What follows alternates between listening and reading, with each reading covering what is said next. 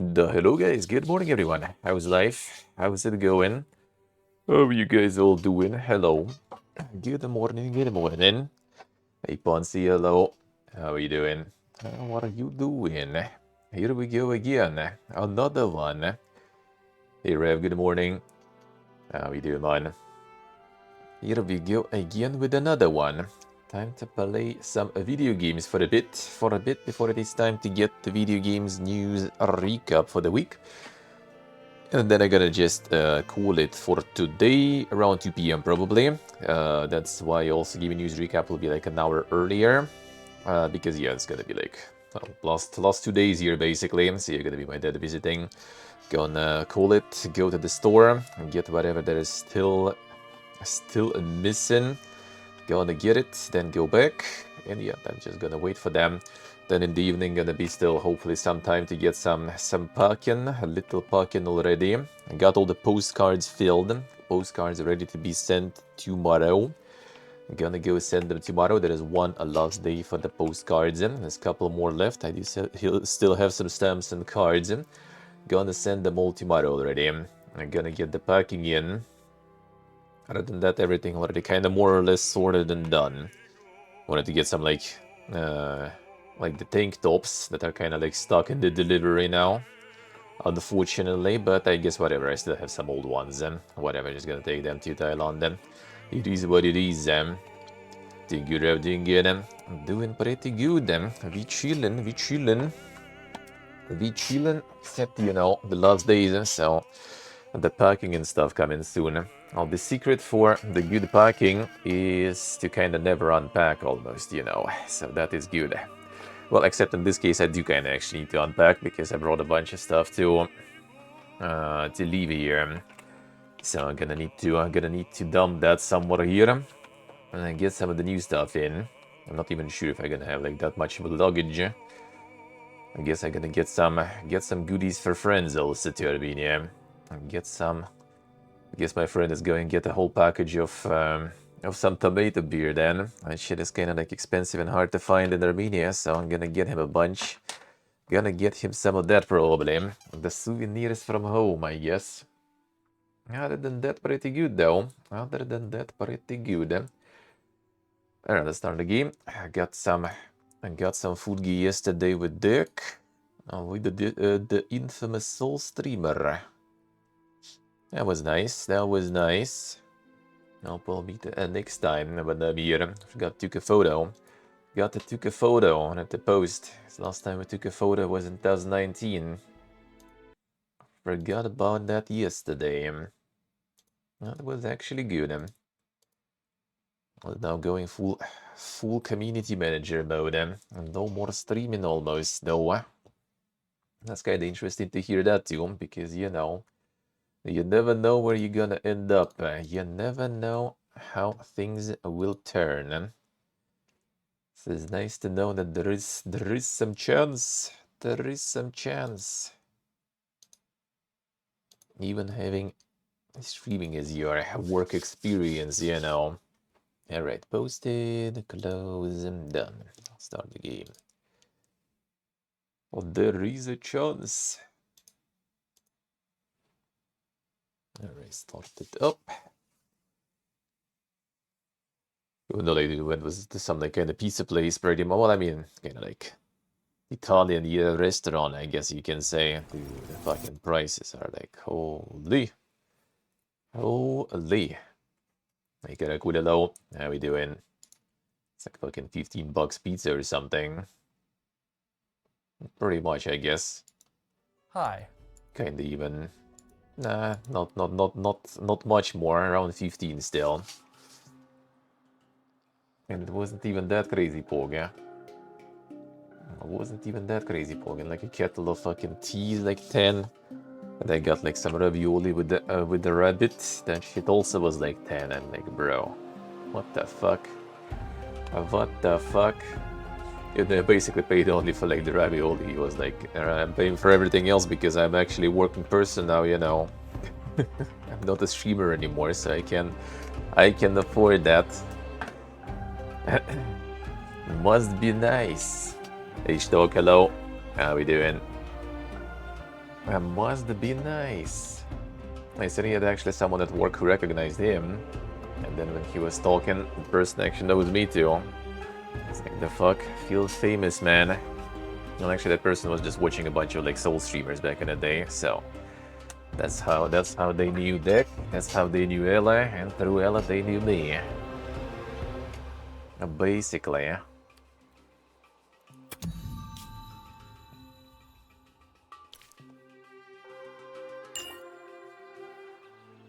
Alright.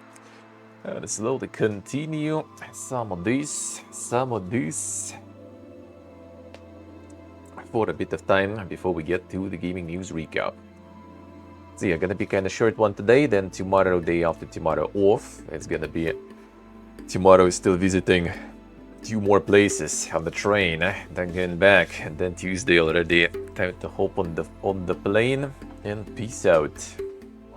Then on Wednesday, hopefully, if all good, I'll be already live from Armenia again. In Latvian, hello. I love it. I love it. Very good. Very good. Very good stuff. Me like it a lot.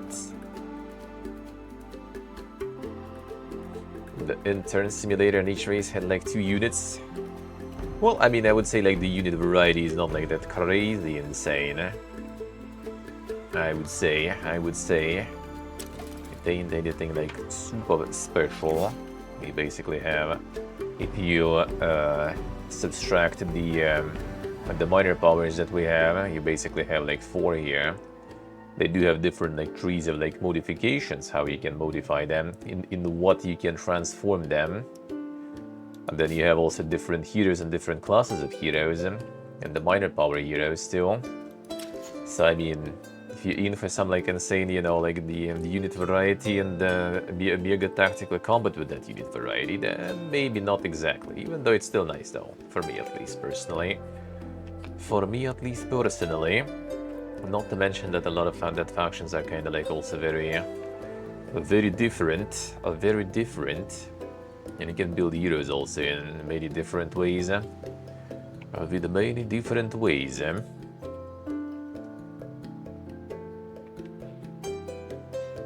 As far as military is concerned, I mean, probably. Care about the military stuff in these games? Yeah, then probably maybe not the best one. The 4x parts are insanely good though. The 4x parts are really good. The military stuff, I don't know, good for me. Good for me at least. But I guess I can see that. I guess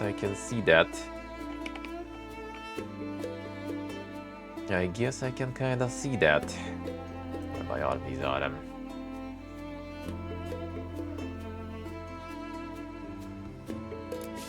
Even up here. I can do a bunch of customization to heroes though, at least. I can get their friends, can get their companions, and set up the nemesis there and stuff. Then you have like all the skill trees, and then you have all the gear for them too. And there is a lot of stuff really. In terms of customization, in terms of, yeah, I can get a pet also. I'm not sure how I get the pet. Maybe some like scientific research I'll need or some shit. I need to check. And then units, you also have like a bunch of different upgrades. Oh, this one is already max 1 though. This one goes the same way, but the faction ones go a different way. A little bit of different paths there that you can take. Kind of about heroes, because you can also have like full armies of heroes really. Which is actually kind of fun. You have a bunch of different abilities, and they do have consumables and stuff to use too. So in that sense, I think is nice.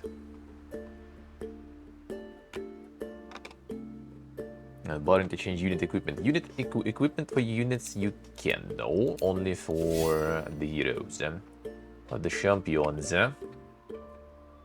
Units you only can pick different like paths though, depending on which resources you have and what you want to achieve.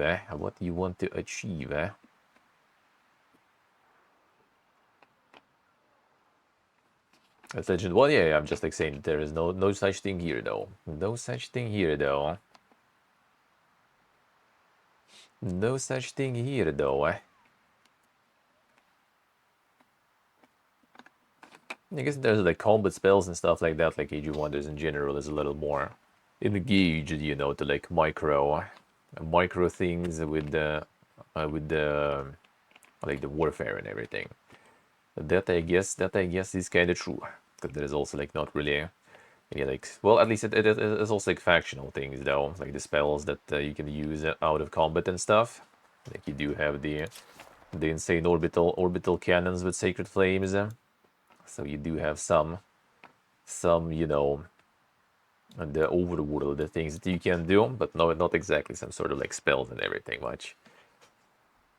But also depends on the faction, because all the factions are very different here. All the factions are very different. And the combat micro stuff, I see. Yeah, that one I guess like it did feel more kind of like, you know, the combat center stuff. Like most of the things you were doing, they were still in the end kind of like aimed at improving your capabilities, either through spells or through army or through both.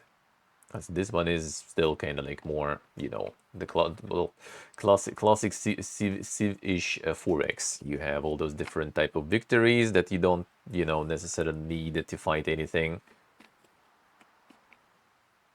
Zero, I see. I mean, did you already figured it all out though? Is everything working now? If everything's working now, then yeah, why not? Deserve some rest. Sometimes we do fuck things up. It does happen. It does happen. Nothing we can do. All humans. We all humans.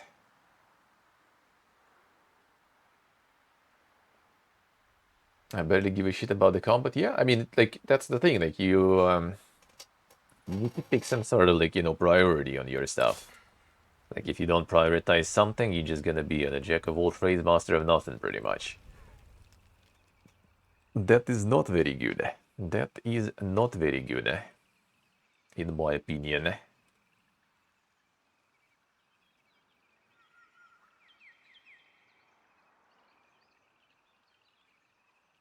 Oh, I see. Yeah.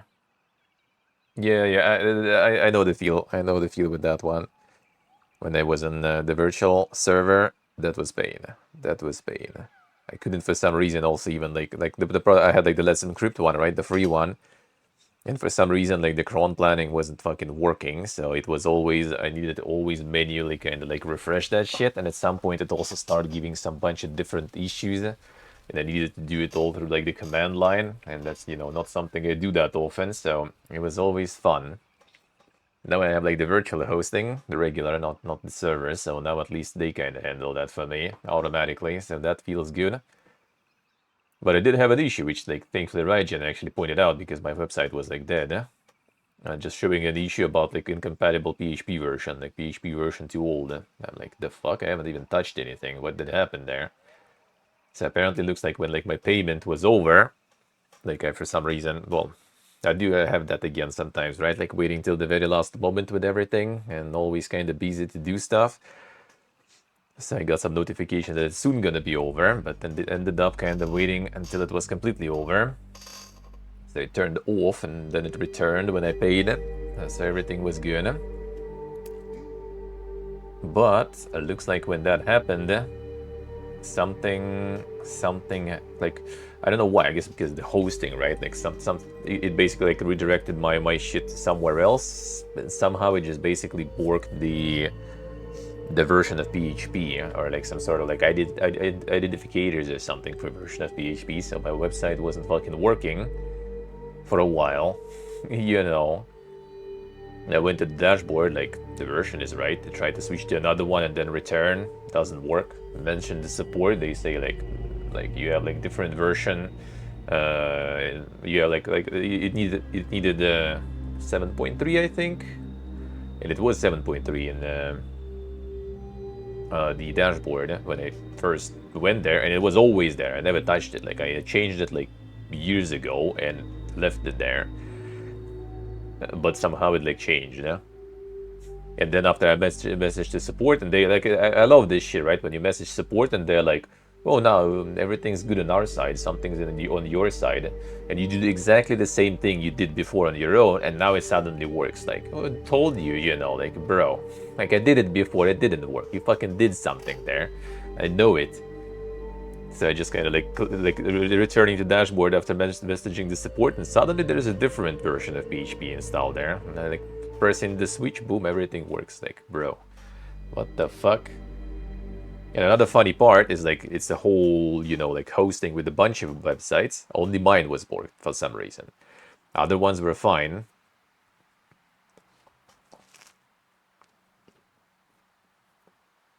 Got this like a ring with some cream inside. Huh? Got some classics, haven't, but they're actually not exactly cream, it's like quark basically. Like quark with sugar. Haven't had those in forever. Just like noticed grandma got some in the fridge now. Like, damn son. I already even forgot about them.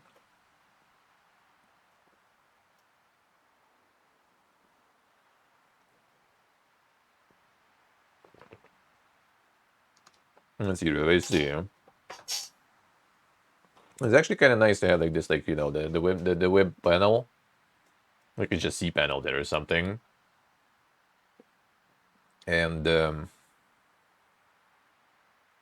like literally just like one slider, you just like switch and everything updates, no problems. And my WordPress also was kind of fine with all the changes of PHP versions, except going lower, obviously. Everything was working fine so far.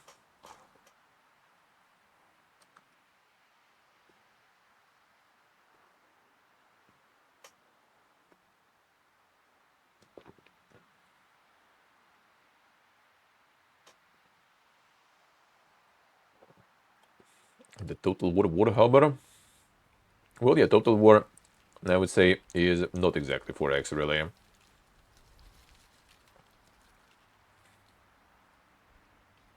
And you might be more into, like, in general, the combat stuff, which, I mean, why not?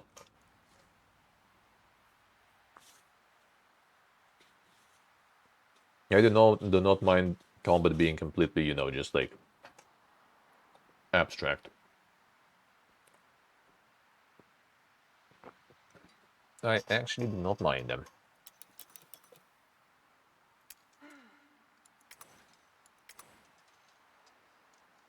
I'm gonna combine the armies. Alright,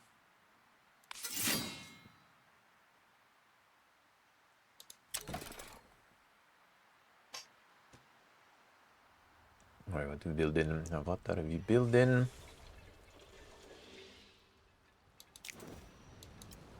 Let's build some stuff here.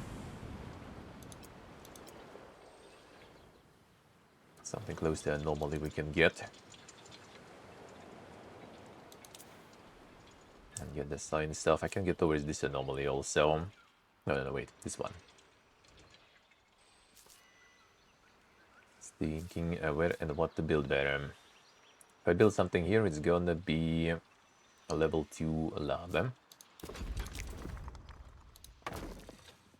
I guess I'll do that and close the anomaly too. Nice. Let's do it this way.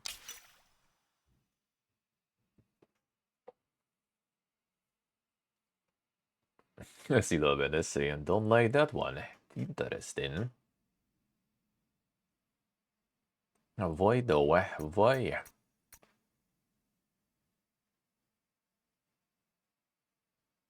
Approval on improvement.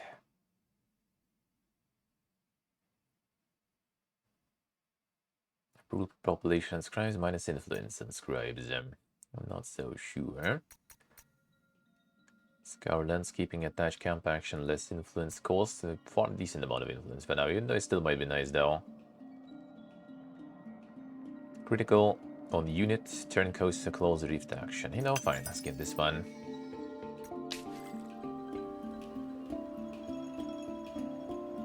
Let's see a little bit, let's see.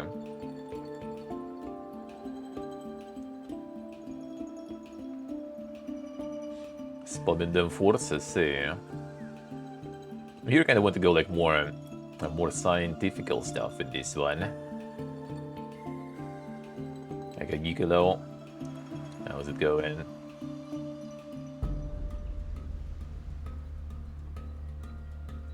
I'm getting them forts. Yeah, I'm not sure like exactly like the super optimal stuff. I'm not so sure, but I kind of try to get more lobbyism so we can get the scientific victory faster. People roam our lands, but you don't know how to return the same courtesan. Oversight, right? You guys want to get me to allow you to go through my territories? I mean, enjoy these good times. Sure, why not? So you want... Is it in this one? Somebody... Oh yeah, we need it. I might not even know how to do it, brother. Oh, the open borders you want.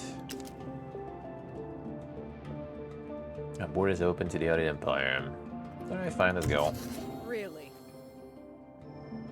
Enjoy. Gonna go fight some insects on my behalf. I don't mind. I don't mind.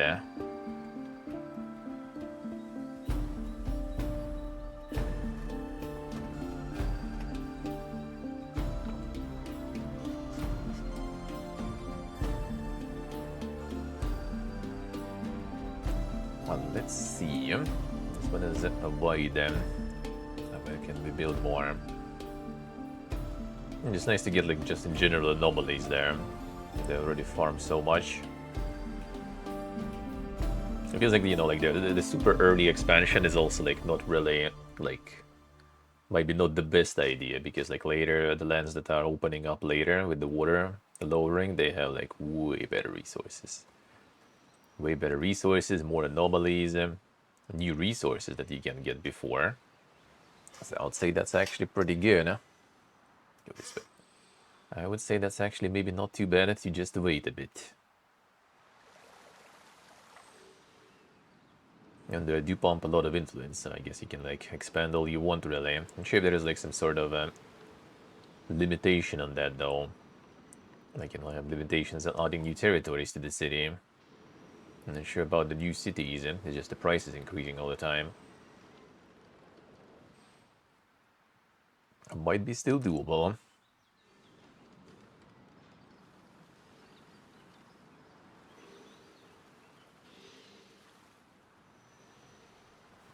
Alright, that's the anomaly.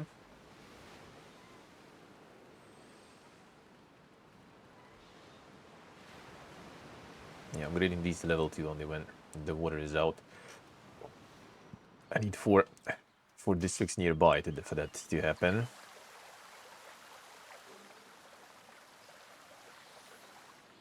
Can try to work on this though. 1, 2, 3, 4 technically.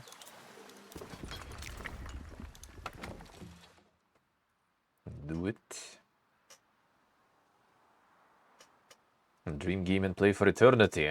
There's Latvian already making his dream game. Well, just a game, I guess, maybe not the dream one.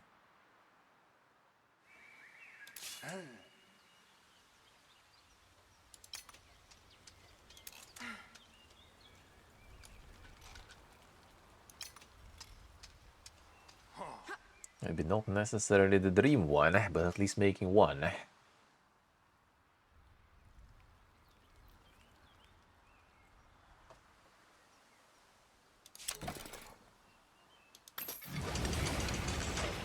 So what do we have in this army? So ranged, ranged, ranged. Okay, so they all pretty much almost ranged. Oh, they all are. Shit. Get some melee stuff going, I guess, then. Well, melee's only these guys, Got the Juggernaut also. Defense expert and stuff. You know, that might be kinda alright, I guess.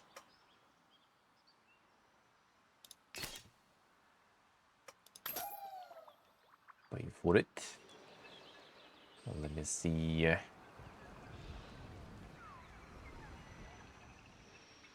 Yeah, this one got level 2 now. Level 2. Just the foundation. Kind of want to expand maybe towards here.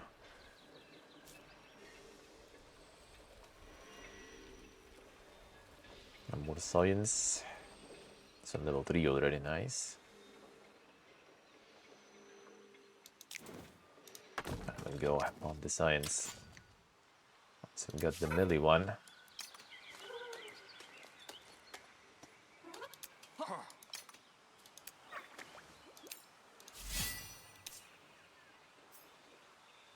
I need to get back to territory to upgrade these guys. Yeah, the fire range doesn't sound good. Yeah, I'm gonna move on some of them to the other armies. This one has the other way around. Oh, actually, I did build the unit also that I was moving, wasn't it? This one. The Canonia. Can also spec this one. Skeptic's Bane. Now this one needs resources that we don't have yet, even though I do be farming that already, I think. Yeah, +1 per turn, it'll take a while. Collateral damage AoE. Targeted unit adjacent enemy units. This one ignores defense of targeted units. Okay, don't mind.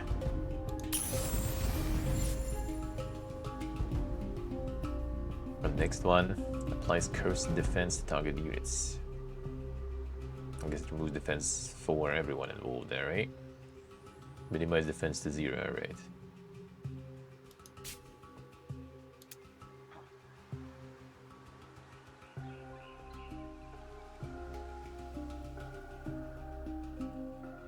Okay, raises, hello. How we do, man?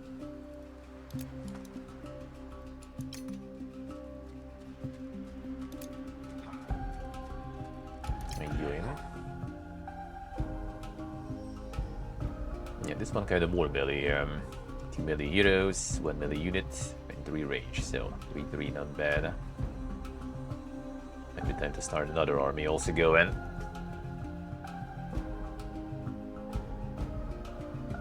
Split the troops a little bit. Let's go and read this. How's life? The thing part about this range, like this hero, I can actually wait. Which one is giving that immobilizing strike? Yeah, this one. Passive skill. Is this from weapon or is it just in general? Yeah, that one was really strong.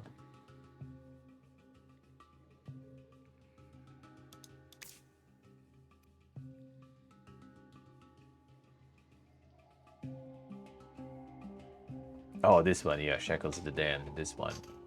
Like, this is really good.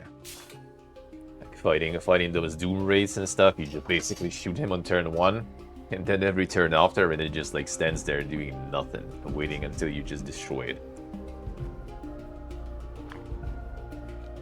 That was very good, eh?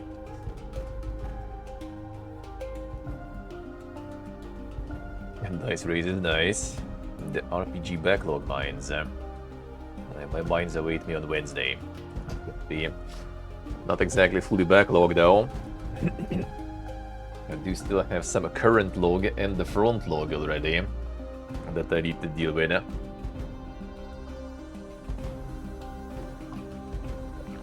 And only then it's gonna be backlog time.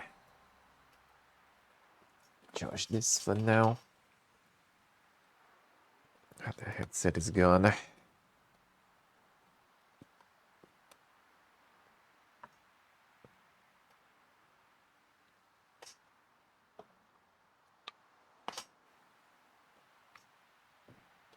Go. Here we go. I'm not really gonna need it though until Wednesday, but still, I'm gonna charge him. Still gonna charge him. And the true boomer experience, I see. Adding more to the pile, I mean, it never stops, I think. It never stops. Unless you're like very specific in your tastes and genres you play. Or very picky, there's something. Then it just never stops. And the backlog is only going up. Sayat has a harsh world, can exhaust even the strongest souls. I deserve a rest. Tahuk and Buttercup, I have prepared a special dish. It smells interesting. Pleasure is in the taste, not the aroma. Consider the delicacy where I grew up. Come eat. Crunch, give me some water. Packs a little punch here. Wash it down with this. Go and open windows, get some air in here. Most disgusting food I've ever had a misfortune of eating. What do I do? That can actually level up the one protectorate slot. Not bad. We do already have one, but still. Should others be deprived of this delicacy and get the free level ups. On this one I don't really need the level up that crazy much. But get the protectorate. Back this delight, come on down the hatch. I can show 'em gobble crunch, every last mouthful. I actually ate it all. Of course, my love, I feel terrible. I think I need to lie down now, though, Not mean for you to eat it, Takambura. It's a trick dish, not even fit for dogs. It's nice to know. So how long do you think the stomach cramps will last? Worry not, Saiyans across the land will need to hear how respectful we Tahuks are towards other cultures, and cramps will be worth it.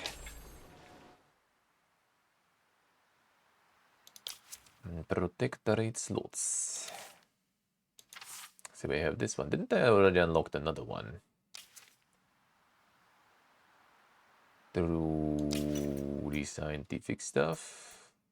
I did.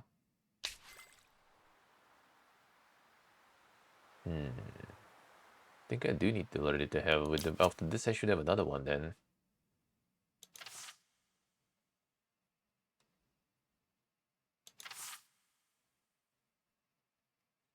Who shall we get? Health regen, pacified village and protectorate on the unit.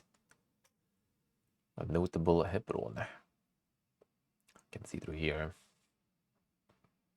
These guys I wasn't the big fan. I mean, I guess we can do this, right? Dust on citizens, dust on artisans. 40 gains and bells poison the unit. Screecher. Flying swarm unit.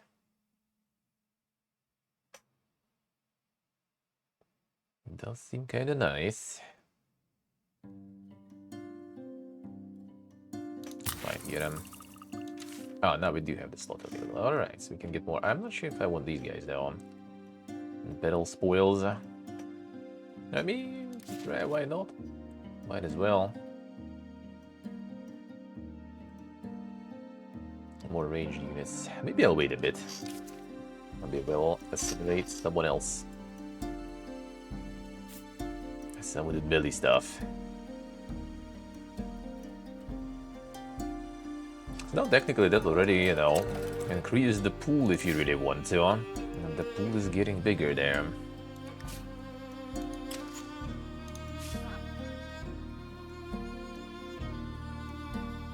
I guess I can do this now. Not sure if it's that good though with the one melee, but I guess I could try. A defensive aura.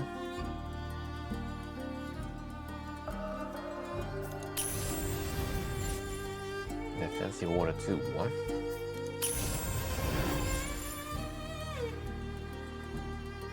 think I have all the gold then. Yeah, protectorate slot from event is crazy. But I guess you kinda like count that way though, right? Yeah, it's 4 out of 4, so you can go higher. And I assume you can probably get more here. Not necessarily though, maybe in the last era. Oh, yeah. Clicked out the window. The last era. No, not really.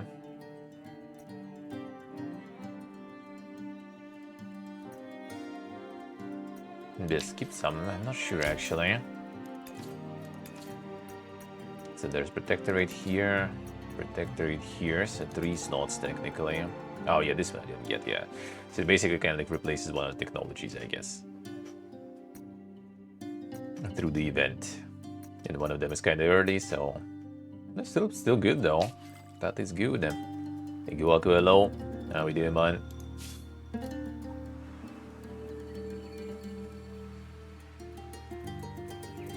Never played it. Yes, I did play it a bit on stream, but the first one didn't really get me that much. Endless Space though, that I did like. A Legend, a little less.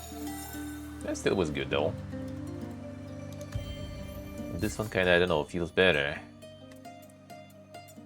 Oh. Okay, I'm about to complete the Stature Impress victory condition. Who else we need to impress? We probably need to impress just the Insectos, yeah?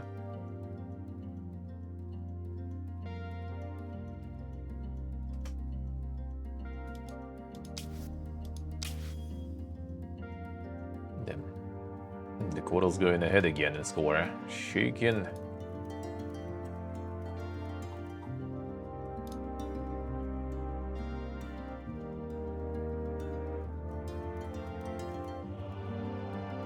Really? Yeah, we need the public opinion 7 empires to a minimum of 80. We only have 3 of them, looks like, right? 7 empires.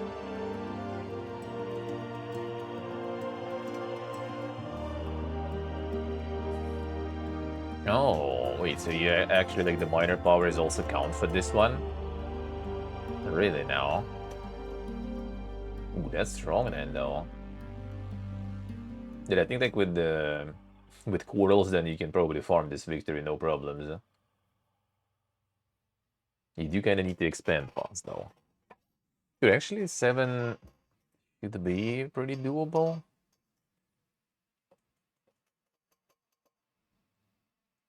Oh, yeah, like, I basically... Let me see, I think we can just, like, literally win then, potentially. So if we do get the Oaklings this way, boom. They go to 100, I assume, then also. Yep. So now we just need to get a couple of quarters to be friends a little more, and we basically good, eh? Alright, boys. Unshakable bond. I want some open borders. There you go. Indeed. Enjoy. You two. We survivors should stick together. Alright. Be good now. Be good now. Oh, 80. Right. A little more. A little more. Fine, you guys want something else? Something else? I really wanted some quarters there. Alright, fine. I see. Oh, we did revoke this one. Yeah. Alright, fine. There's the revokes. This we already have active. Sorry, bro. Stupid fucking mistakes. I need to get that back then. I have to get like the... what's the name? The research with more diplomatic actions. Alright, fine. Yeah, not touching this then. Oh, we have the symbiosis one, but we can get this only for other quarters, I think. Fine. Okay, guess we'll need to wait a little then. Actually, with you though. I want to exchange the cartography. 75, alright, yeah, we need more. A little more diplomatic action, and we're good. Revoke the border closure. And they already have open for them. No, they just answered by... my open borders there, right? Sure. I guess we'll need a little more time. So you basically have like four minor factions, 200 even, through just making them into protectorate. And then you need to befriend 3 other factions, and you're good, huh? I guess it kind of scales with the size of the game, like how many other factions you have there. And that still seems kinda strong, though.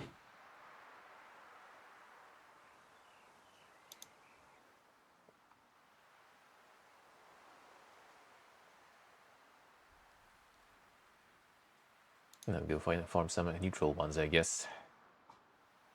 I haven't scouted this yet.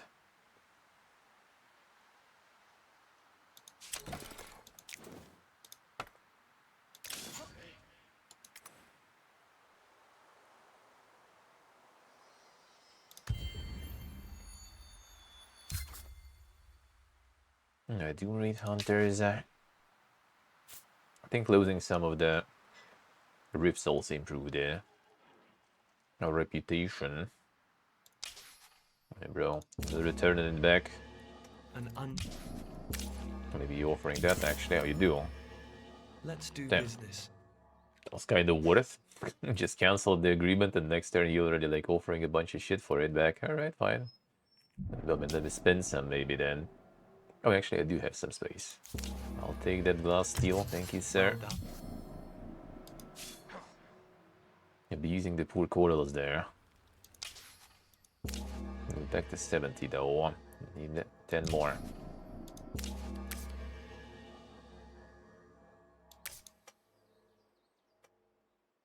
I just need to get all the alliances and stuff unlocked. I just didn't research any diplomatic stuff really.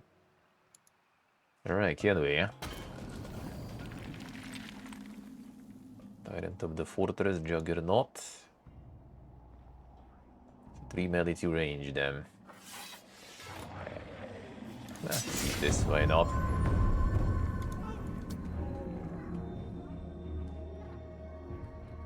Alright, so you go on.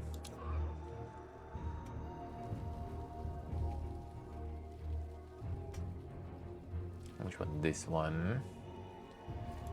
Alright, this one is the one that pins. Oh, actually, no, wait a second. Which of you? I have 2 now. Okay, Dean. Dean doesn't pin. And this one pins.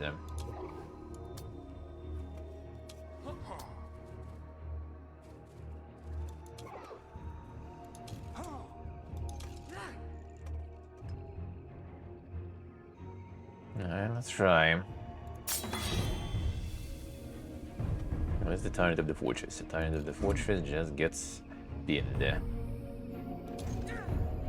not going anywhere, bro. Hey, everybody's good morning. How we doing? What do you have in terms of abilities? Heal.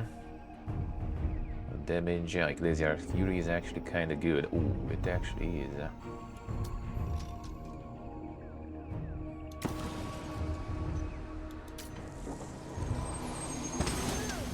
Enjoy. Scope shot, ignores defense. Okay, the healing shot too.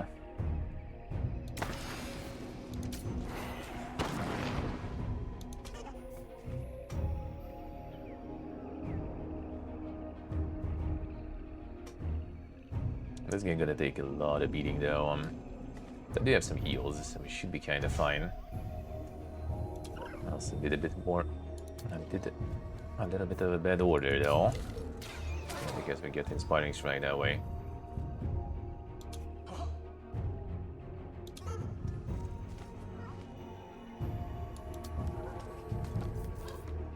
Get some shield. Oh, this one I didn't do. Critical hit, nice.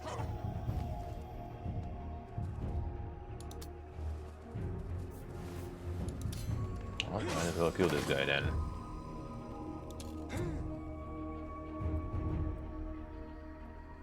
Oh, come on. Oh, everyone already attacked. Dude, come on.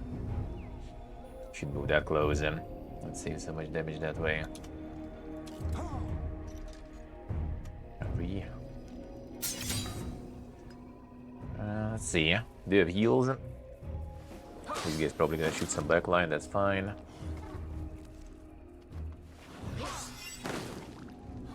No, I still reached. Alright, fine. Oh, okay, that wasn't that bad.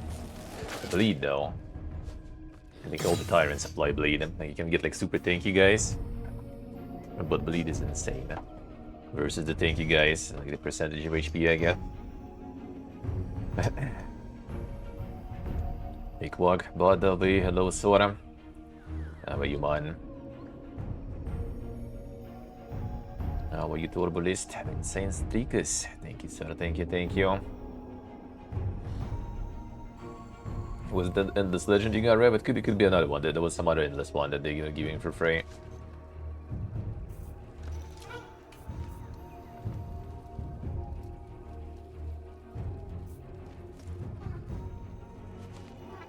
I did make this your Fury here also. But the problem is this guy here.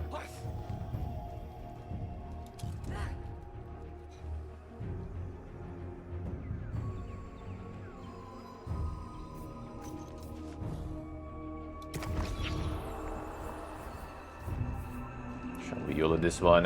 Oh, it's a mega YOLO though.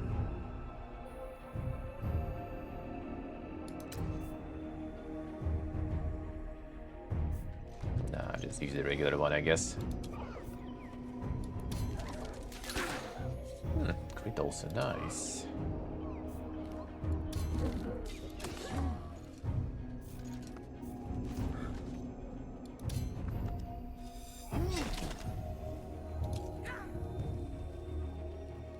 I do still have the Ecclesiar, right? So I can just walk here. Or keep the range going then.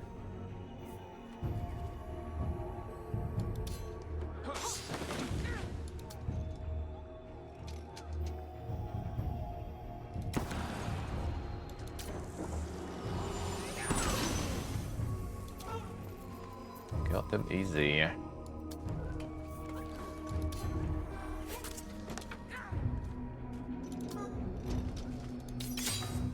The full range here doing kinda alright. But that was also good terrain though, and they couldn't really like go all the way towards my range stuff. Okay, let's use some heals actually, probably. Have the heal shot. Just to reduce the time we're gonna regenerate here.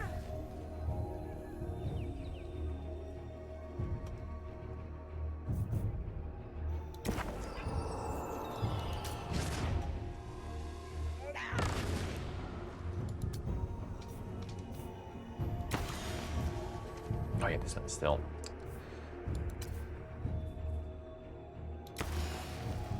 Can't you force blast them though?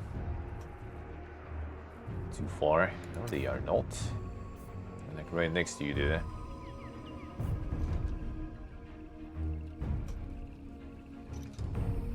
Right next to you.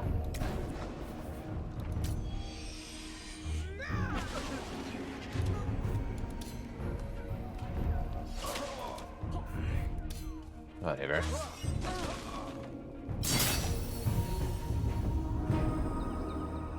Six-type moving family this year. Holy, everyone's moving. That's nice of you to do it, though. I can close another rift there. That is very nice of you to do so, though. On sleepy there, clock. That's the comfy Sunday, though. Gonna get that extra sleep.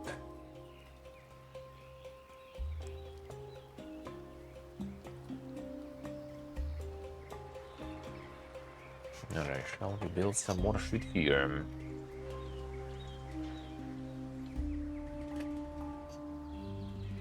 Got the normally.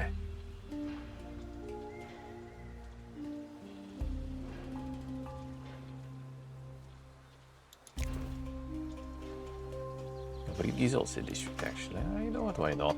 It's fast still. The corpus starts at 7. Ah, I see, I see. No, that is true. That is indeed true. I'll get some diplomatic actions real quick. Probably not on this era then, though.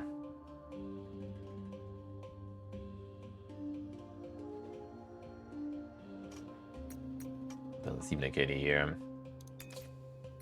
This one, though, deeper collaboration, vision exchange. Yeah, let's go for turns and we got the win. You played down in the same place, even the same place, back the same house. We do have the contract until the middle of November. That's when we're gonna go to Thailand then. So yeah, same people, same house. Just returning, just returning. Yeah, on Tuesday gonna go back already. On Tuesday already going back. And until middle of November.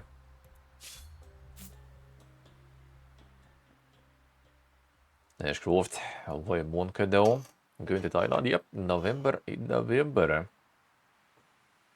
Bigger Monka would be, will potentially maybe will be stopping also in India for a week or something, so I can IRL. Maybe.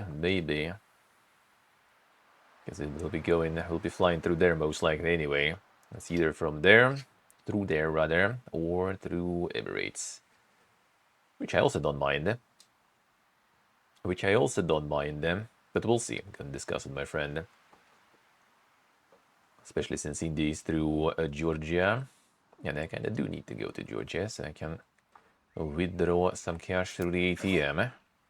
As cash is still the most reliable when you travel like that. And when you travel like that,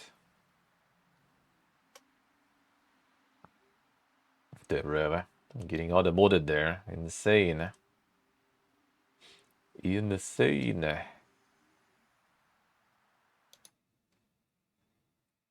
Fine. Didn't take the context. I guess I can see what the other mods is seen there. I guess I saw that. And it's getting too smart for its own good. Too smart for its own good.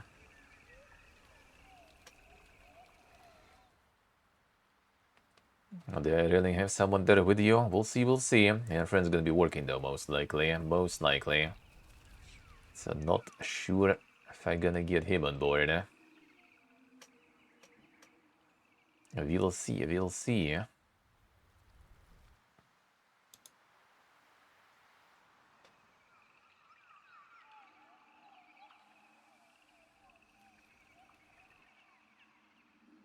the self-defense, I think not that actually that doable in another country though.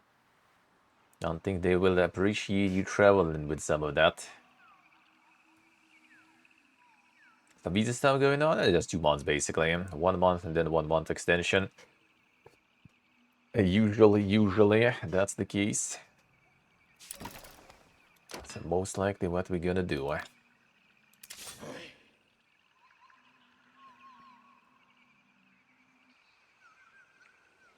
Okay, build the improvement here. That unlocks more house attachments. Which one was that?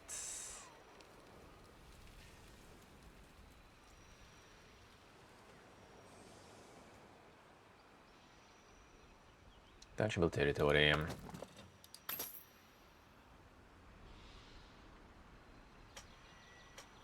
Get some more bonus science in this one then, and we can join this one to this one. Nice.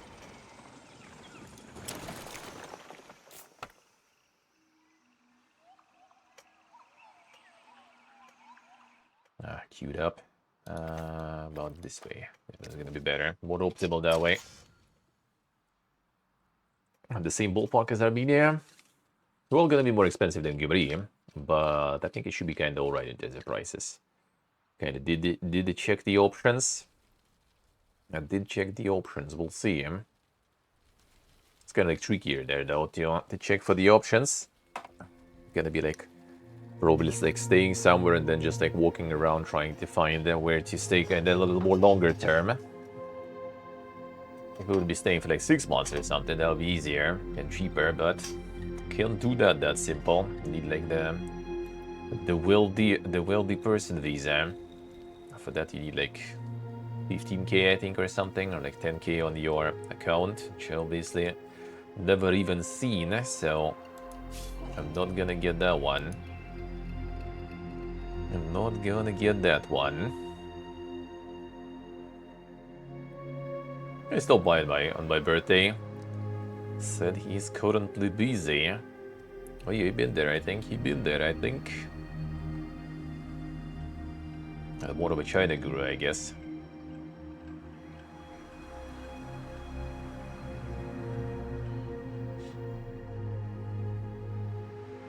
We do have some more people also who live there long time, but I need to talk with my friend also what's the plan. Like we're sure gonna travel to Bangkok first, so gonna stay there for a bit, but then we'll see what next. If you'll see what next. Because I'm kinda like Bangkok, I mean sure, but like another megapolis to stay. Nah, I'd rather get some sea, dude.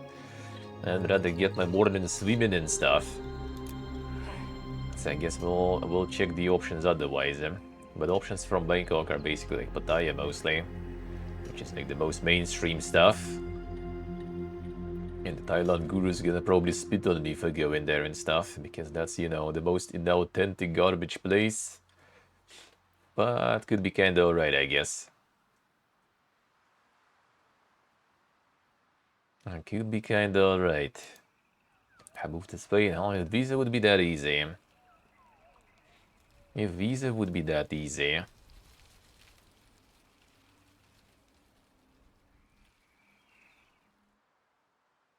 Well, then I would consider. Then I would consider.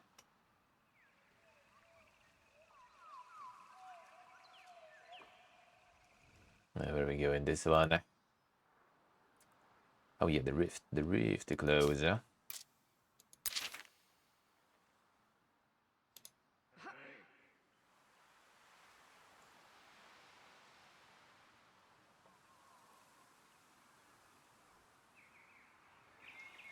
Is it normally? It does seem like it, yeah. Scythe ants.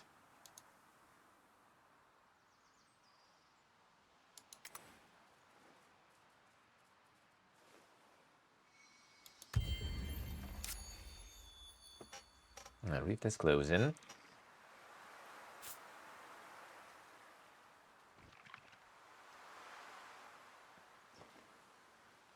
I can even allow this guy to like pass through my borders, but I guess he can't stop the insects.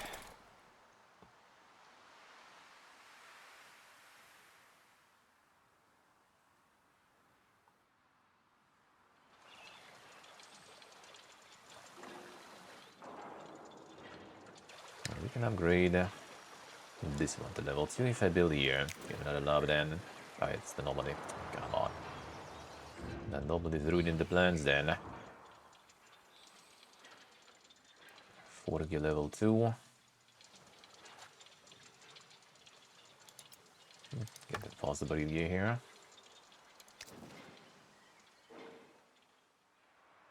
It was just like the banter taken too far, basically. Or misunderstood banter, I guess.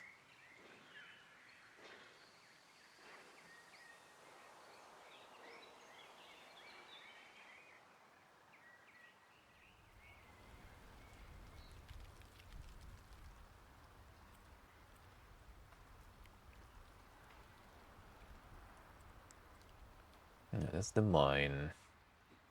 And no more other anomalies. Got this one.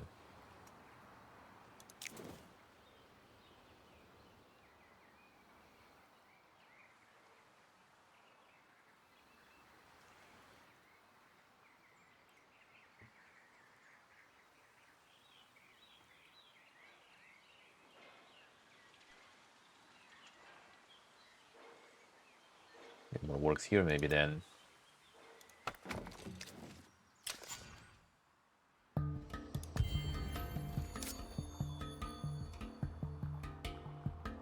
The rift is closing.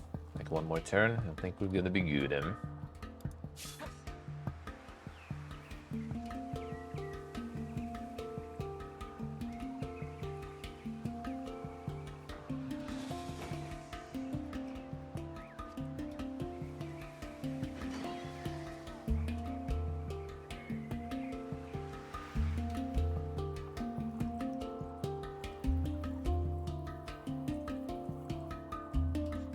I think also the auto mode that fault initially. Initially was the auto mode that fault, I think.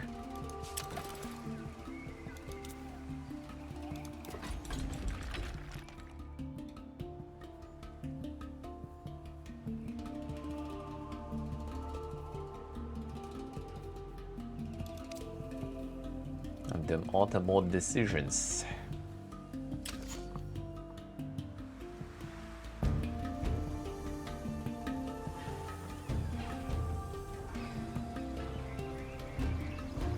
Still level 2.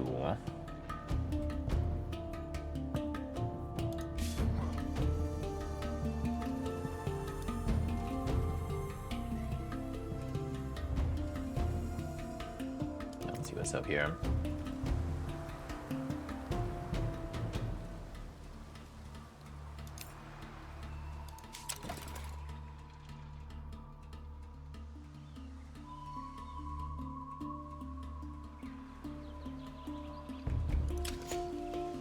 can build here, but let's upgrade this one too. It's like 2 different cities. Technically it shouldn't. And what if it works?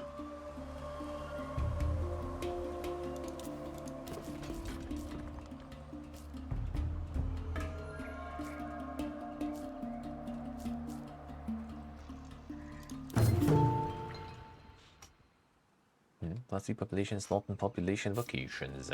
20 foundation city. Bigus.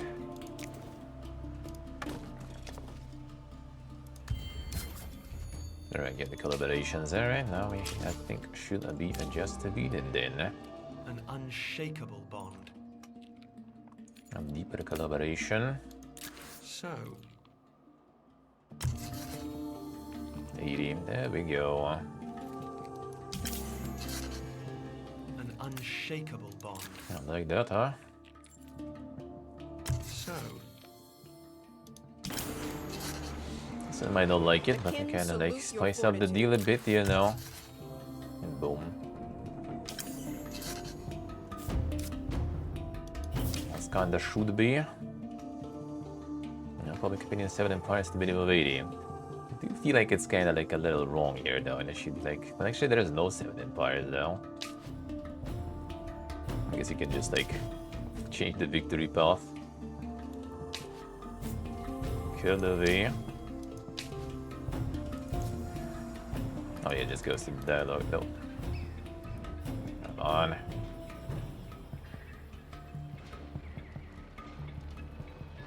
Just want to redo it.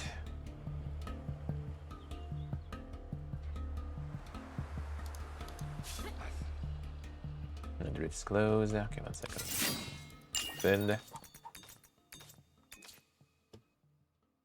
Or did you get the new year? No, not yet. One more research. Industry is always good too. Okay,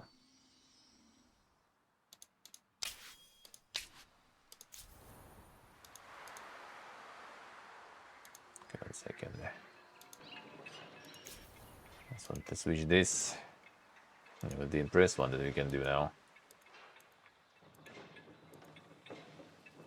And that should be it then. Head game. There it is. All of a sudden, not even the scientific one. I bet like with quartals you can do it like very easy though. Like with quartals you By can win their this grace, super we won. easy. As news of our victory spread, we gathered beneath our most sacred monument, electricity in the air, anticipating the moment that the captive god would awaken. Not long after, the world went still, even the wind silenced, and we Tahuks carried fear in our hearts before a great gout of fiery light thrust up towards the stars. The god they had held prisoner for so long had woken. See us, mighty ones, see the Tahuks, Sayada's stewards, Sayada's foremost power. We show you our strength so you might show us your favor. If the god was pleased, though, it gave no sign. The world grew colder. Still. Stop. Didn't finish. Didn't finish. Got the strongest hero there. Most profitable resource glass steel. Got the insane diplomacy as the hooks even. Not as the quarters, eh? Longest sitting council at Talak and Buru. And show 1 turn there? Not really. Not really.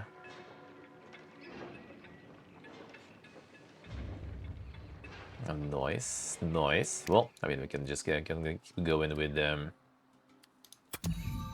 oh, we did a different. No, not this one. Gonna go with it. Keep going with the scientific one. That's what I wanted with the hooks after all. He does the yellow. And that's what I was planning to do.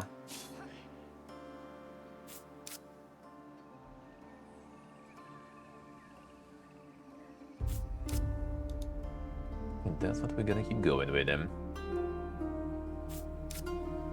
Another fortress. Might do that.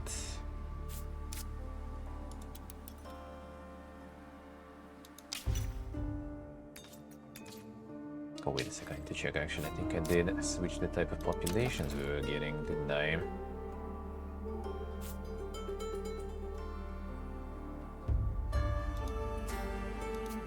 No, that looks very good.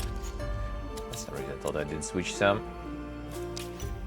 I guess it did switch back.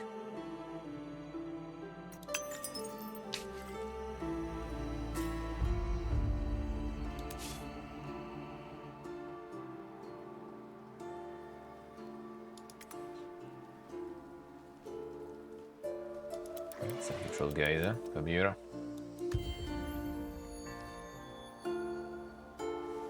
Gotta hunt you down.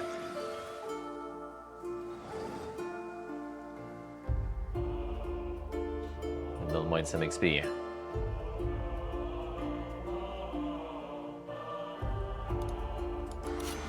They're already fighting there. Nah, they don't. We're gonna fight them. Let's test the artillery in action, I guess.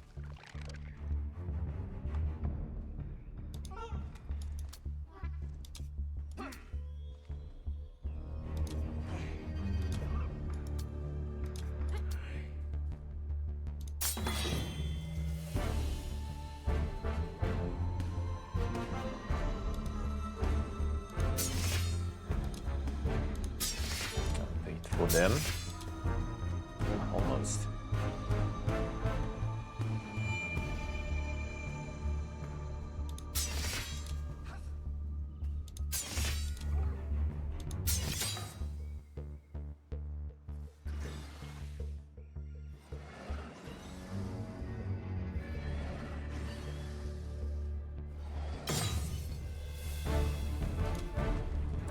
Artillery only has the damage right there. I'll also get inspiration.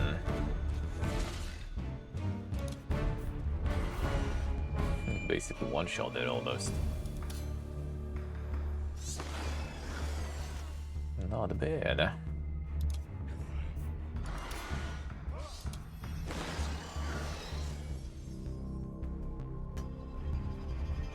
It's not this turn.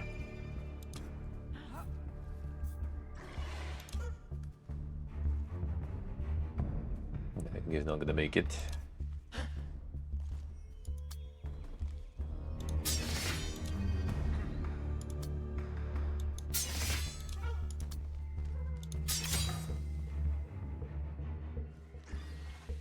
He's gonna reach already. I'm barely eaten though.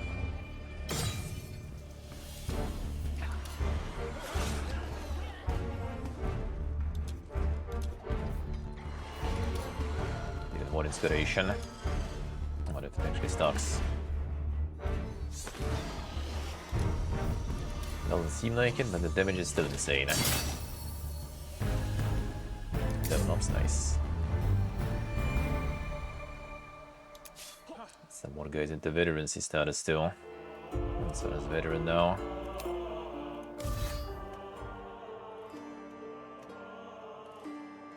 So good with a lot of resilience here. Maybe something to remove the negative statuses. That would be kind of good, eh? Maybe to remove that bleed, for example.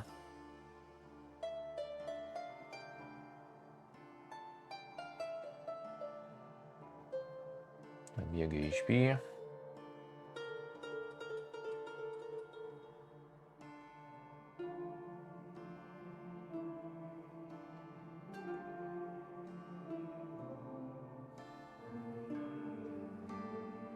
Applies all the statuses to adjacent friendly units. All their statuses in general, I guess. That might be not that good. Applying status to itself. I don't have that much of that going. Could go for the HP. Could get this also as HP. It's like 40 extra HP that way. How much was this one given?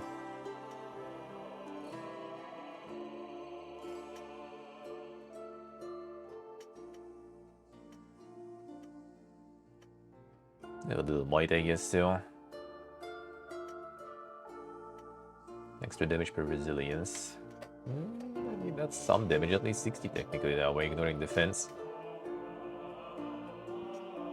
And the weakened status applied. Movement points might be good too. Alright, fine, let's do this.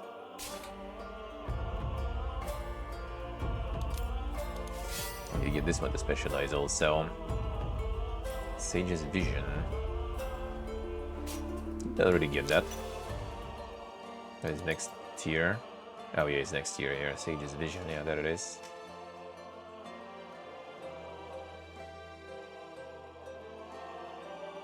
Even more upgrades, alright, sure.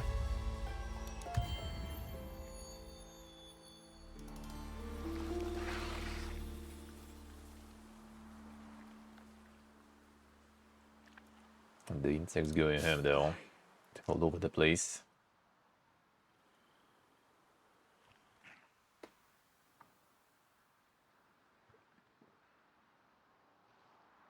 Killing some horsens though.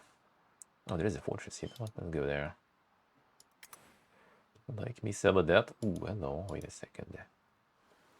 That was the Horatio, right? Horatio, one and only. Yeah, the Horatio clones.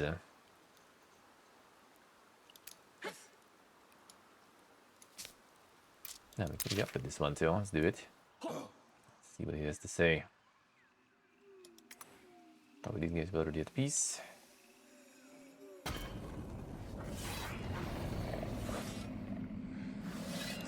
Yeah.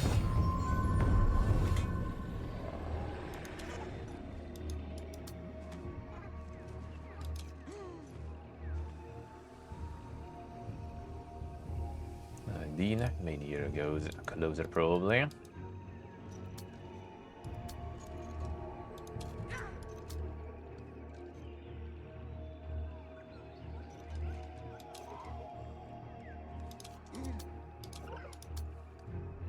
Try this way. I can stand on this too. This might be a bit more annoying.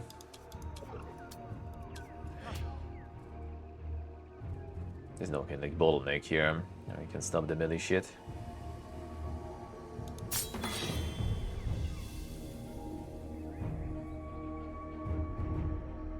Now this is the tyrant of the fortress.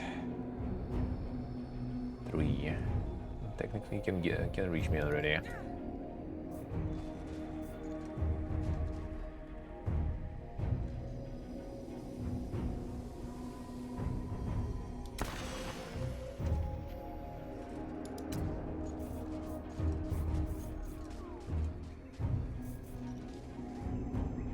These guys also 3, so they're all gonna reach my melee. This one not gonna reach the range at least. These guys can. So let's pin this one down.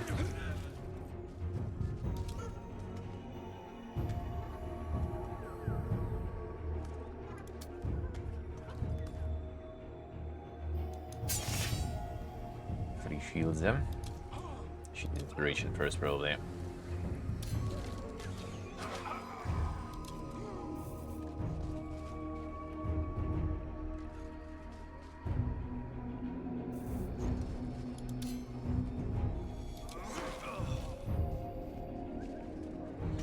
God, I'm not sure if I want to go closer though.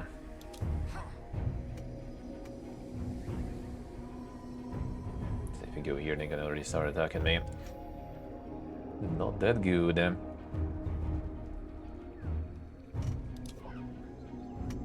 I go here, still gonna attack me. If I go here, then this guy will, but then I also can. Let's try the Nukem maybe.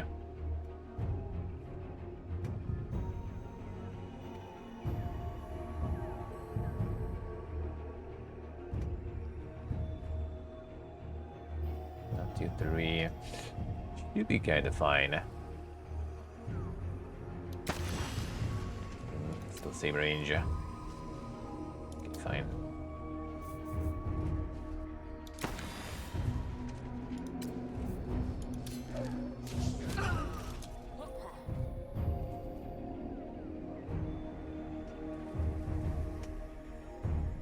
If I move them here, they're gonna get hit by this guy. I guess we chill.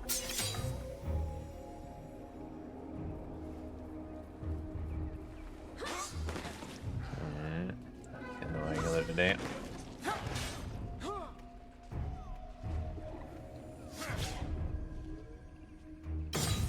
Yeah, should be fine. Probably is the only this one that heal actually.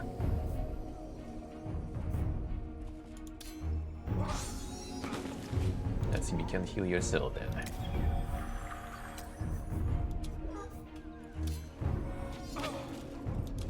Alright, pin this one. Actually, no, this is regular plebs pin.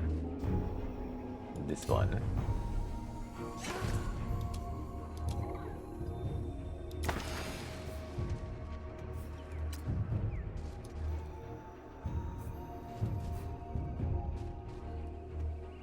Yeah, that's actually maybe not the best idea.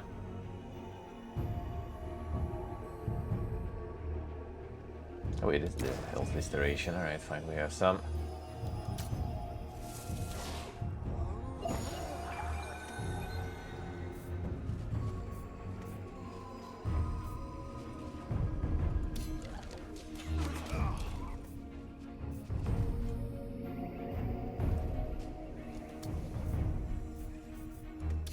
Can't do this, whatever.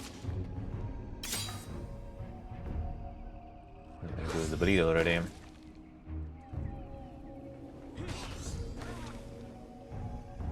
Everyone getting a little bit of damage, that's fine.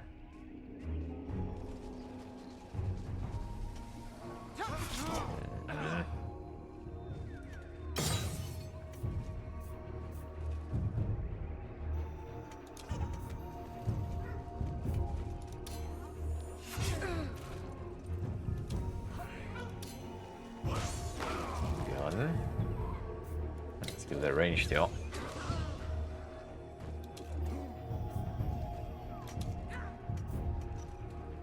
I don't want to pin this one, so it doesn't go to my range stuff.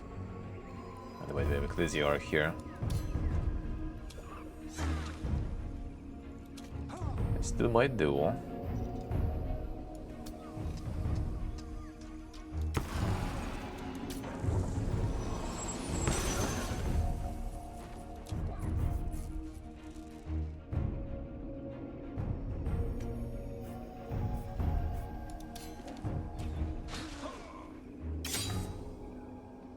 Oh man, this one gonna. Oh no, this one is big. Okay, can't move. Wie good.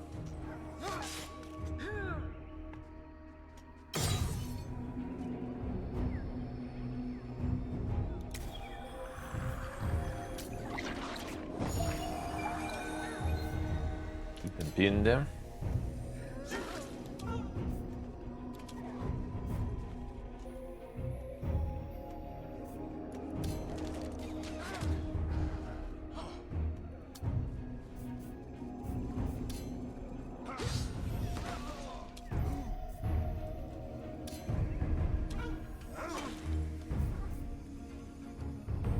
Defend here probably. This guy's pinned anyway.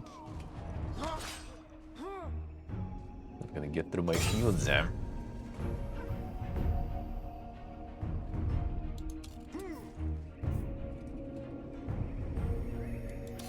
Just negative damage there.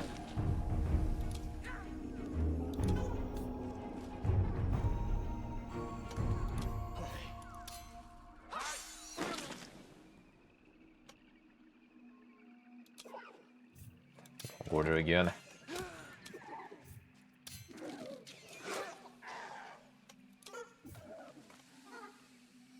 Get the shield this way. No. Almost going down though.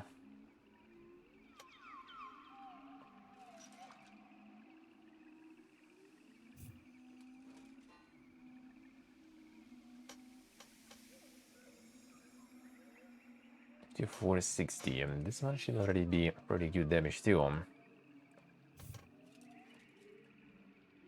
That's 69. I'll take it. That was exactly 69, even with the crit.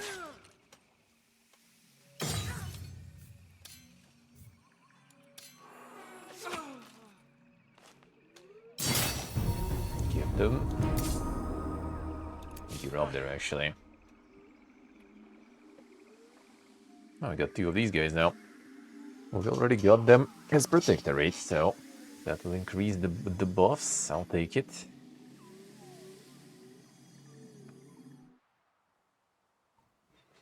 Also expanding the hard there.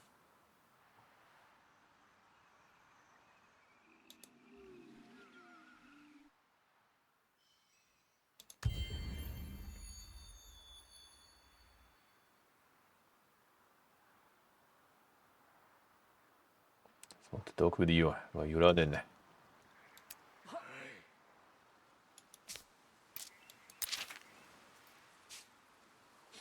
Say that your head has a slight deformation. Thus my poor brain contorts itself trying to comprehend your beauty. You have helms that would fit you regardless of your shape. If the helm is as venerable as you, my liege, I would fear for its integrity. It looks like one of our larval eggs, and yours like why we invented septic tanks. A form is most exotic, unique in the crowd. You are between beauty and madness. A song for you would be full of minor and suspended chords. Head is a strange form. I would offer it as an unusual sacrifice to the sages I come from. We would grill your legs for supper. It's amusing, but let us get to the point. Who are you, and why do you have an entourage of lookalikes? Greetings, most worthy, or at least of Horatio. Call me Rajai, a seeker of beauty by nature, troubadour by trade, and ignore my imperfections. You have useful qualities, courage and wit at least. I could find you a place among my people and put your skills to use. I'm honored, but I cannot rest, much less swear allegiance, until I fulfill a promise. Let's create a compendium of the most beautiful songs and tales of Sayadha, score and the tablature unknown in the galaxy, worthy of the most perfect. I believe there is a way to fulfill your mission. There is a temple not far from here, where the secrets of the Sandshapers' ethereal musics are kept. Great partitions and scores of the Nequency epic poems are there as well, and they guard it fiercely. Defeat those guardians, and the treasures are yours. Gonna join our empire. You can get the Horatio to join us. Search Shaper's Temple. Right where the Shaper's Temple is. Not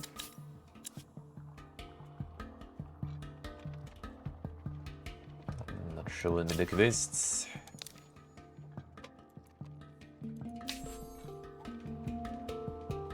That ain't far.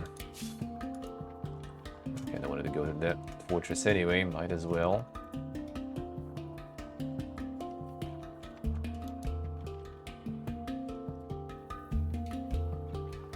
Natural wonder.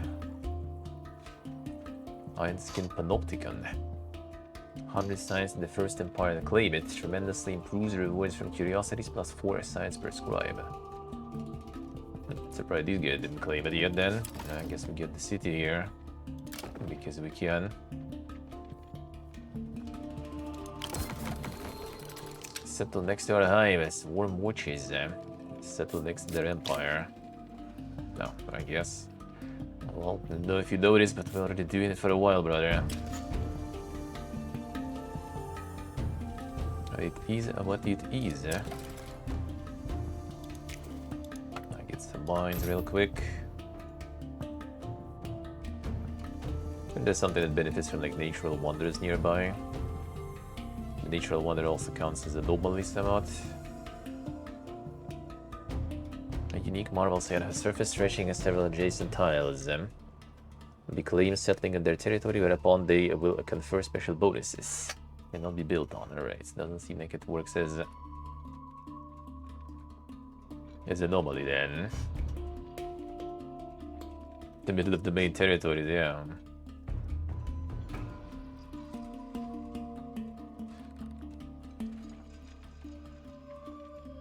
That doesn't seem like anything benefits from it much, really. Yeah, fine, whatever.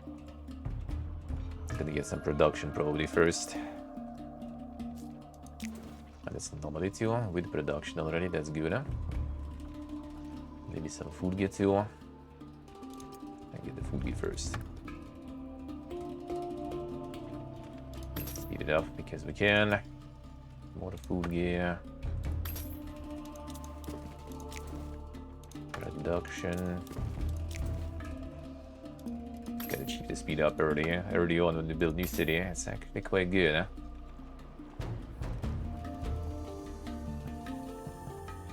The rivers. Nice, already the corals here, I guess. From our coral bros, huh?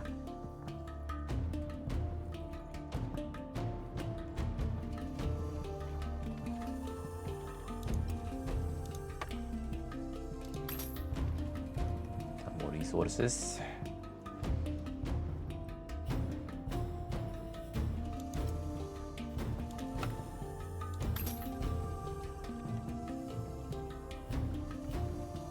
Into level 2, not yet. Rig should be pretty cheap, yeah. And that's a district, so I already got level 2 farm. And it's also probably easy. Level 2 farm again. Actually, not really, right? You need more districts around here, like this one. Some stone kiss. Level 2 farm.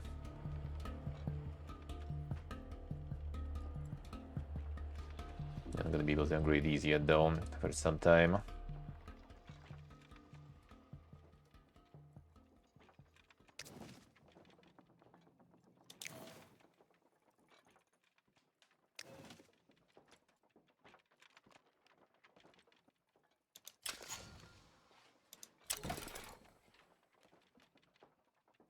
Or else shall we expand them?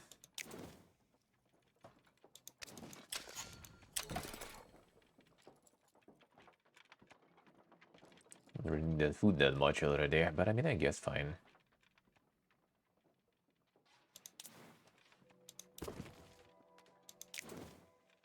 Slowly build it already. Save the monies. We can get this one, join it here. And then just like got... Well, technically I can't expand it this way already. And just to wrap it around, could take over this too. Also kind of like just can travel between the hives anyway, so not like I'm limiting him that much. And also just like going through my territories anyway, so that did not stop him.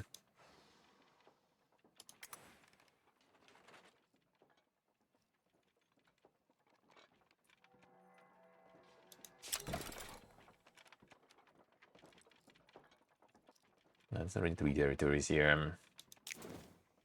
Do be farming. Oh, not farming this yet though. Banks researched. A new era. Alright, let's go. Next one. Second to last already.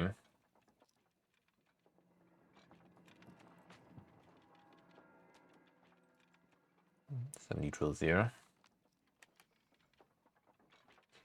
Let's see, some improvements are actually a real dink. It's 2 science, population, slot and scribes, food consumption. Thermal baths. That one seems dink. Influence industry. Food and minus food consumption, population, plus 18 approval. It seemed kind of good, even though 24 turns is a lot.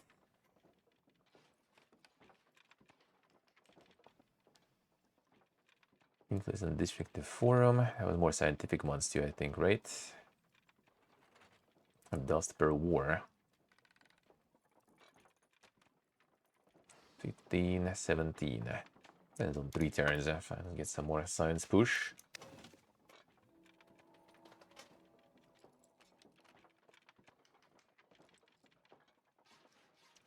Yeah, this one not gonna become level 2. This one might eventually. Alright, new tech. Let's see. There's even more science there. Science and improvement. The lecture hall. Improvement Philosopher's Circle, Industry, Custom Laboratory. That seems kind of nice. And this deal.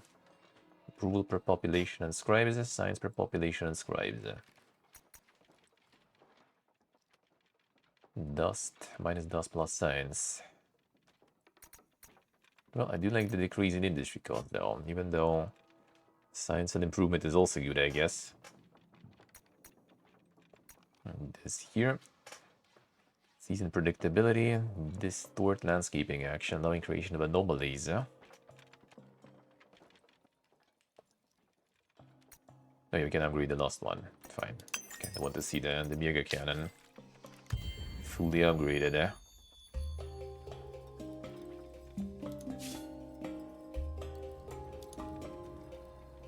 Oh yeah, you took this already. Well, come on. Never lucky. Just wanted to expand a little.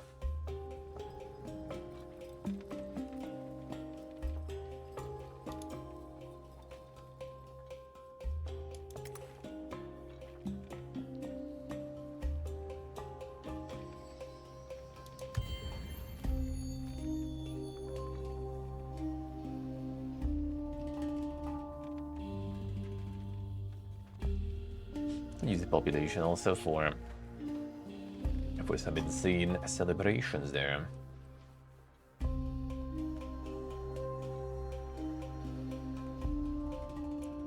Get some bigger units already there.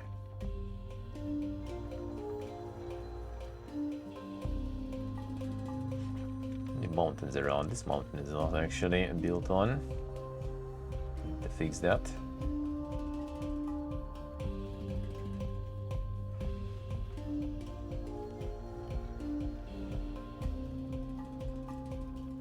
This region kinda, I think, was already technically covered.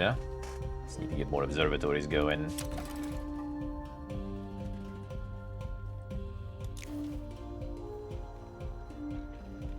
I think some improvements in science here also will be kinda good. Plus 40. Not bad.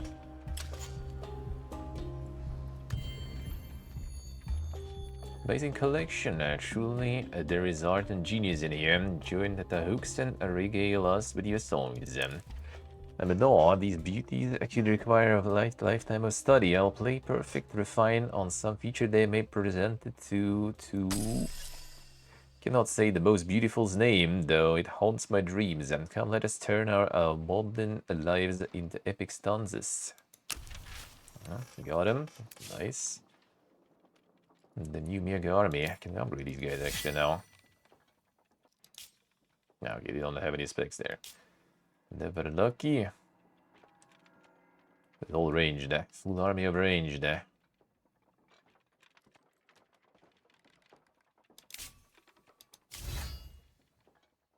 So here, can we get your haven then? Oh, we can. Alright, time to build the Horatio haven then. I'm gonna get him some companions and stuff.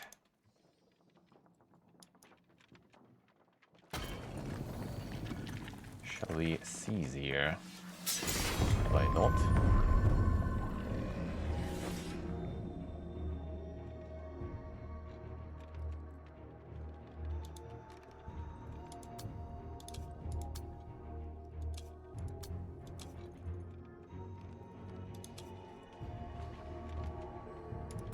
This way, still reaching, and this is gonna be the inspirational thingy.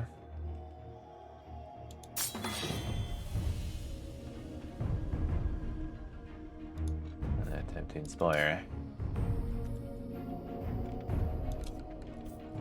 Bulk. Not bad.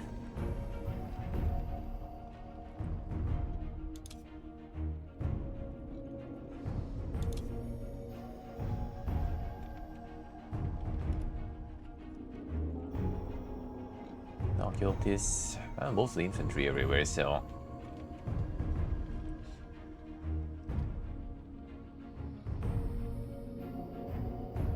Shield, I did get someone...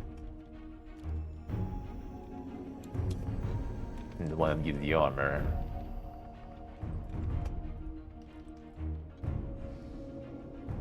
within 3 tiles in the battle round gains 30 shield then. 5 extra shield for veterancy level. Oh, hello. Well, then we go. Easy shields then. That was not enough, looks like. Alright. See how it is, yeah?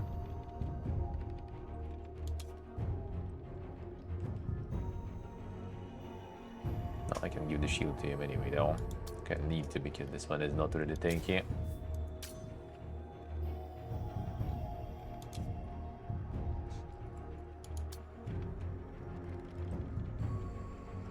Guys in general not that strong, eh?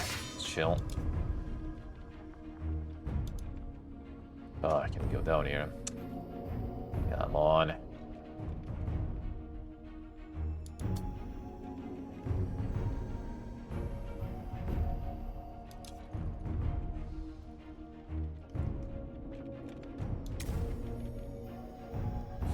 Doesn't seem right.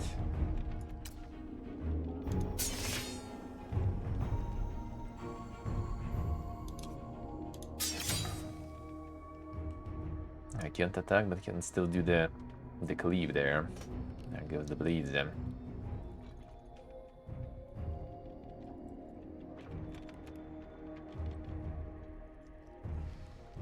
Damn, not bad. Okay, decided to take some attacks of opportunity for free. Here goes hello. How we doing?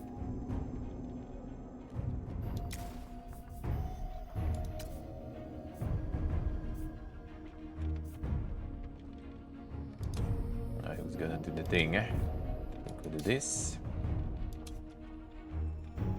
Big bada boom. Get out.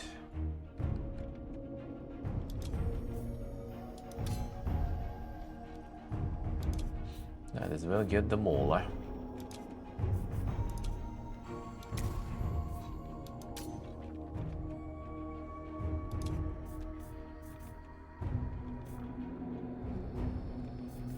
This way we're not getting any penalties, right?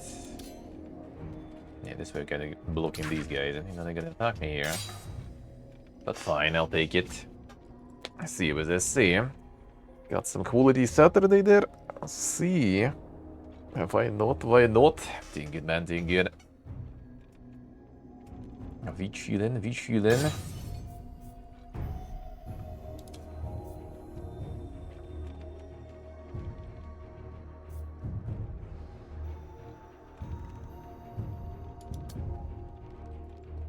See what I say.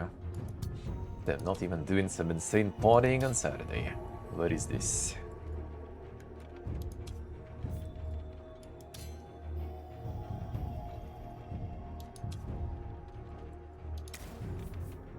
Free attack. Boom.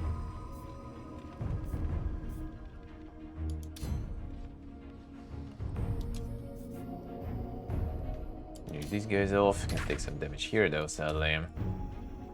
Oh, got the crits and stuff, nice. Well, now I can't reach here though. Dude, what is this mountain? Can't even get out of it. 3.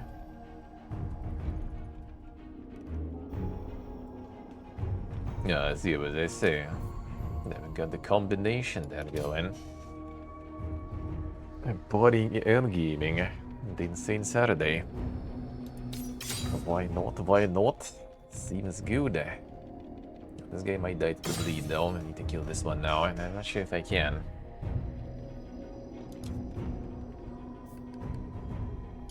Actually, cannon is on it, so I might.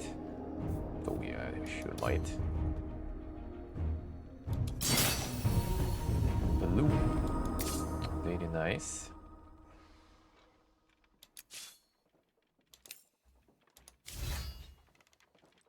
Level 6.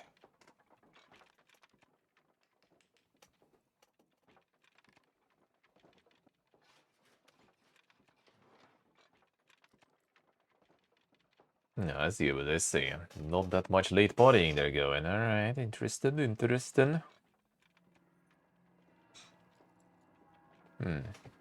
Well, I mean, yeah, I guess the city is big, yeah, so not everything is touristy, yeah? Not everything.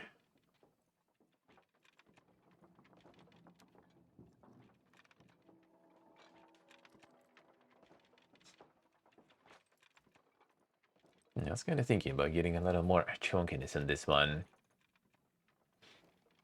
I think the damage is already kind of good. The charge is kind of alright. Actually, extra movement, right? So we can actually get that bonus armor there, maybe. Let's try.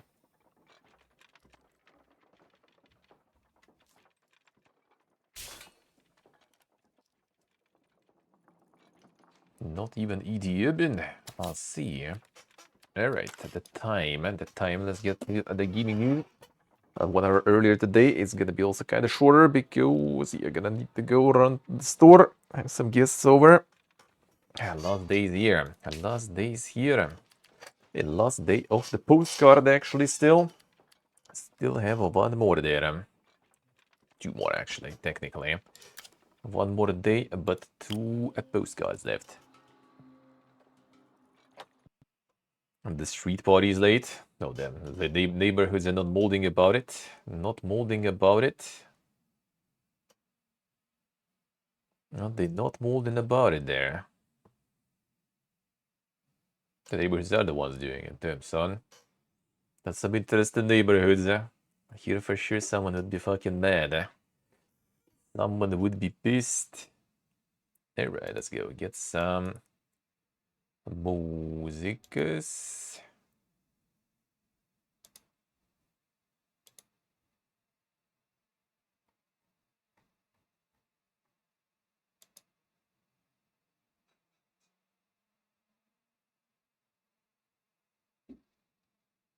Come on, let's go. There we go.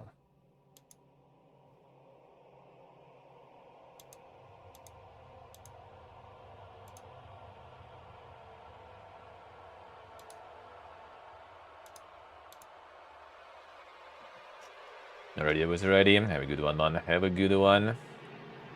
Enjoy. Alright, let's go.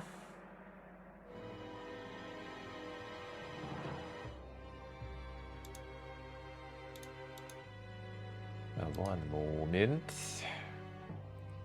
More Endless Legend next week. It's gonna be released already. When they're gonna be playing it next time. Probably on Wednesday. Probably on Wednesday. I guess it might actually be even finishing the run. Maybe. Well, I mean, I did finish the run actually, but with Diplomacy Victory. That's not what I planned. Not with the hooks. Yeah, no. Alright, let's go.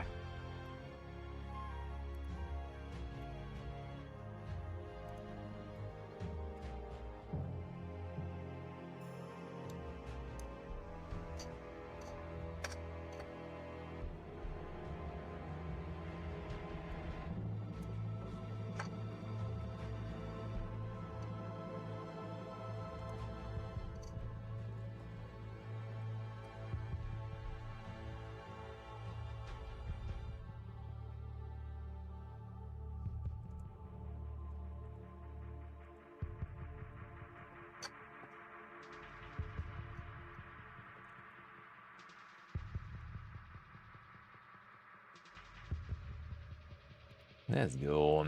Done. Switched. Alright, let's get them these recap a little bit, but first gonna go to bathroom though. Be right back, 1 moment.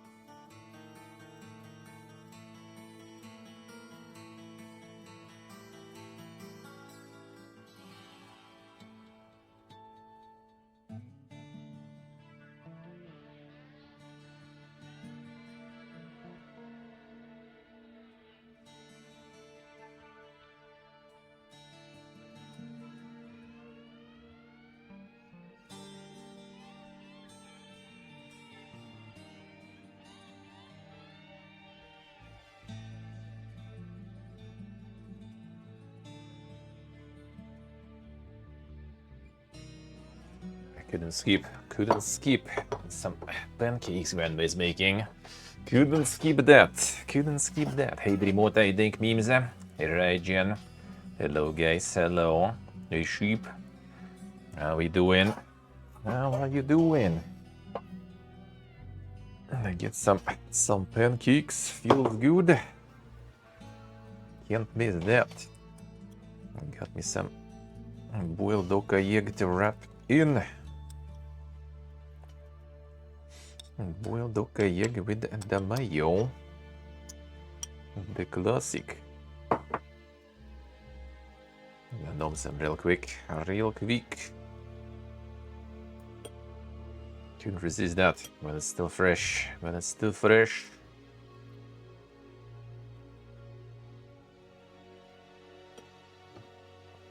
Actually, went way too fresh. Very hot. Very hot.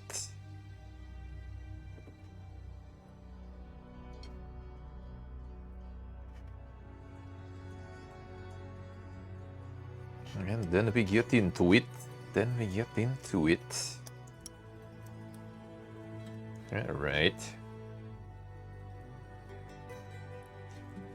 Like suffering with some insane PC clean in there.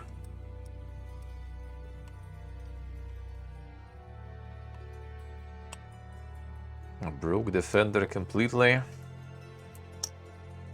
Monka is, that doesn't sound like dust to me then already though. That's something more dank. Winter with the streak. Hello sir, hello, thank you. How we doing? Alright, it's also hot. I mean, I kind of my fault for yanking them all right when they're very hot, but that way they are tastier though.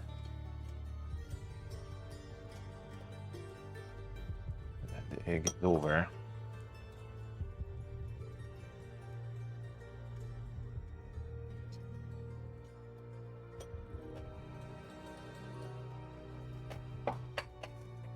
Clean in the water then.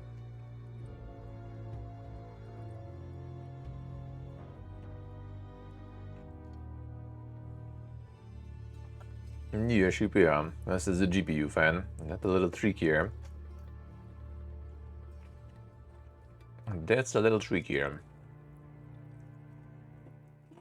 Especially nowadays. I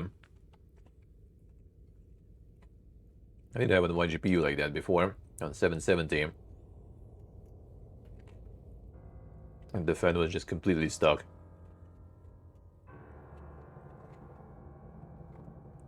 No, you got like replacements for $10 or something, I think. The whole set. I just needed to switch it myself.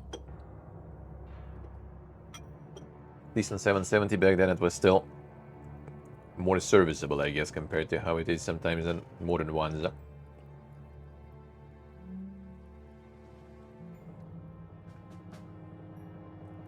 See window is saying rip.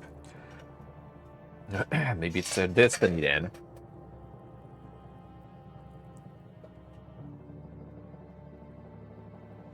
If nothing can stop them.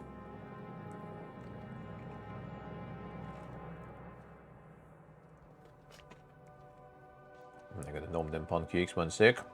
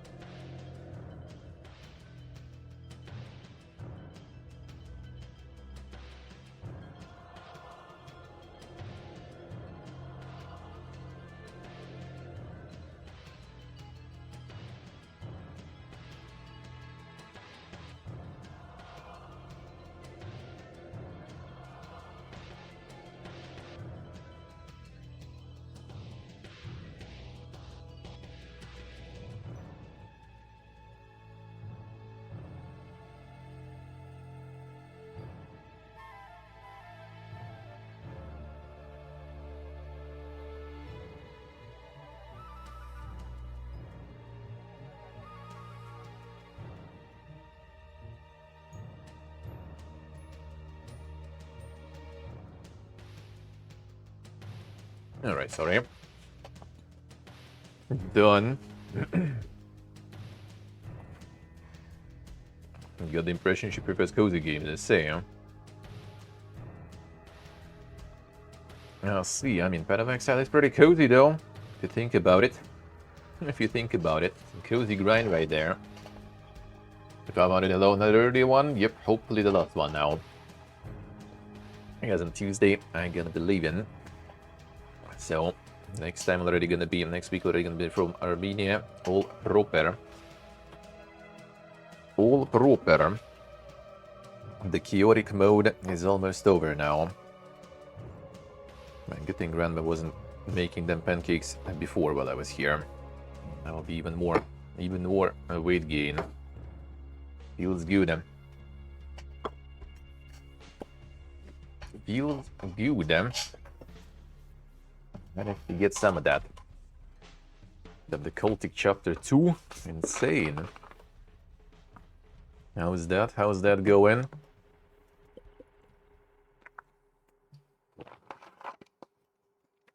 Anyway, let's go. Let's go. Let's see what is up. What is going on?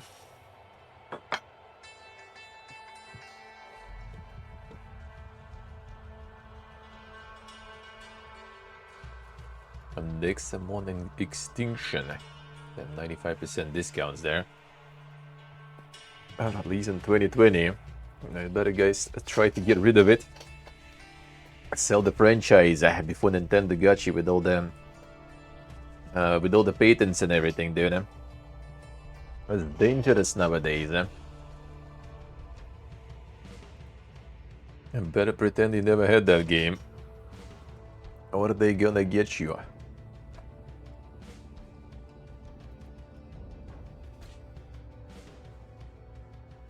Precinct 30% off already. Red Dead Redemption still 40% off.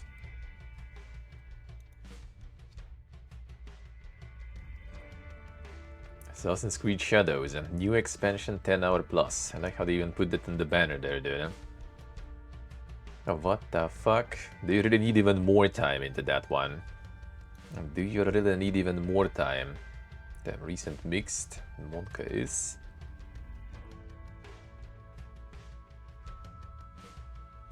No, yeah, because $25 DLC, by the way. Mixed. Yeah. That's the 10 hour plus of content there for $25.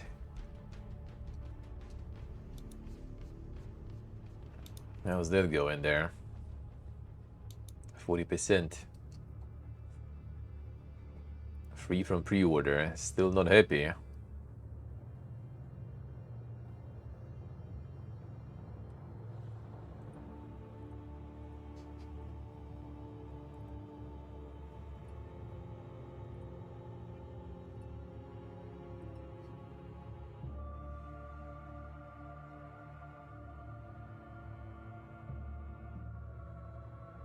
Yeah, people getting it for free, not super happy about this one.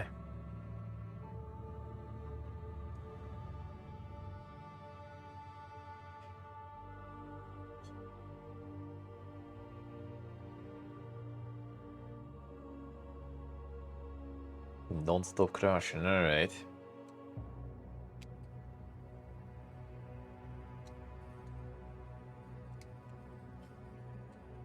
The Xbox raising prices due tariffs the second time is even wilder. Oh, it's gonna be fun, man. It's gonna be fun times coming. Probably not for the last time, too. Remember those good times when like the consoles were getting cheaper in time? It's been a while. It's been a while. Well, actually, I guess it wasn't that long. Like literally last year or something. We still had that. Yeah, we still had that, especially for like the sales at the end of the year. Not anymore. Now I guess they're gonna increase it with all the tariffs, and then, you know, on like Black Fridays and stuff, you're gonna be able to get it for the old price with discount. Insane value. Insane value right there. A gentleman dispute.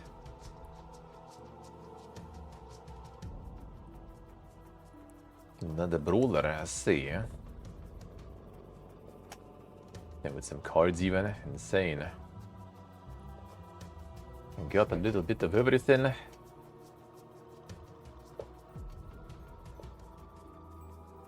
Indestructible arenas. Unstackable perks. That's how they call them.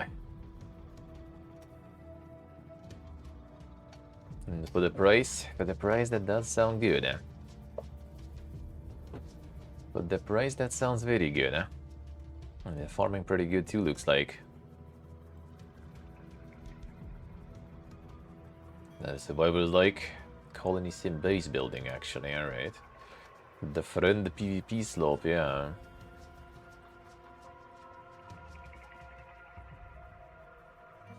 The Long Night Sandbox Survival RTS.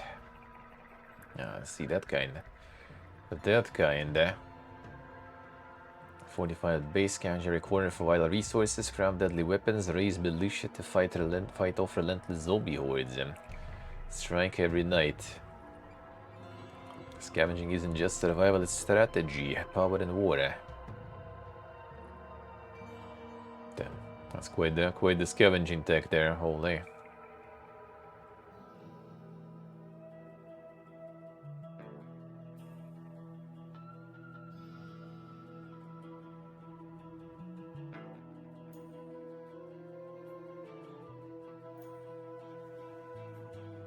All the base building. And then you have the insane wave defenses there, I guess.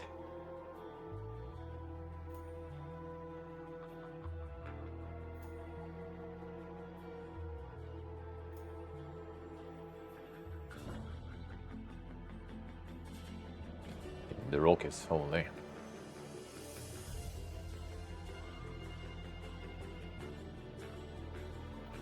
Seems pretty dink. Good reviews on this one. Down each fence individually,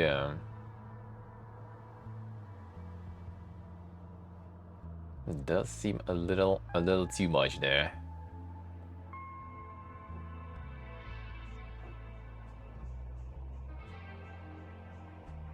And vehicles and stuff too.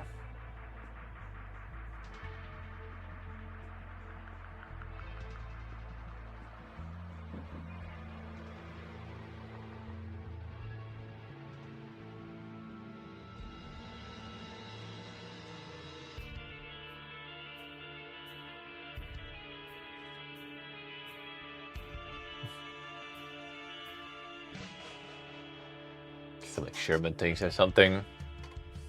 On top of everything.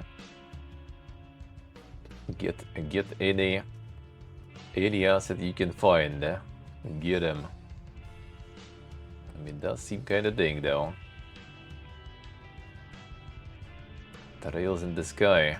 I think it's probably already grinding then, I guess. All the weebs in.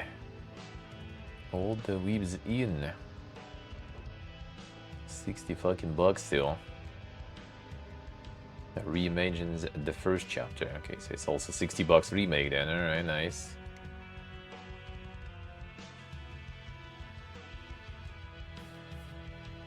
And the weeb milking farm going strong, eh?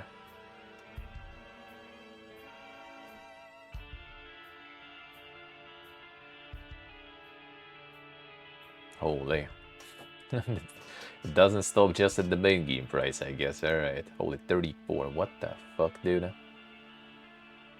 Free sample set, though, they have. Yeah, nice. At least that's very nice of them. The monster ingredient set. And the state of the industry, dude. Get the remaster for full price, pretty much, and then sell a bunch of cosmetical shit with it, too, on top. Yeah, what a time to be alive, eh?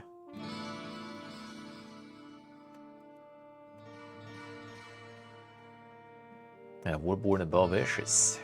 Got the MMORPG one. That one's not doing that well, looks like, though.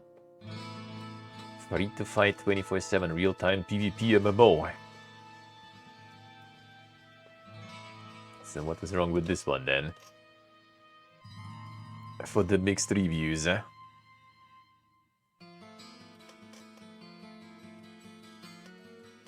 Waiting for the 7 free to fight. 18-hour urgent war report. Alright, what is up with this one? Worse than a phone game, crazy. I love waiting for 2 days IRL for my base downgrade after waiting a day to mine the ore.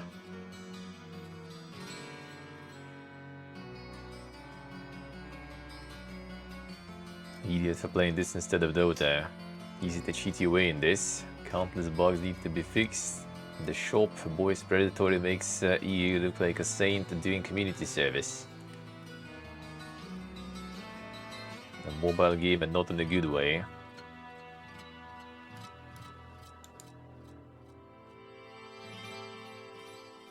Like getting bored from outnumbering or getting farmed by being outnumbered. Great game to play. Let's see. Hey, Korisad, hello. How we doing, man? Little splash of pay to win and terrible balance to top it all off. Games that time gate everything, alright. Time gated but old PvP. Box out what you can in less than an hour, then be awaiting on timers to do stuff. The terrible game. Pay to win garbage, $300 bundle straight out of the gate.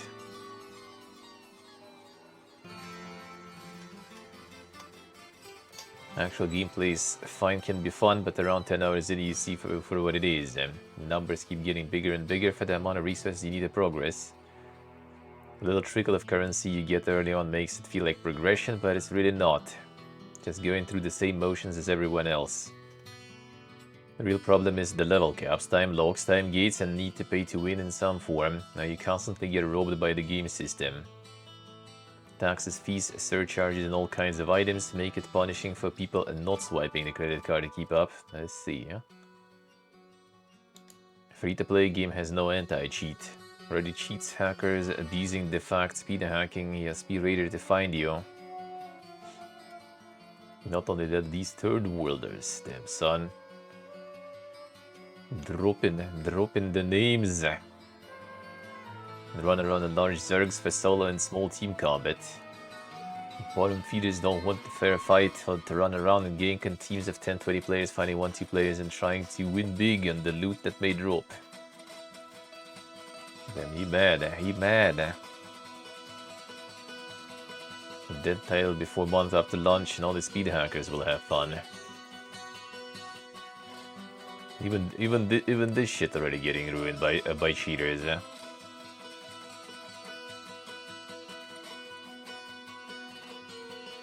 And the Ether Spire. Let's see what I see. What is that one? What is that one? 3. The true free-to-play cross-platform RPG. Skill and dedication define your progression. PC and mobile crossplay. Friend and active community, discarding content updates every 2 weeks. Explore a massive world full of charming characters.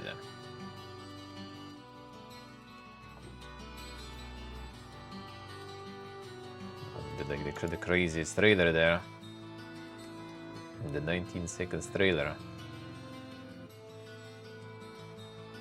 They decided to get all you need in.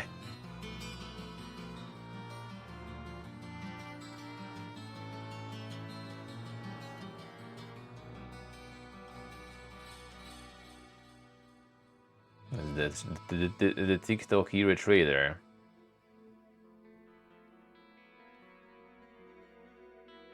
The bow of the year.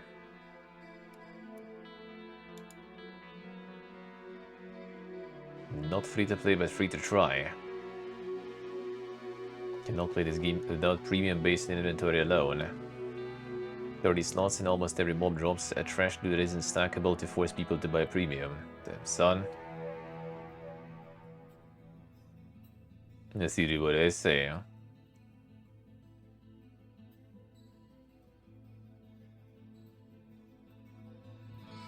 Community is super toxic. The community mentioned how absolutely scummy it was to make the inventory so tiny from its original size. Make star areas larger to make people buy mounts, wings, and hatch craft items And movement being premium only now. The most dedicated non-pay employees you could have. Damn, son. The reason you don't play ESO, yeah, I know the feel. I know the feel. I know the feel. Kinda same for me. Same for me. Well, I mean, I wouldn't mind playing the sub and stuff also to get, you know, to get rid of all the limitations. I don't kinda mind usually. But yeah, for that I need to want to play that much, I guess, to commit, you know, to commit.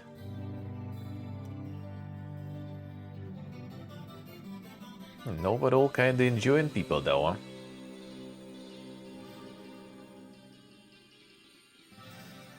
Can go without with no premium.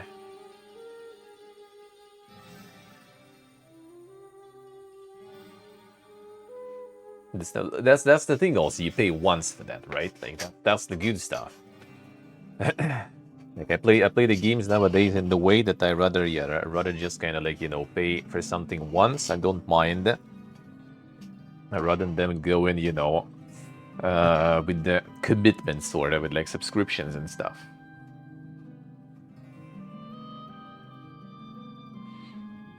I see what I say.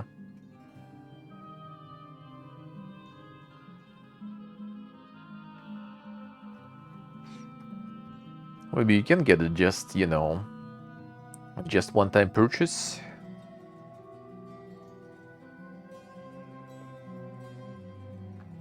Or is it only subscription stuff?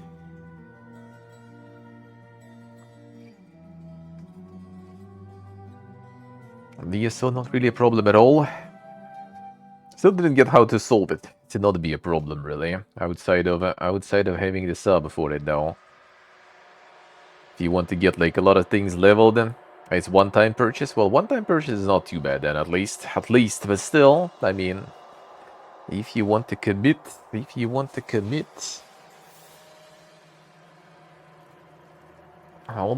to commit then. Adds up to the cost about the same as a good game. I mean, sort of, yeah. Like with Fallout 76, for example, if it will be like also one-time purchase, that would be so good.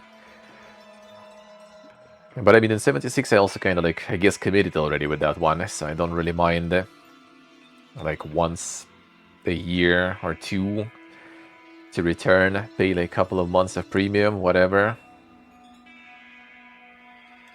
But for some games, you do need to be ready to commit, though.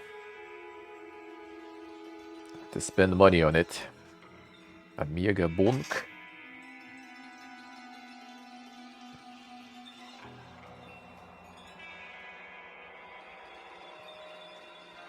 Let's see what I say.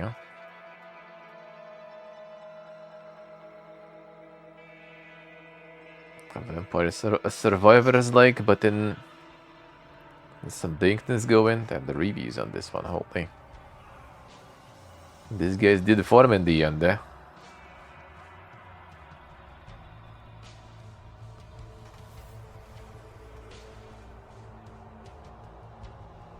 %10 more bonk. So take out. No, actually fully out.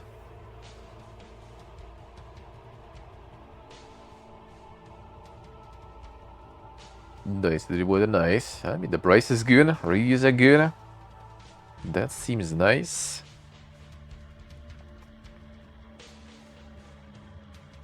I need all the materials. Yeah, that's how I end up usually. Especially when you don't know. You just farm everything.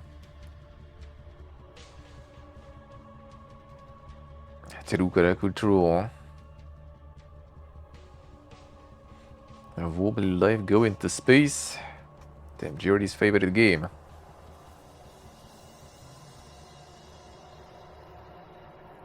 Also still farming some dank reviews. The disco fellow.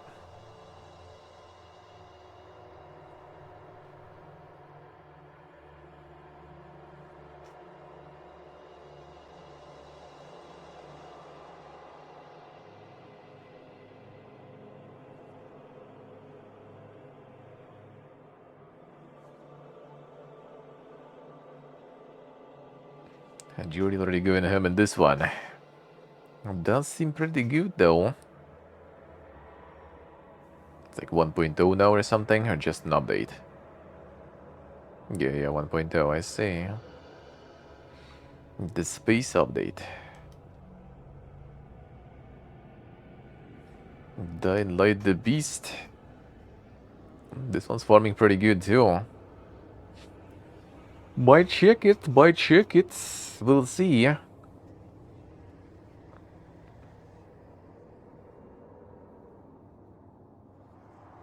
problem with that is that, yeah, I still kind of haven't played the second one. Well, I mean, I haven't played it, but didn't get to finish it whatsoever.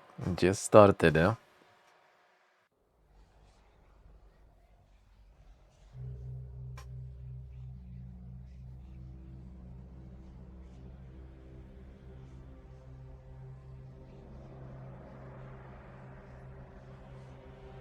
A Dying Light, but more. Well, I mean, that was supposed to be a DLC after all. Got the game for free for having Dying Light 2 Ultimate Edition. Then the value, though, the value.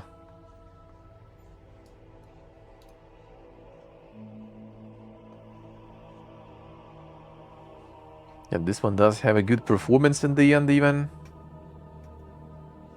Only one person molding there.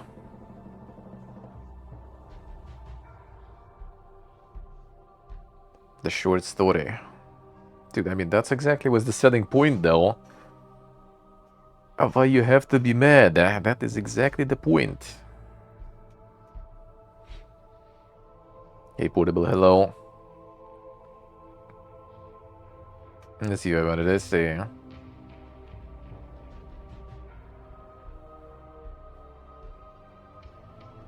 That is actually exactly why I maybe will play this one.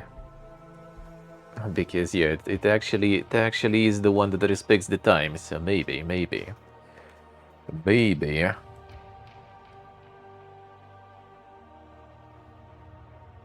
Let's see what I say.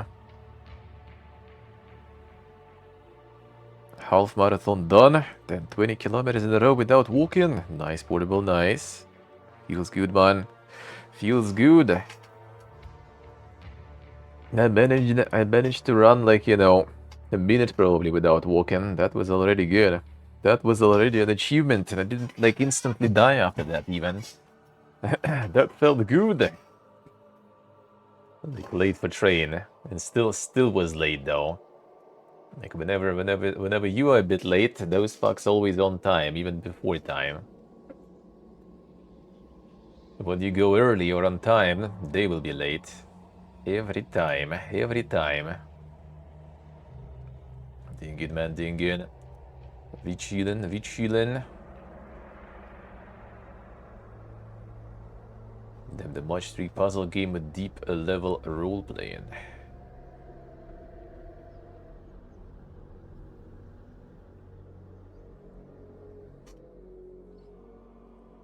That feels kind of mobile.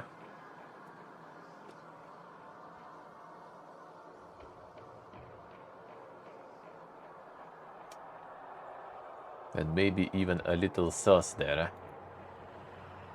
No disclosures though.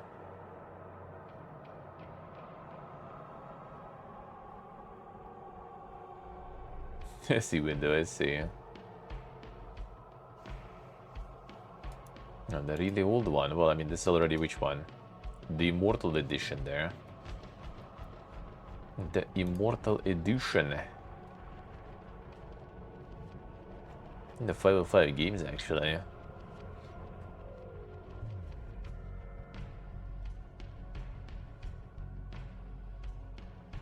Advancing the quests collected from nearly 20 years. Huh? Yeah. 20 years worth of quests. Yeah, the easy delivery out. Farming good reviews there. Crazy. Yeah, we'll see. Maybe I'll get on this one. Haven't seen yet. The demo was nice though.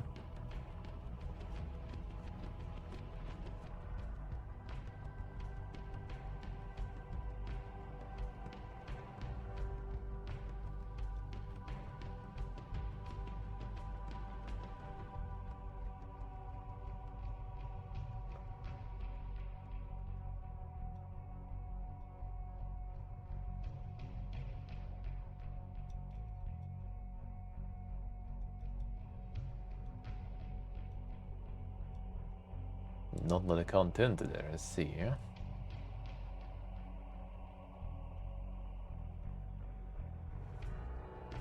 Short, simple, and cute. We'll see. We'll see. Nice portable, nice. Sounds good. The freezing to death simulator. Yeah. Gotta need to do some survival too, sort of.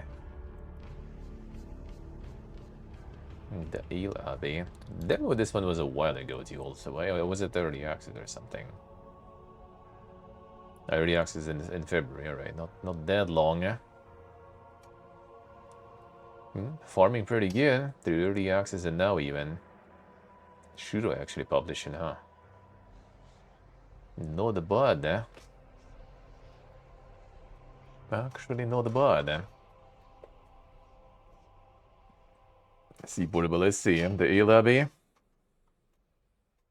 I mean, that's good stuff. That's good stuff. I'll be kind of interested, maybe.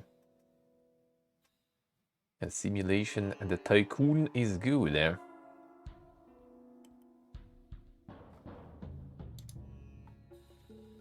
The light is farming.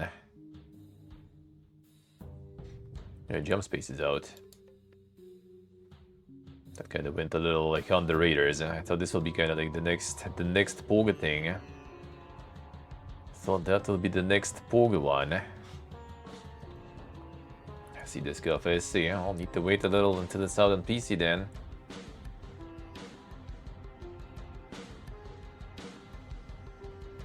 Let's see what I say. Yeah, I thought this one will be like all the noise. I guess maybe kind of early still. I did get a bunch of reviews, so I guess it's kind of... It do be kind of noisy then. The demo was pretty big of this one. And the jump ship, I think so. Yeah, I think they did change the name or something. The early access though is still, but yeah, the PVE extraction thingy sorta.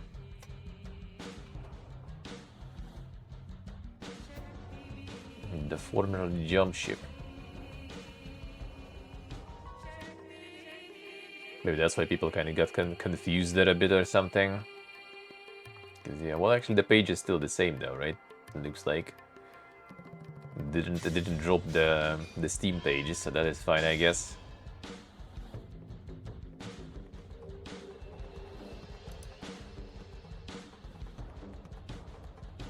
Yeah, Cyberpunk for $10. The DLC still awaits. DLC still waiting there.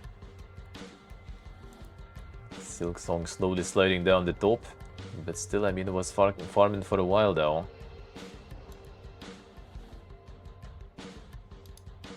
Cozy Island. Surprise Field Island.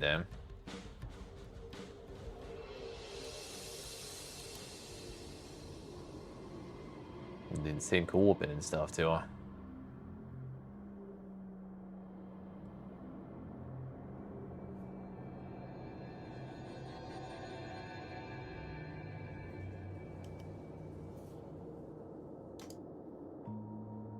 Yeah, the Witchy Business, the Rogue Duck, the publisher and developer with their dang stuff. Let's see what do I say. Does seem like value to me. Does seem like value to me. Maybe not the best yet, but getting there. HyperX Fantasy. Narrative Meta RPG. Death Calls, bizarre twists, beautiful landscapes, experience the insanity of near singularity future.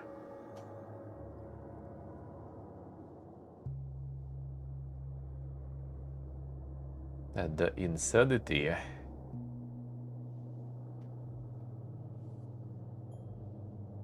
That looks way too dang though.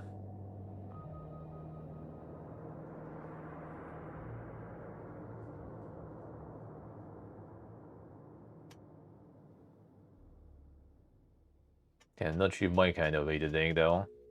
Not sure.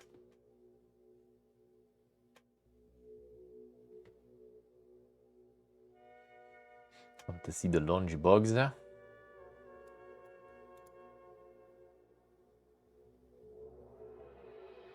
And why would you want the bugs? A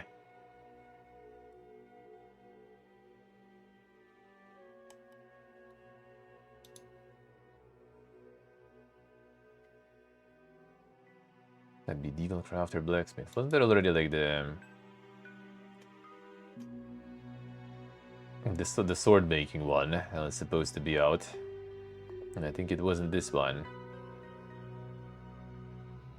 With epic trailer and stuff.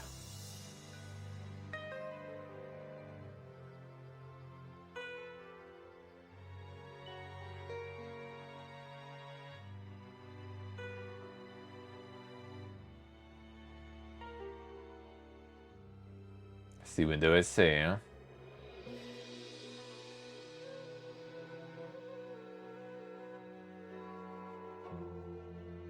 I already wished this by save. I got the seal of approval. Cargo simulator, that's already like also familiar looking style of the picture there. Another one.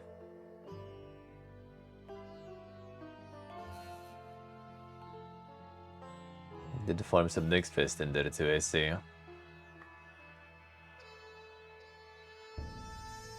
Hey, to create capsules for the game store page. Yep, could see that, could see that.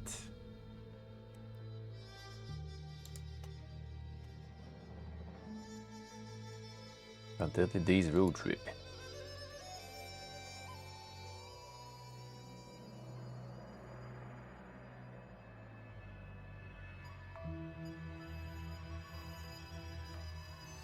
The bullet heaven.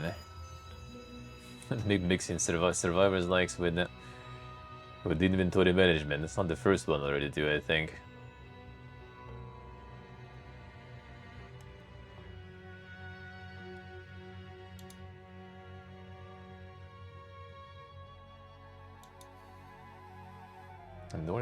Oh, I played this one. I played a demo of this one a while ago. I remember there was some questionable stuff going in that. The devs in chat also. And they did like contact me, they like changed something in the demo and some revised demo there or something. I need to check, maybe they'll send the release version, but yeah, we'll see, we'll see. Something I didn't really like, but they also changed some stuff, so we'll see, I guess.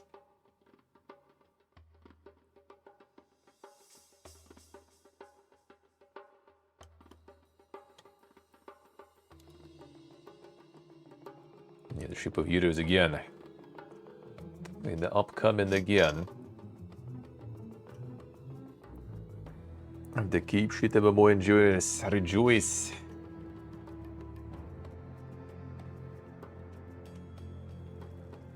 The superhero MMOs coming in hot.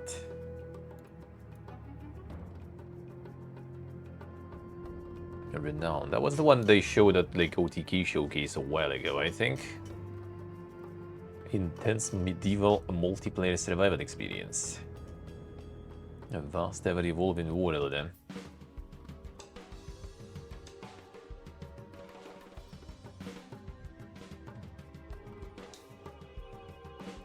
And learn rallying allies, gather resources, build powerful strongholds, engage in brutal battles for dominance.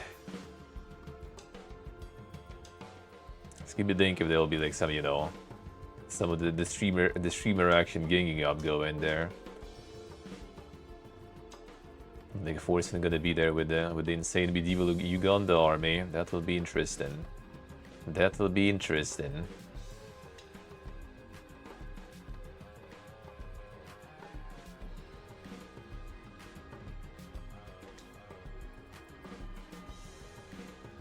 This could be something funny to watch, we'll see.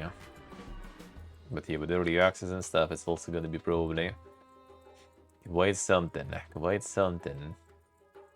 Yeah, OTK Indie Games Expo. That was like already a while ago. It was like one of the first, I think, expos even. Been some time, we'll see what they made there.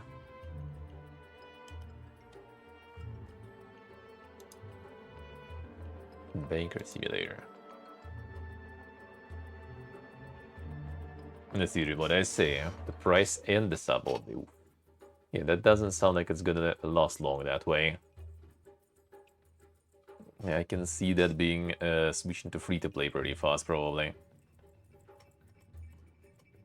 Like, nowadays, making anything sub is kind of not really feasible unless you get, I don't know, like Riot or someone. And even then, I'm not so sure if people are like ready, that many people ready to pay subscription for some new MMO. Like, it should be some literally like super crazy good, full of content MMO. World of Warcraft could do price plus sub, sorta, yeah. Sorta. Well, out of the new games, like, no one actually can, really. Like, Mortal Online kind of does that, I think, right? Also, you have the sub, you have the buying price, but that one is, like, very niche, with not a lot of people playing at all. So if you don't mind being niche, maybe. I do kind of be very surprised, though, that Mortal Online, the first one and the second one, still, you know, kind of kicking and stuff, and alive, and still people playing. Not many, but still. I am quite impressed. Because I remember playing the beta test of the very first one a shitload of time ago, and boy, it was broken. It apparently didn't really improve that much all the way until the second game was out, and second game was also quite broken. And probably still is. But they still survive somehow, so that's, I guess, maybe you know, a good example that you can actually try to make some sort of like niche MMO. If you get the right audience for that.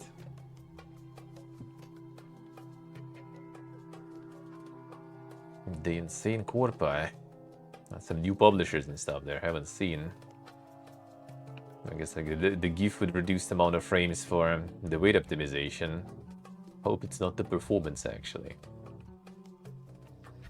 Game's cover art and some images created using artificial intelligence. Classic. Classic.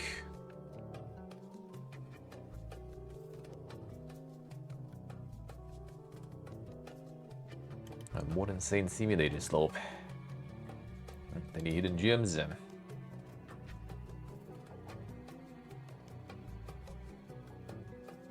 This one we did see him.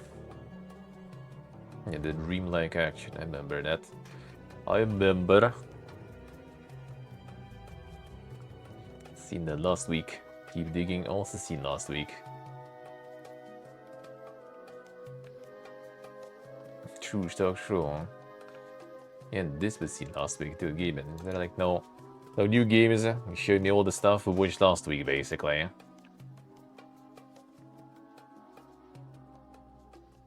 Not the Dragon Ballson. The mixed first team-oriented free-to-play game. Oh, there's something. Includes tags you filtered out hentai. Damn, son, I see how it is. Alright, free-to-play in-app purchases. I see how it is. There's some insane gacha go in there.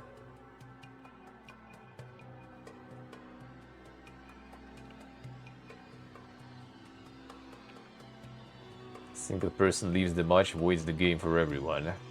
Okay.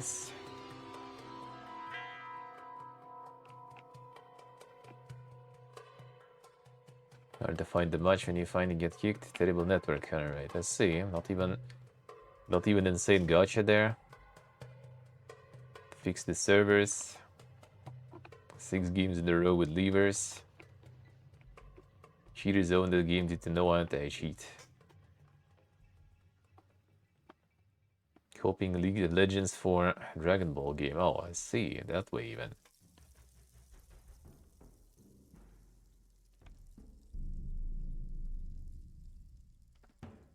Artificial limiting does to extend the grind.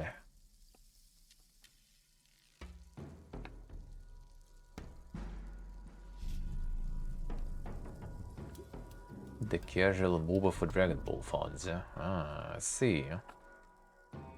See what they did there.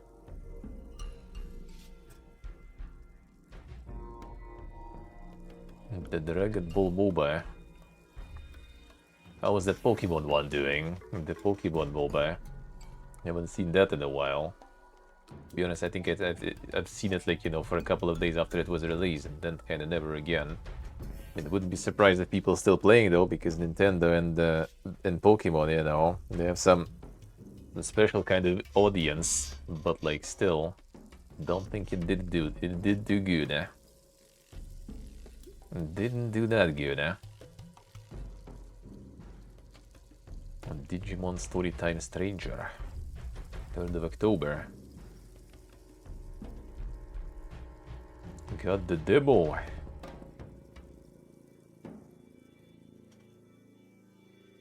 But they're gonna also suffer from Nintendo patents, I wonder. How will that go? How will that go?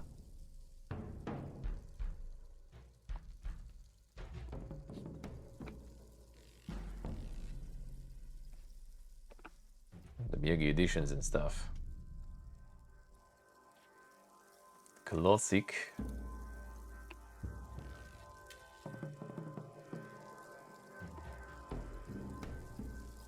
Karone Gear is the Hololive one, I see. So that's last week, I think, or is a new one already? No, I think it was last week. And this we saw last week too. And this we saw last week. See what will I say? The Adultin. The Playway with fishing simulators too. That's the second one already. Mostly positive, huh? What is up there?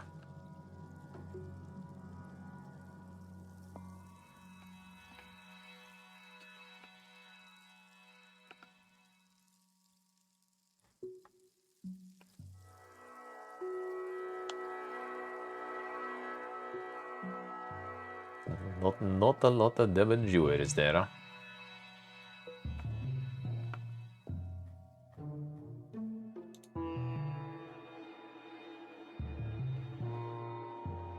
The Sonic Racing, 25th. Garfield gonna clear. Garfield gonna clear though. Who needs this?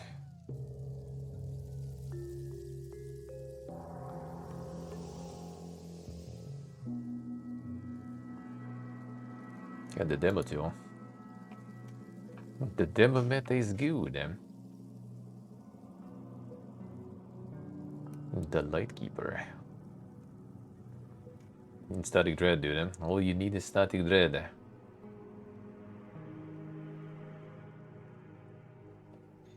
It also seems kind of like some mystical stuff there. For $5 though. Original, but still. Does seem alright. Does seem alright. Not exactly overwhelming, looks like. Beautiful cutscenes undercut by AI voice act. I see.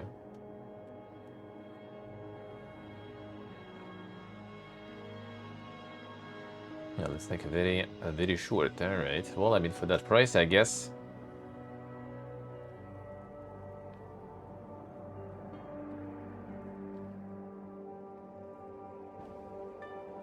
$7 global, I guess. Alright.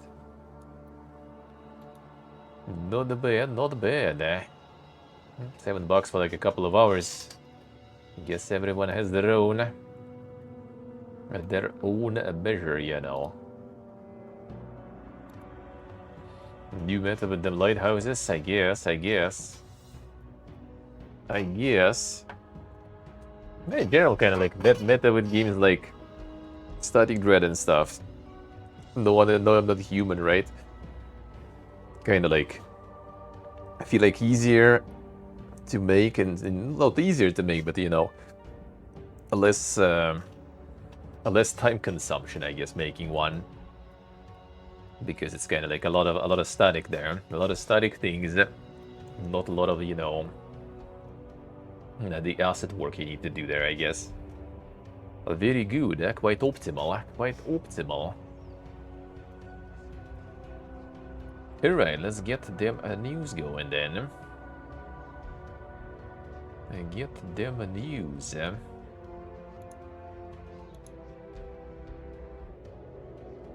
Alright, open this. Scroll it up.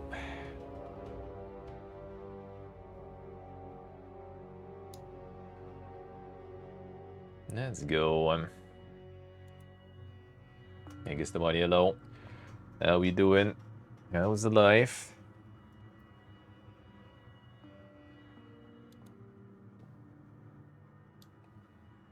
Alright, let's go. Despite fakery concerns, Stop Destroying Video Games campaign claim around 97% of their signatures are valid so far. Verification process still ongoing, but organizers say things are looking promising. Nice, gets the bunny, nice. The insane workouts.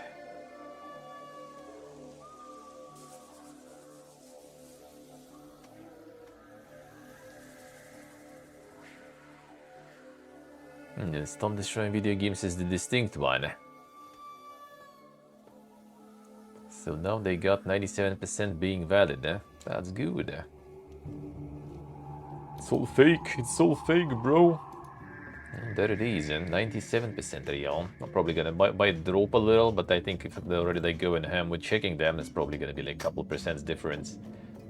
Like 95% will be real, and that's already more than enough, way more than enough.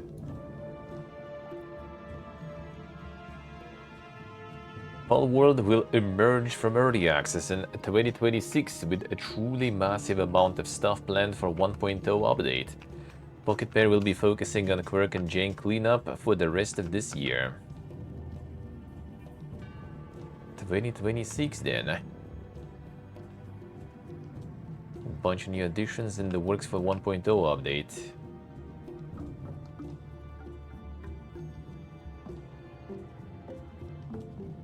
A lot of cleanup needs to be done.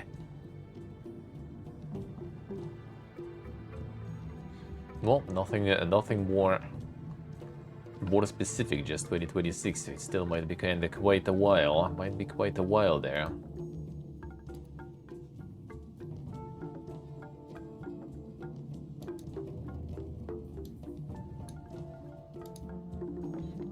Blue Protocol Star Resonance gets a release date a year on from its original cancellation. Must have had the power of God and anime on their side.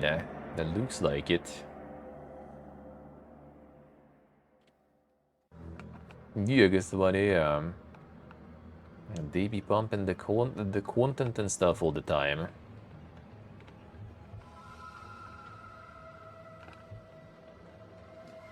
Making Palworld's life difficult, yeah. We'll see how that will all end up.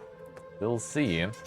But yeah, it's nice that they stick with it. Well, I mean, they also kind of farmed real good, and they might farm even more with some updates and with 1.0 release, so why not?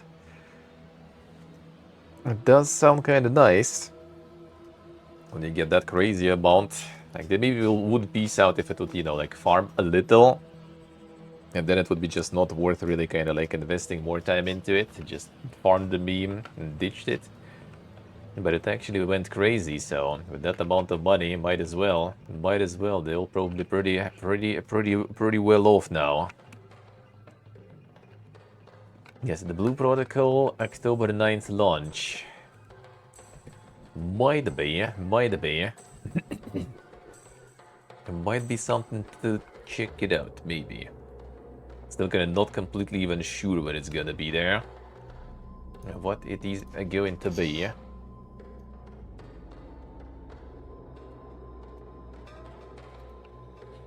But it's free, it's MMO, so maybe.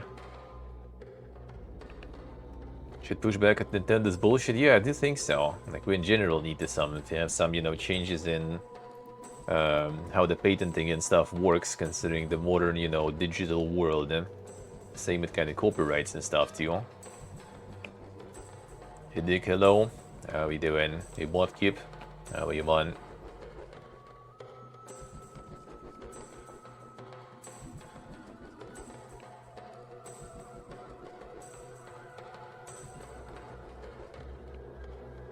So the VMMO incoming in. We'll see, maybe. 9th of October. It's gonna be Armenia already. It's gonna be chilling. It's gonna be playing the video games. So Might.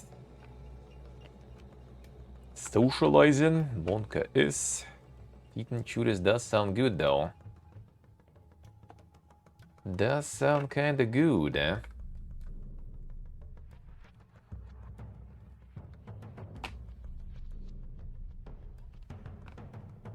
That does sound pretty good, eh? And that's gonna be perfect game for Dick. I think it was the perfect game for Pony. I was waiting for this one for a while. No, might. We'll check it probably. I mean, free shit, might as well. Might as well, eh? Might as well check it out.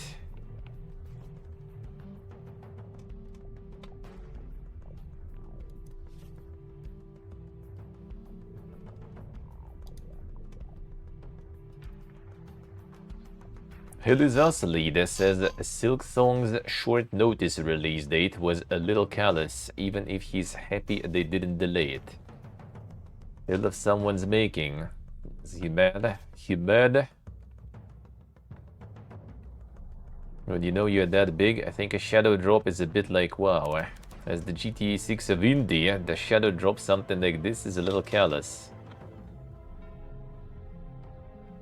Did also acknowledge that Team Cherry can do as they like, and ultimately Helizas developer Rogue Factor decided to stick with their release date.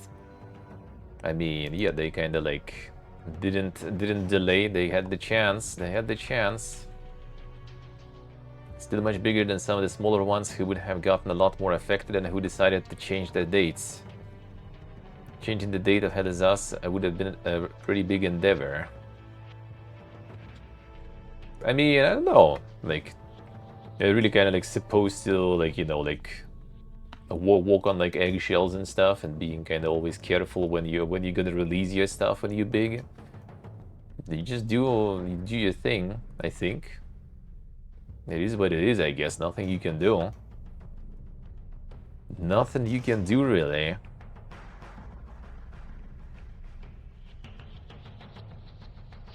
A big part of why they didn't change the date is because it would have meant refunding pre-orders, and when Silk Song's release date having been announced only 2 weeks beforehand, it was just too close to build those numbers up again. Jacques Belletel also said that at the end of it all, he's happy that they didn't do it. Was it unfair of Team Cherry to announce Silk Song's release date with only 2 weeks notice? I don't think so. Jacques Belletet did claim it had an impact on sales. But had it been with a month's notice, or does the shadow drop, that still affects someone? Yeah, just kind of like, if you try to dodge everyone, you're probably like not gonna even release. Or you're gonna release in some dead season when no one is like releasing anything, and you know, it's kind of dead season for a reason. If no one is releasing then it's probably, you know, some reason they don't. Nowadays, like, the dead season's already almost, like, non-existent, I feel, too. It used to be, like, summer being kind of dead. Nowadays, you still get, like, a bunch of stuff on summer. And when the summer is over, especially, like, end of summer, you get a bunch of stuff. Early summer, you have, like, you know, like, Next Fests and Summer Game Fest and everything, right? When there's, like, a lot of noise about releases and stuff. Like, dropping your stuff there, probably not that crazy good. And Steam sales, again, also not the best time to release. So, like, I don't even know when is a good time nowadays to release. You're always gonna be like kind of competing with someone for the purchases and everything. And I also think like this Silk Song with like the price point they picked, it wasn't really that crazy, you know. Like affecting the industry that crazy, because it wasn't like some sort of like massive price for that. So people could drop that 20 there, and people could drop some more on something else. Not to mention like Helizas is a bit of a different kind of game in general, so like it's more kind of like double A stuff rather than indie. Like it is.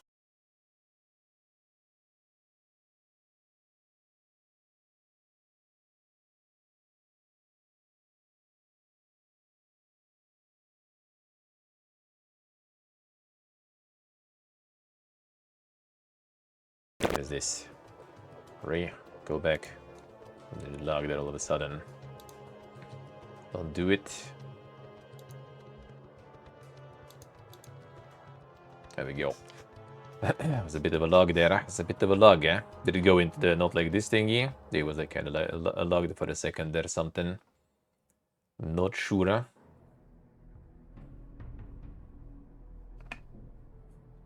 Need to like kill all the players for people as usual. I guess it was like a small one. It was a small one. Didn't drop the stuff. Looks like just lagging. I see. Alright, yeah, that was a little bit of a log then. Not sure what was that. Not sure what was that. A little bit. I gave you a player error. Yeah, there we go. Quality Twitch stuff. Quality Twitch stuff.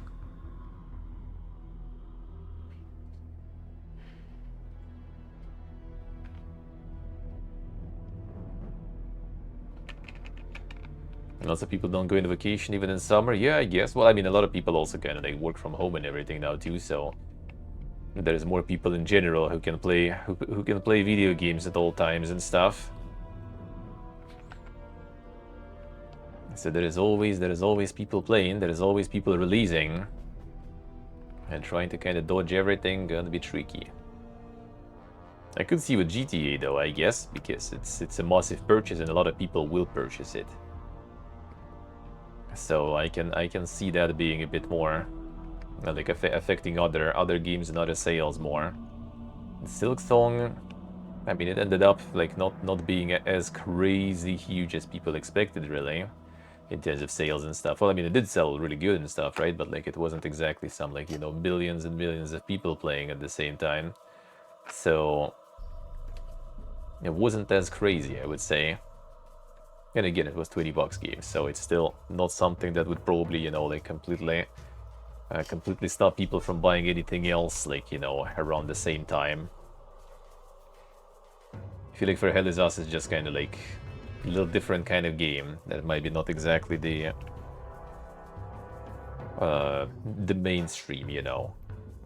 And same goes with like streamers and everything. Like, I think for a lot of people that probably wouldn't be exactly the best game to stream, because there is a lot to read, there's a lot of puzzling, the combat is not exactly, you know, the craziest, I would say, getting old pretty fast. So yeah, I think just like for the average content creator and then for the average player, that's probably not exactly the game that looks like that crazy good to go get it. Let's see actually how they go in terms of like at least the sales and stuff. I mean, that's still kind of alrighty. But looking at the numbers, that does seem kind of alright.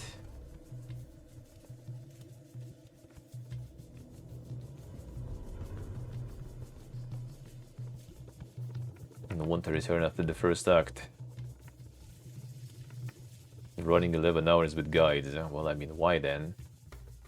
3 types of mobs. I think it's 5. I think it's 5 actually. I think it is actually 5.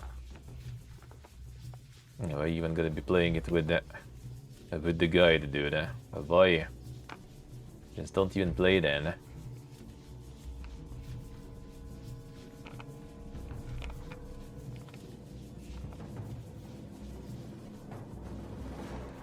Some molding that you need to solve the secrets and stuff, then I don't know what people expected from the game, really, though. I'm not so sure. People like expected some sort of Souls-like on this one, which, I mean, I wouldn't be surprised, really, I guess. It doesn't sound that good, eh? For them, that would be not that good, eh? No, I need to finish this one. I need to finish this one. Not sure if I will manage next week, but I'm gonna try at least. Gonna try. This one and Cronus we need to finish. Otherwise it's already kind of like piling too much shit. Piling too much stuff on top already. Gotta need to start wrapping them up. And get the new stuff going. Alright, let's see.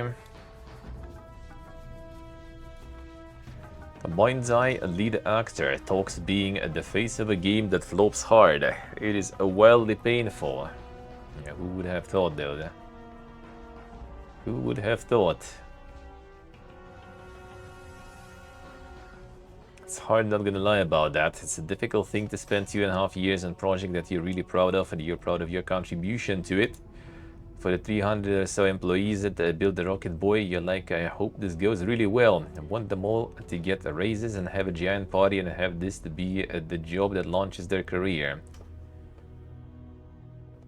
And the more upsetting thing to hear Hernandez say was how his name will now be associated with something that many people have regarded as pretty fucking bad. As an artist, as bad as a gamer, that hurts, wildly painful.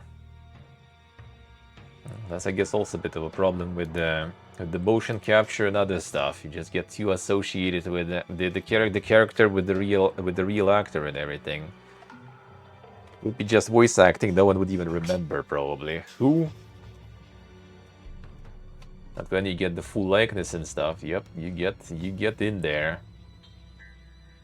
You get in there. Your real face is being used more and more to help get better and more believable in-game performances.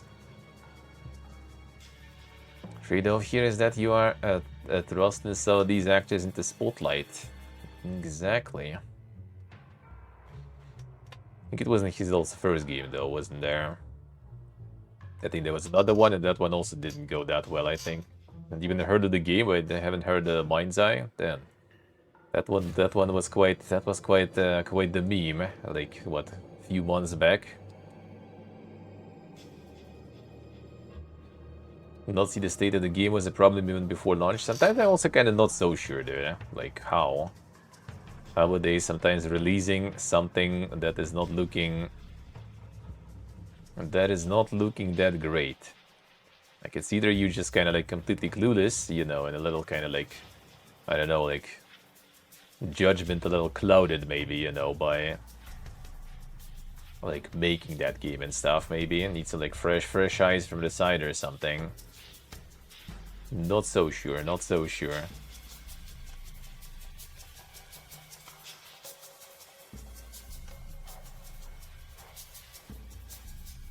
So gotta be careful with that, you know, lending your likeness to some games that might actually be not very good.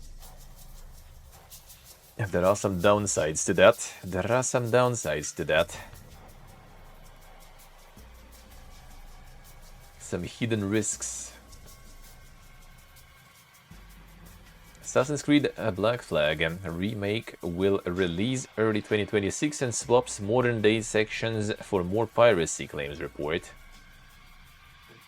RPG style mechanics similar to Valhalla and Shadows. And honestly, I'm not sure if you really kind of do need that. Like remastering and changing that much stuff, but at least that doesn't seem like a bad thing. Because I think all those like the future, the modern day segments, people like I don't think I know a single person who liked those, to be honest. And those that I played, they did feel kind of like, well, I mean, I guess like exposition drop or something, you know, fine. Like, I wasn't completely against them, but I can't say I was a huge fan, though. Not so sure.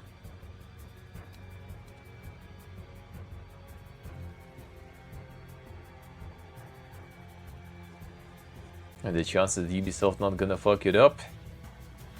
I mean, you never know, but I think it should be kinda alright. They already have like the core and everything, right? They have the experience with new Assassin's Creed. Like Assassin's Creed, like mostly, for the most part, were kinda good. Like there is some criticism on some, right? Like Valhalla being too big.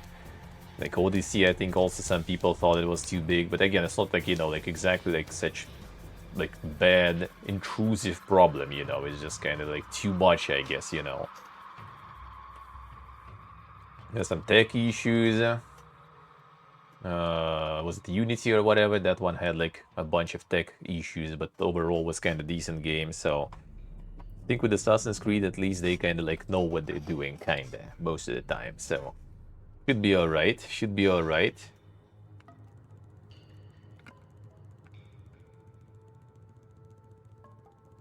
Get it on sale on the OGs. I wonder if they were gonna remove it from their own. Well, I mean, I do have it on the Uplay, actually. I think that they were giving for free a while ago. So I guess I have that going. Guess I have that going. The quality of Outlaws.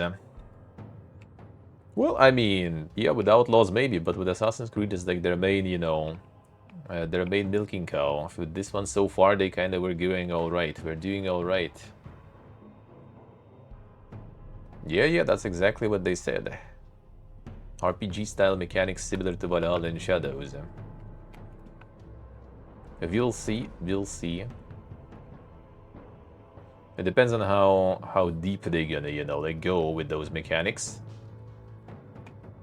How much they're gonna adjust for those mechanics. Okay, if it's just gonna be some more like, you know, like character advancement thingies, that might be not too bad. If it's gonna be some more like fiestas and like, you know, having some sort of like limitations on like the level strength and stuff like that, that will be not very good. We'll see, I guess. But we'll see, I guess.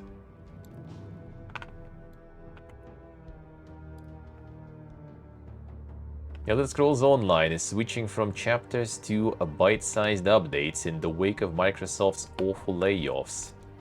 ZeniMax Online still hope to make brand new games after Blackbird's cancellation. Didn't they already kinda switch though? On like, you know, iterational thingy, not just kinda like dropping, you know, the big update every once in a while.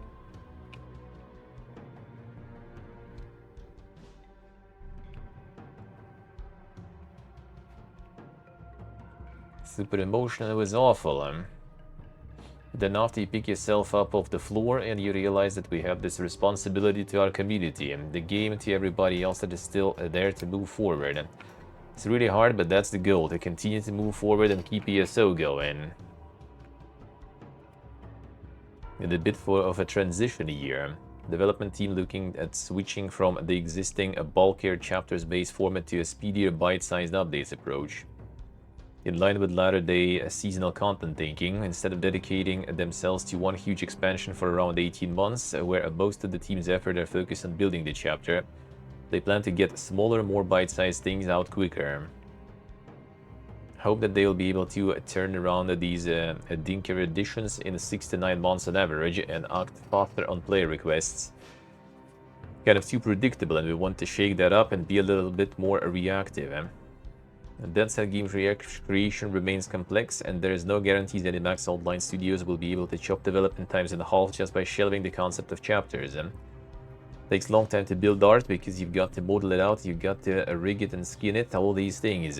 Takes time to code things out, takes time when we're building stories and writing words on the paper, and then you put that in engine, and then you have to send it out to be a voiceover, then localize them.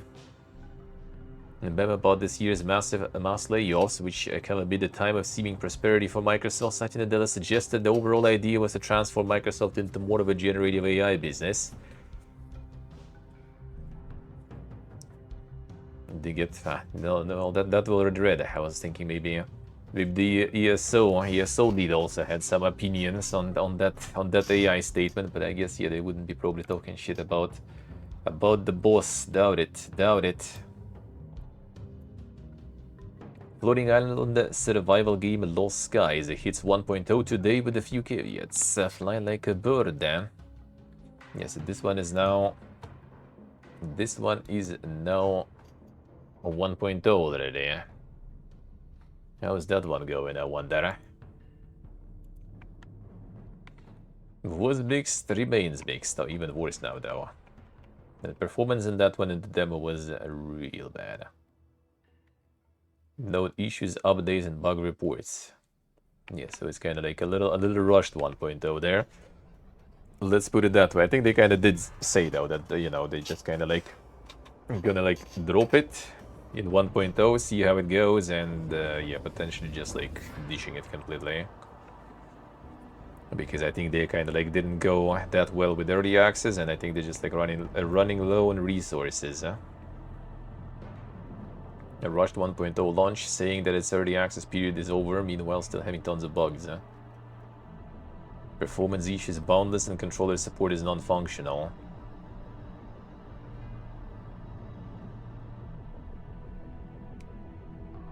Give it a year, maybe 3.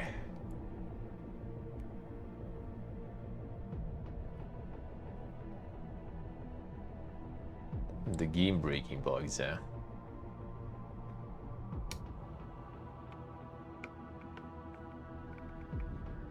And now it's need to play and build a good ship and done some amazing exploration. Yesterday upon logging on, find that my ship was sailed off without me despite being docked. Able to get it to retrieve it, parked it in the new dock. Upon logging in today, I found my ship had again drifted off despite being docked, and although this time I wasn't on it, and it should just be an annoyance, it actually even worse because now I can't access the hell of my own ship. Yeah, there was some fiesta with that too, I remember in the beta.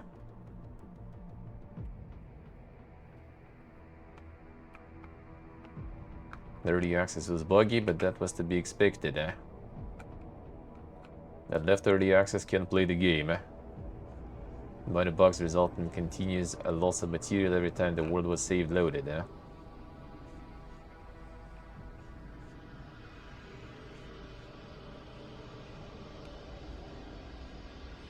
Should know better as a World's Drift founder than to expect anything but a repeat of World's Drift.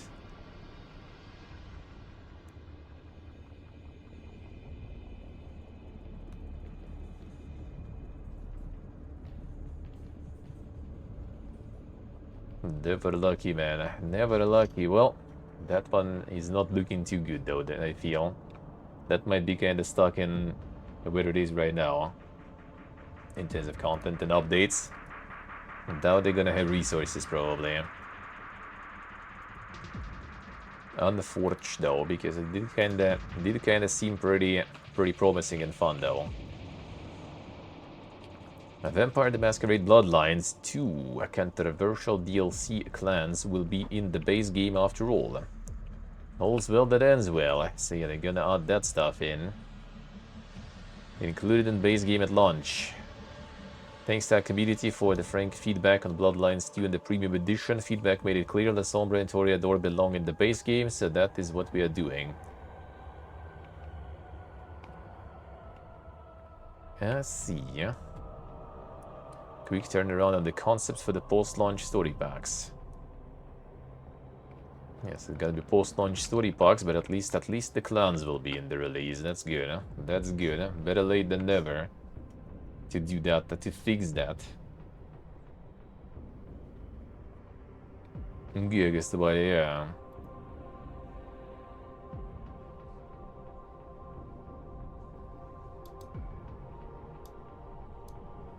Escape from Tarkov's Steam release comes with a snag for people who already own it. Hope you like owning multiple copies of the same game. Well, I mean, that, to be honest, was kinda expected, though. It does happen sometimes, but kinda rarely. I feel that they give, you know, if you own the game on one store platform, they give you some other, you know, platform key. It did happen with, like, Fallout 76, for example. You could move it to Steam, which I did. That did happen. But part of the reason was also because, like, I think they were kind of, like, closing their launcher, sorta, stopping working with it, so that was also part of the reason probably why they allowed it. Other than that, it's not like that often that they, you know, actually allow you to get some sort of free Steam key to move the game to Steam that you own. So you want to get Tarkov on Steam, gotta buy that, even if you bought it before already.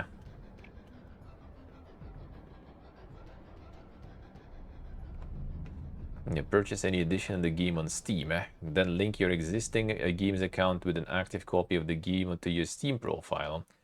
If the editions differ, it will automatically use the higher edition of the two when launching the game through Steam. So you're gonna get all the progress and everything, but if you want Steam, you need to buy.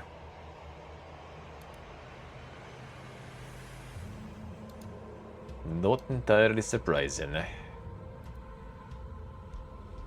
Would-be Disco Elysium successor XXX Night Shift morphs from an isometric RPG into third-person ski resort murder mystery with a dopamine buffet. Now that's actually kinda alright, I feel. XXX Night Shift is now called Tangerine Antarctic. The Switch also bringing a shift from isometric perspective to third person. I see.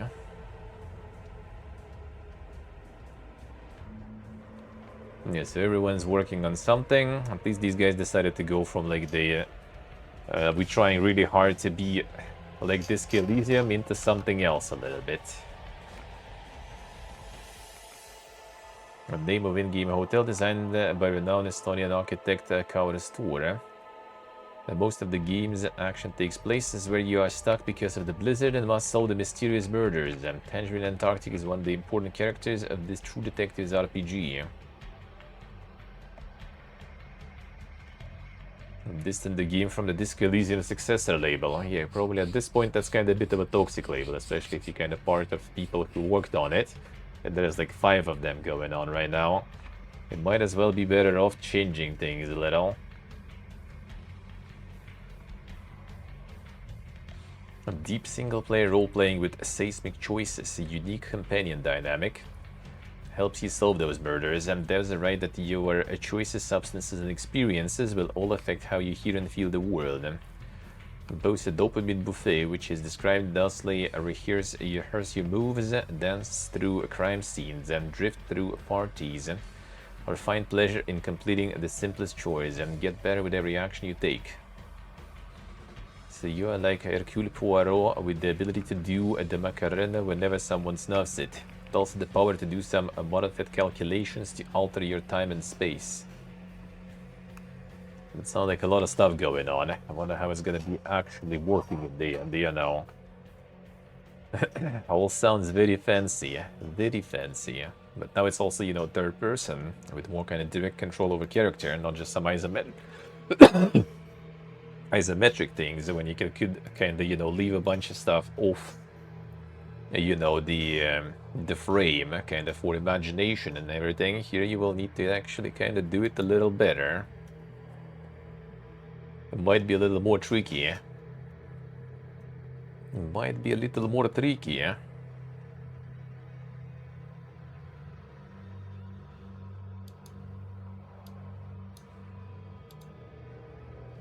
Tencent accuses Sony of trying to fence off a well-trodden corner of popular culture. With their Horizon copyright lawsuit, Lights of Motiram isn't a Slavish clone, they insist. The Slavish clone, rather, not the Slavish, I guess. Yes, we already like seen that before, the kind of look-alike that they did. And that's what Sony called it.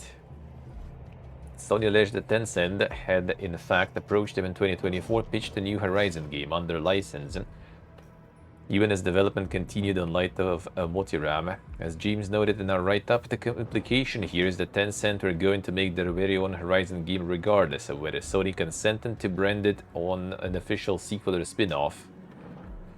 Sony sought to block Light of Motiram's release, arguing that it would cause irreparable harm to SIE and the consuming public, which is rather histrionic. I'm picturing a solitary tear rolling down the face of a member of the consuming public as they plead with the storekeeper that they wanted the other 6 out of 10 Metal Dinosaur game, not this one.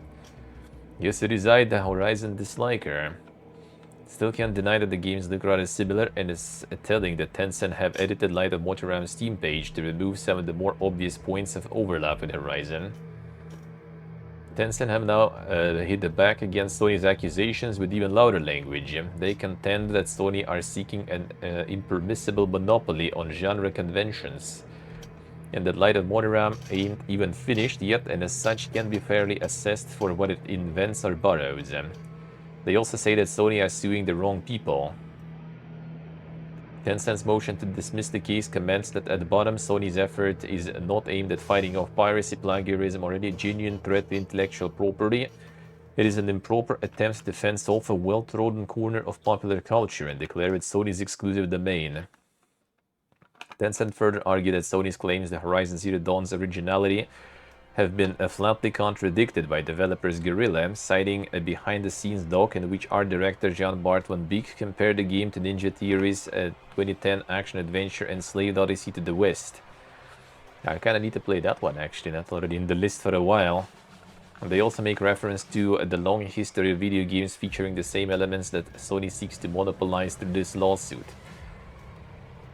They insist that Light of Motoram admittedly employs the same time-honored tropes embraced by scores of other games released both before and after Horizon, like Enslaved, Legend of Zelda Breath of the Wild, Far Cry Primal, Far Cry New Dawn, Outer Wilds, Biomutant, and many more. In summary, they accuse Sony of trying to transform ubiquitous genre ingredients into proprietary assets.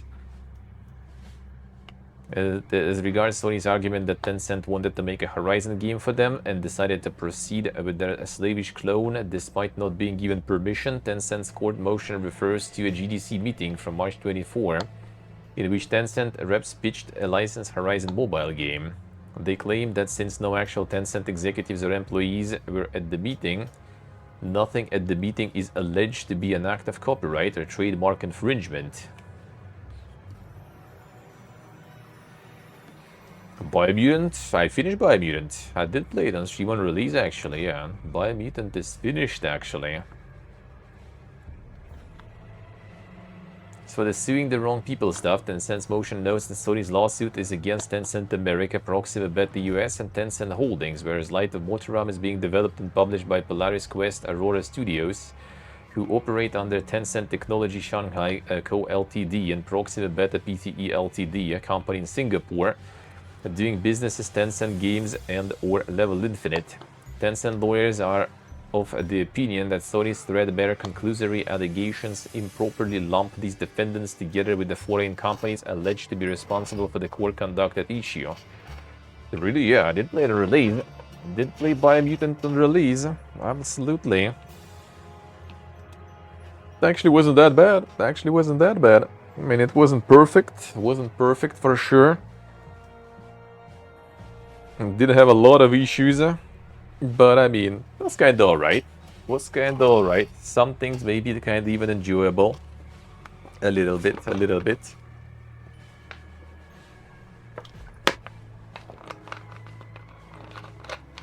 But it was not perfect, that's for sure.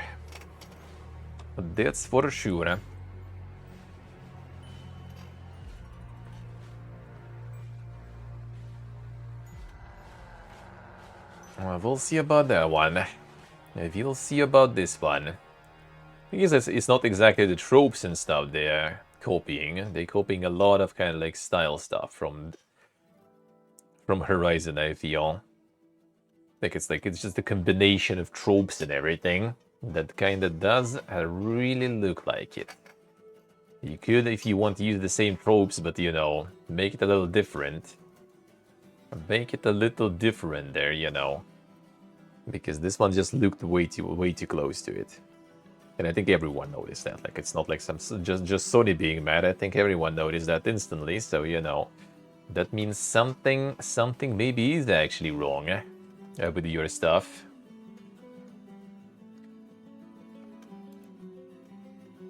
I did the full playthrough even on that one. It was alright. A little PP gear, but wasn't too bad. Steam is now blocking NSFW updates for published adult-only games, according to a raunchy RPG developer. Valve isn't the problem here, developer reminds players. So I guess that kind of makes sense from what we were discussing last week. So they forbid early access in SFW games now, and now on top of that they're removing the updates on that. So, which kind of makes sense because, you know, like if you release it in early access, then you're kind of supposed to update it, right? By definition. So that kind of fits at least. Even those that are already adult only.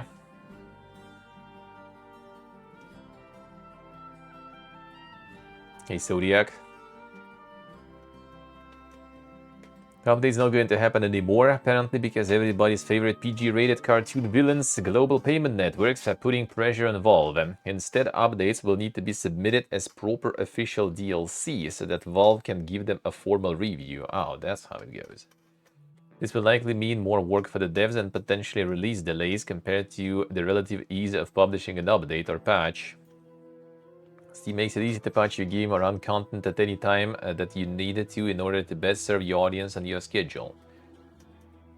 We're told that all new adult content for our game has to go through DLC, presumably so it can be reviewed and approved.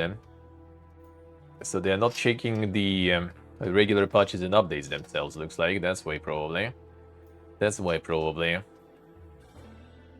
Don't know the inner workings at Valve's team, but we're in a couple of NSFW dev communities and these new rules weren't in place before the collective shout uproar and subsequent payment processes and censorship. If you're new to collective shout, yeah, that story we already know. Changing them policies. Reddit thread about rejected SFW updates screams in delight only good things to say about Valve's handling of the situation. I have to say reviewer was kind and forthcoming. We didn't feel threatened or bullied in any way.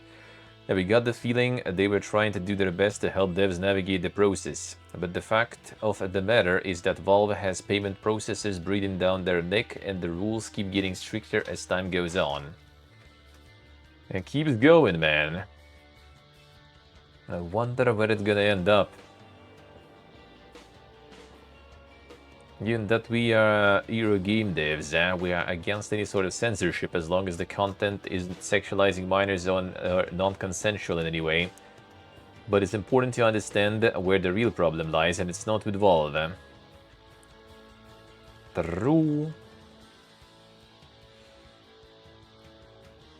Now that there's also the Online Safety Act in the UK and everything, I kind of have a feeling that like payment processors probably, were kind of just like going ahead of time. They obviously like already knew what's coming and stuff, right? And what will be coming in other countries too, with all this like, age verifications and stuff. So they already started to crack down on that shit way before that even happened then. Just to kind of, minimize impact for themselves and stuff. And so they need to like implement less things themselves and, kind of like offset more of this control over the stores and the platforms and everything. I would assume. Because it actually kind of like started coincidentally very close to when they started dropping all this like age control things. So it might be kind of, sides of the same coin there.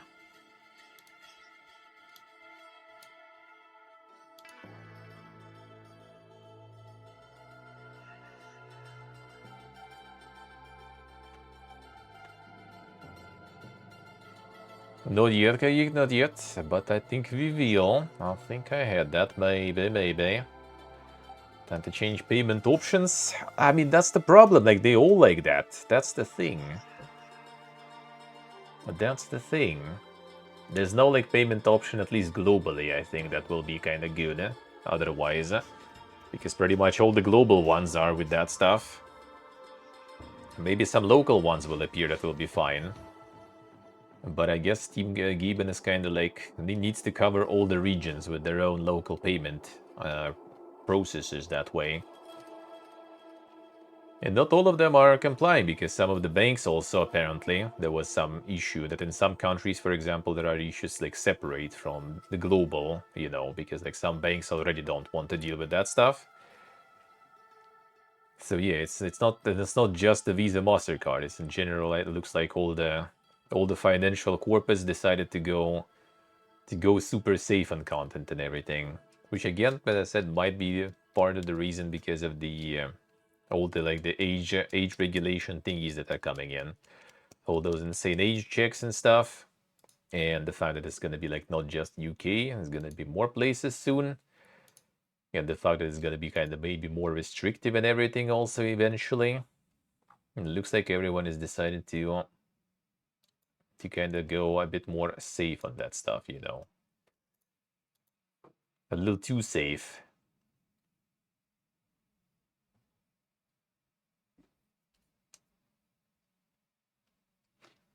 Trust any other than Visa, MasterCard, and money for money things? Yeah, sure. I mean, I did use a lot of different payment system and methods. I don't really mind.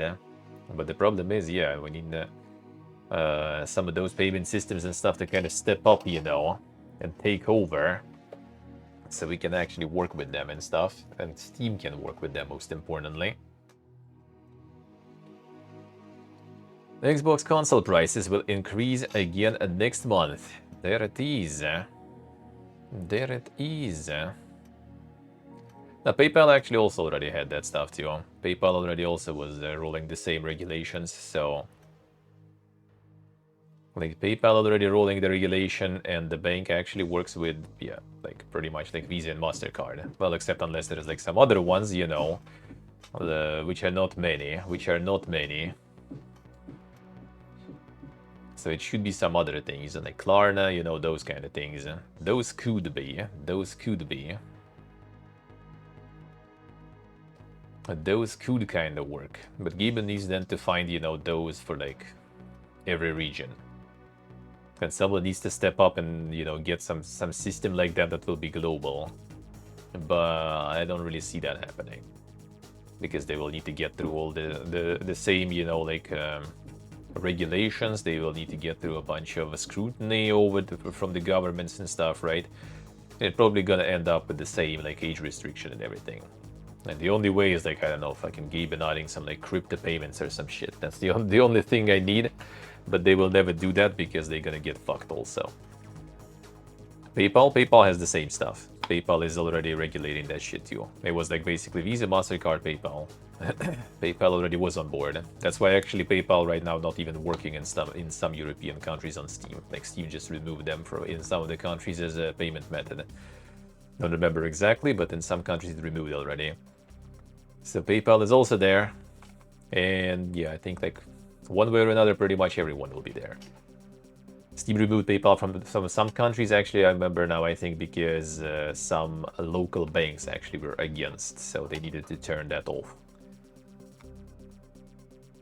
So yeah, all this control and regulation is in many payment systems and many payment operators. And in maybe many local banks and stuff too, looks like. So it's all a little worse than it seems. It's all a little worse than it seems. If you want some cooler gaming and everything, then yeah, it's probably not gonna be on Steam. Probably not gonna be on Steam. That's when it actually might go to some sort of like, you know, like different platforms and everything. Or something like, you know, some like platforms in like the jurisdictions that are kind of more lax. And maybe coming with some payment methods that are also kind of a little... Gonna be like less scrutiny if it's like a smaller platform, right? Like gonna be like less scrutiny towards what the fuck is there, you know, being bought by people. Like there's already like, I think like most of the Coomer stuff was on some different platforms, like the Steam. Steam became kind of like the Coomer galore not that long ago, really. Or started probably a while ago, but it got all the insane amounts of Coomer content somewhat recently. I think before it was just other platforms. But the niche for the Epic Games, I mean, GOG is selling a lot of Coomer stuff there too. So yeah, Xbox price is increasing again. Like the launch price $300, current price $379, and new price $399. So instead of like dropping the prices, the longer it goes from release, we are getting higher prices now. And what a beautiful time to live in, man.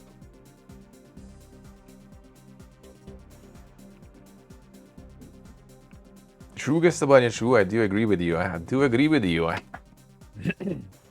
I do agree with you, but unfortunately, they actually do be running everything. I just kind of hope that, you know, like maybe at least European Union will kind of like step up there.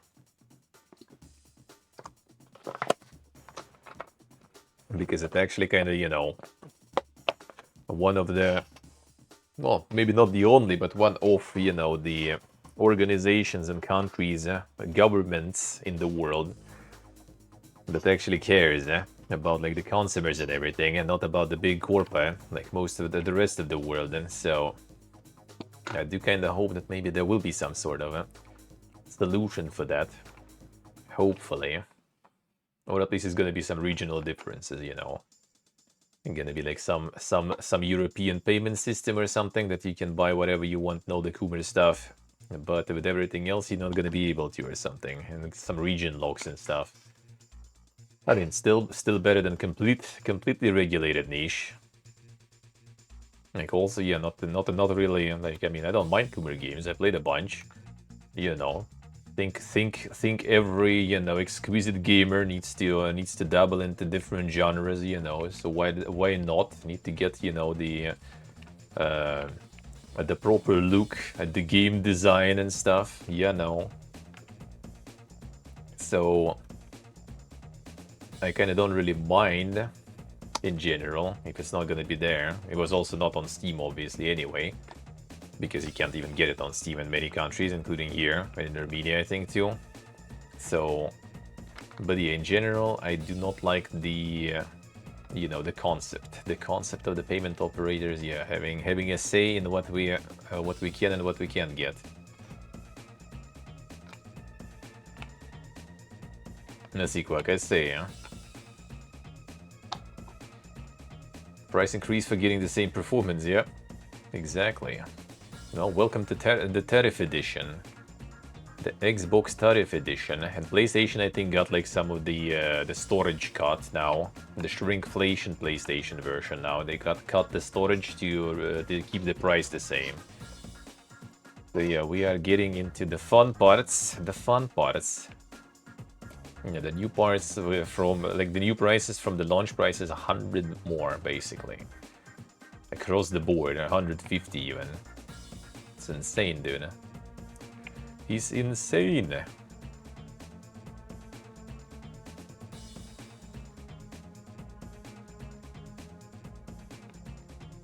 And the special edition got even crazier there, holy shit.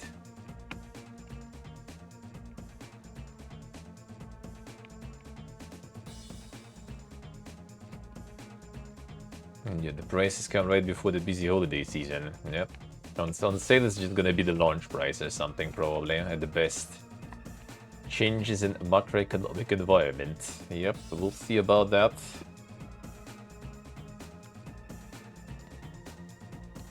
True, it's about it, true, huh?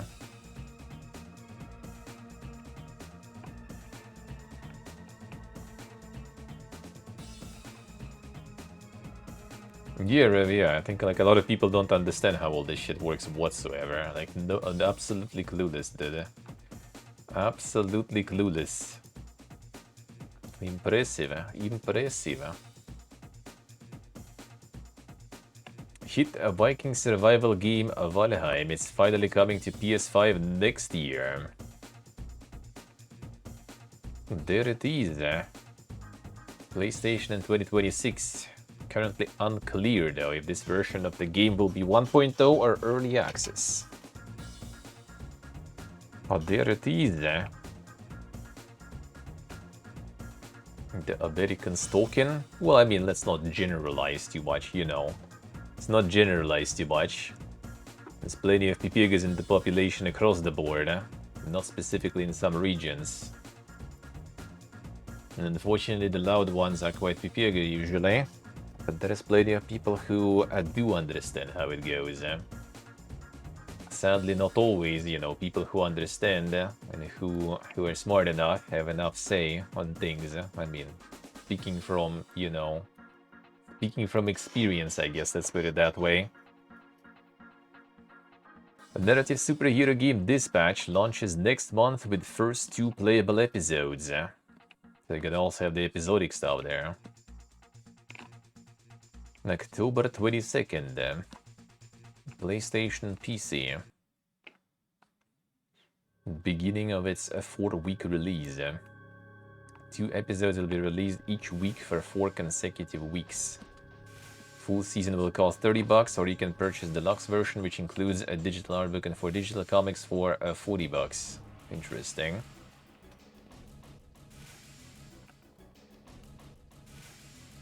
Yeah, it was nice, Rev. Those were good times, man. Those were good times.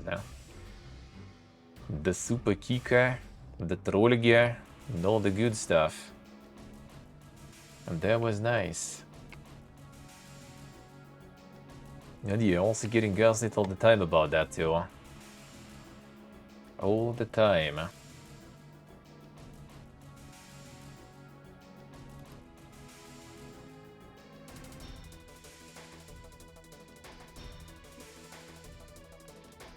Video game TV adaptations boost player numbers 140% on average, says new report.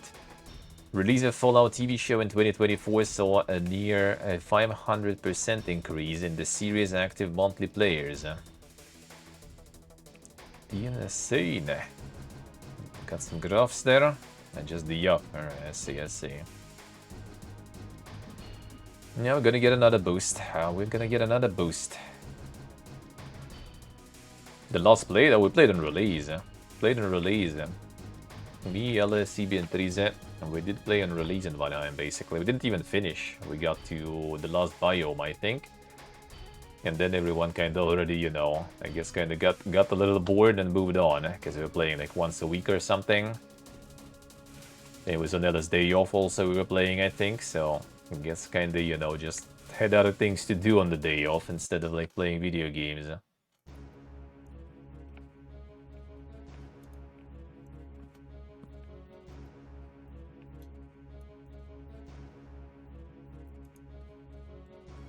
Clarabskur Expedition 33 tops 4.4 million copies sold. Interview released that, while official figures remain at 3.3 million, RPG has exceeded 4 million sales since its April debut.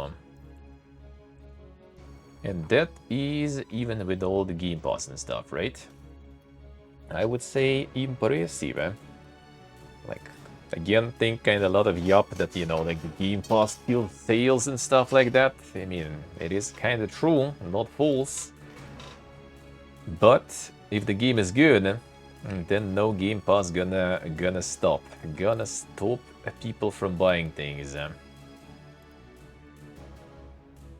Randy Pitchford calls Borderlands 4 pretty damn optimal amidst PC performance complaints. Every PC gamer must accept the reality of the relationship between their hardware and what the software they're running is doing. Damn son, dropping the hardware philosophy right there. That's like, you know, like the mega copium right there. Like, I mean, Todd also was just like saying that, you know, they optimized everything. It's them optimal there. I think it still was actually kind of more optimal than Borderlands, not gonna lie. But it was actually trash too, huh? But at least Todd is not trying to fight everyone on Twitter about it. He just drops his lies and then he's pee-pee-poofing, you know.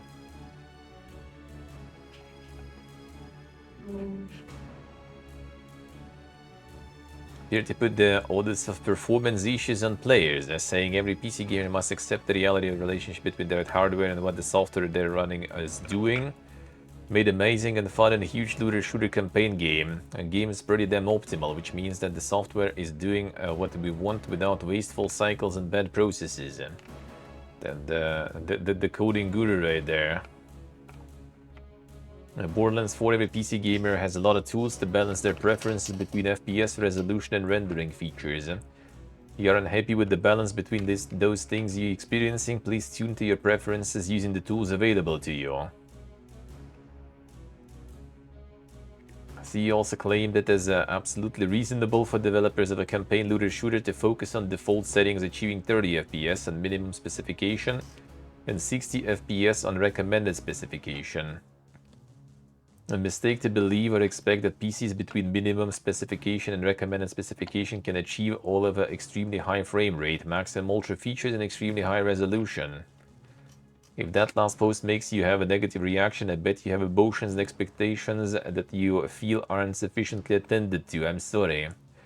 Please accept that the game is doing a lot and running pretty optimally, and that you may have to either accept some trade-offs between FPS, features and resolution as your preference, or you will continue to be disappointed. Insist Borderlands 4 has few real issues, and those that do persist are affecting a very, very small percentage of users. Fixing those, and many are already fixed. Also doing significant work on PC performance, and well, everything else that is coming at us, we are not stopping. Pitchford recommends fans don't wait for these fixes and instead make the trade-offs to prioritize what's important to you. Suggesting players reduce resolution to address FPS issues and utilize NVIDIA's AI-powered DLSS technology to improve visuals. In response to Preachboy's posts, multiple players highlighted the PC performance issues they had with Borderlands 4, primarily citing unstable frame rates even at lower graphics settings. In its analysis of Borderlands 4 PC performance, Digital Foundry, which tested the game on high-end PC, also highlighted stuttering, 30 FPS cutscenes, and frame rate drops as some of the game's pervasive issues. They tripping, just the lower the settings, dude, on your high-end PC.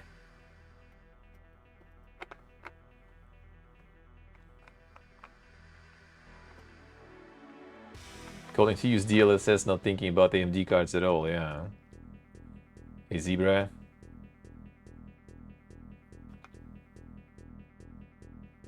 Yeah, DLSS frame gen with your 5090 right there. Yeah, so we got in this state. PP good, dude, huh?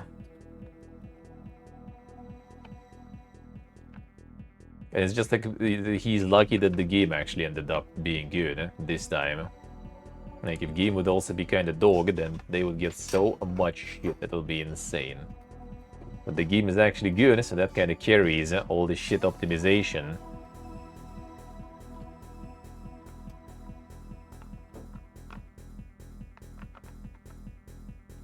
Shouldn't really be a problem. Shouldn't really be a problem. Yeah, that's the problem with the settings nowadays too. Like quite often, and many games that run like shit, changing settings doesn't do much at all. Like look at fucking Cronus, for example, right? I was trying to like change settings, nothing changed. Until I got some like ini file basically for Unreal Engine that that did actually improve it a little bit, not fully, but a little bit at least. Even though in my case it was mostly probably because of the bottlenecking. I think like the CPU was already a bottleneck basically on the laptop. Unfortunately, which I mean from the laptop is to be expected, but with people, you know, with like some mega PCs having issues, that is not expected. Let's put it that way. Let's put it that way. Nice, Rajan, nice.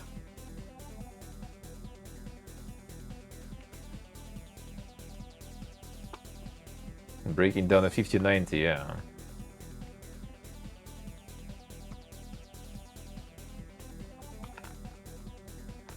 Yeah, when the CPU is maxed out, you basically can't even like run the DLSS doesn't even help you. Like there's literally no difference when I switch the like turning DLSS on is working, but then you try to switch more for like, you know, performance from quality, for example, and nothing changes already. Like it's gone, it's over,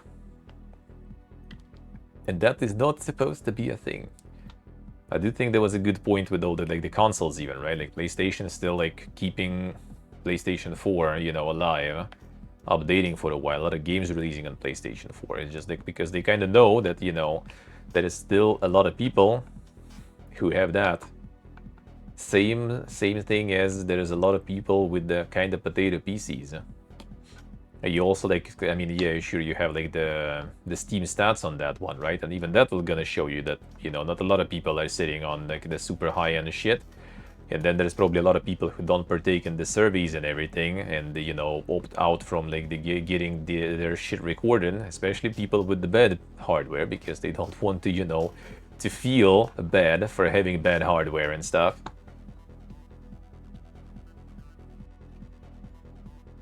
So we'll see, I guess we'll see. I just kind of do hope that optimization will get a little better, because right now I'm also kind of suffering from that. Right now I'm also suffering from that. This laptop, I mean, it's laptop, but it still should be kind of like way, you know, lasting way better and way longer than it kind of looks at the moment with all this Fiesta. Yeah, I'm not looking forward buying another one. And the PC, I guess I could kind of upgrade to 4070, but will it actually improve things that much nowadays with this performance shit and optimization? I don't even know, man. And the PC I don't want to carry around with me anymore, I mean, even though I'm kind of considering. We'll see.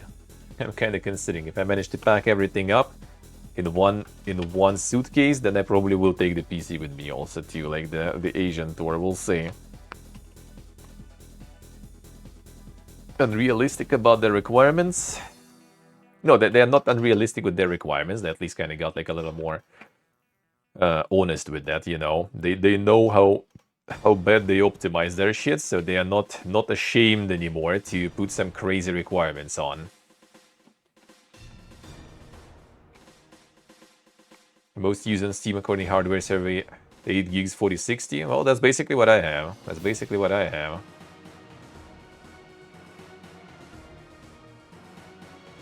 It makes game that struggles on 5090 in some scenarios, yeah. Like I haven't played Borderlands, right? But like taking Cronus for example, and yeah, like even without OBS running, that shit like is not very smooth, and let's put it that way, with DLSS on. With the stream running, like in the hub, you kind of get close to 60. You go somewhere else, it's gonna be like, you know, 40, 50. And in some areas, it just drops like to 30 and lower, you know, and you kind of can see that even. That's ridiculous, dude. But Cronus at least looks kind of good, to be honest, you know. I can also kind of see where I guess a lot of the performance loss going with all the physics they have, with all this like, you know, gravity shit and like items, you know, like suspended in the air and actually, you know, having collision and moving and stuff. I guess I can kind of see that, but in Borderlands, I don't know. But looking at it, I don't see anything outstanding there, you know, that would be like taking performance that much. Not sure, man, not sure, huh? Kinda sadge, kinda sadge. Like normally, if I would be just, you know, like chilling home without, you know, like much where I'm spending money really outside of like food and shit, and if money would be alright, I wouldn't guess mind getting some upgrades every once in a while. Nowadays, with my current stuff, yeah, not so much. Not to mention, like, you need the mobile upgrades, you know, that you can take with you. So it'll be kind of like laptop or something, and that still, no matter, unless it's like super mega high tier, it's still not gonna be perfect. Like, even getting like some decent amount of VRAM on laptop is a problem already, I think. Except for some like really expensive shit.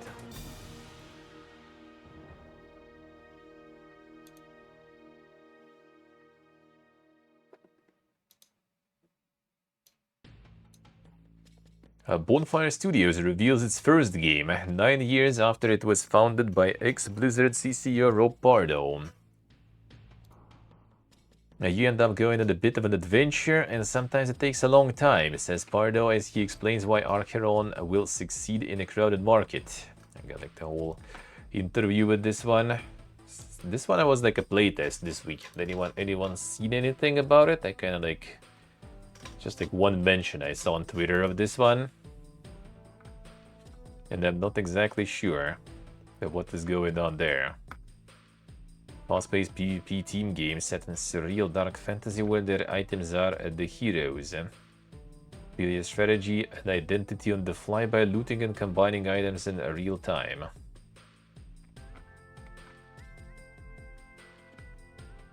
The fast-paced PvP team game set in surreal dark fantasy, you mean?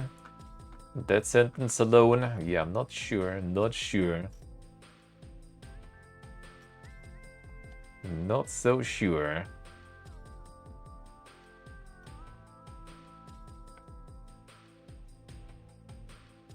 I got the playtest right now going, so I would assume there's like a bunch of people playing, but I kind of like only learned about it recently, so I haven't checked. Yeah, the 9 years with one game, yeah, especially looking at what the kind of game and the end it is. I don't know, man. I don't know. I don't know. Not sure how good's that. No, this kind of looks alright, so I don't know, maybe I'll manage to see some content of this one. See what it is exactly, even. What exactly it is. Now actually good games. 9 Dot Studios Action RPG Outward tops 3 million players. A milestone achieved 6.5 years after the game's March 2019 launch. Those are some good days there, good times there. Still need to play this one though. They're working on the second one already for a while. Right around the corner, so we'll see. Gotta play the first one. Yeah, that one doesn't look like it's, you know, gonna be pogging much. Not sure, man, not sure. It looks like one of those.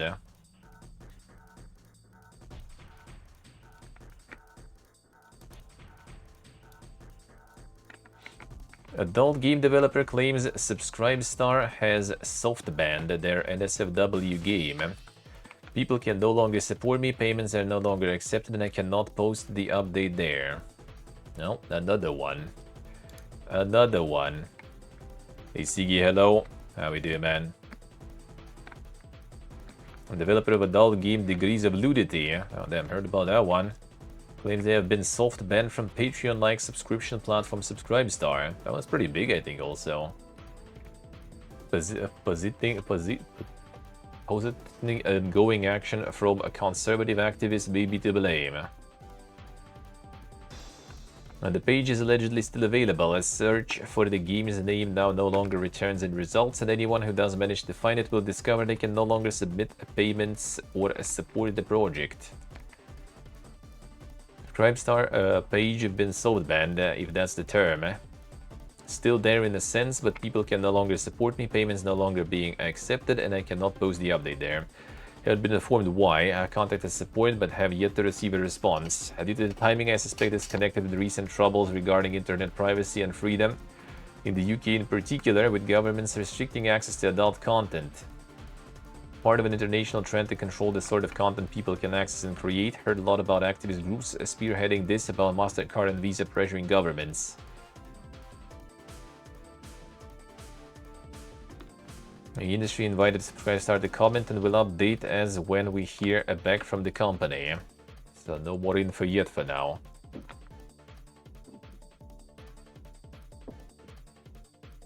Yeah, the fiesta continues, man. The fiesta continues. So it's not already Steam each. Looks like the Patreon likes. I think Patreon just kind of removed the Coomer stuff on their own, even though I think some stuff was still there. But now this one is also.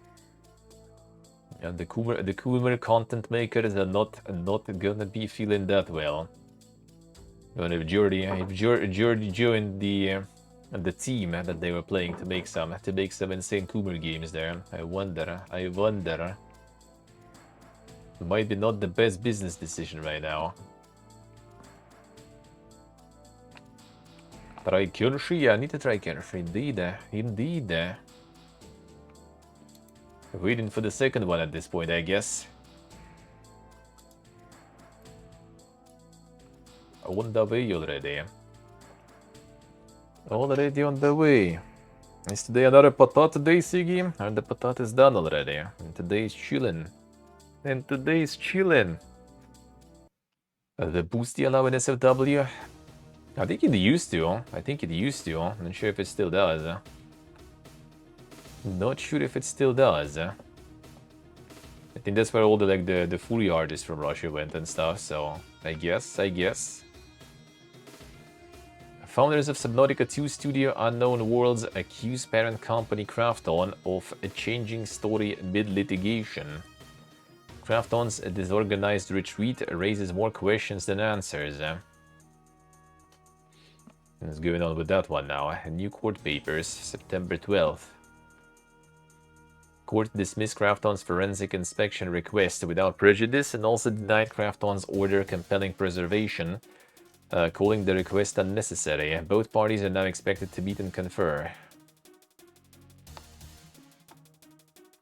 Oh boy, because what it might be. Could be. Alright, we know the prehistory. What is the new stuff? Founders claim that while Krafton initially alleged it fired them because of the founders' supposed intention to proceed with the premature release of Subnautica 2 and withdrawn game readiness as a grounds to justify its action, it has now pivoted to a new theory that it admittedly came up with only after the fact, that it terminated the founders and seized control because the founders backed up files they were entitled to access in their work for Unknown Worlds. Krafton's disorganized retreat raises more questions than answers.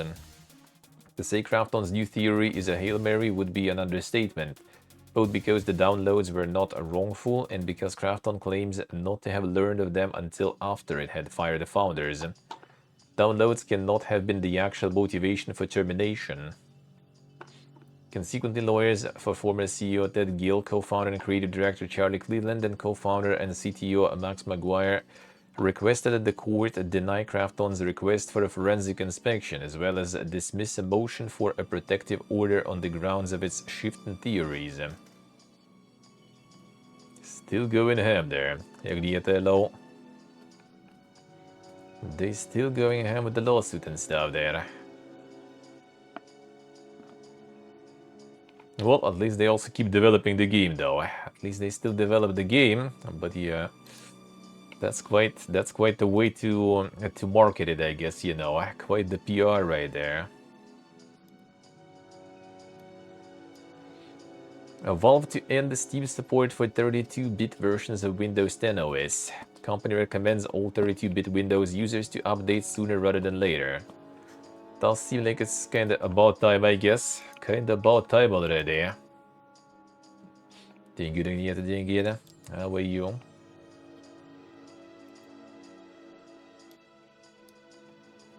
Yeah, what are you doing?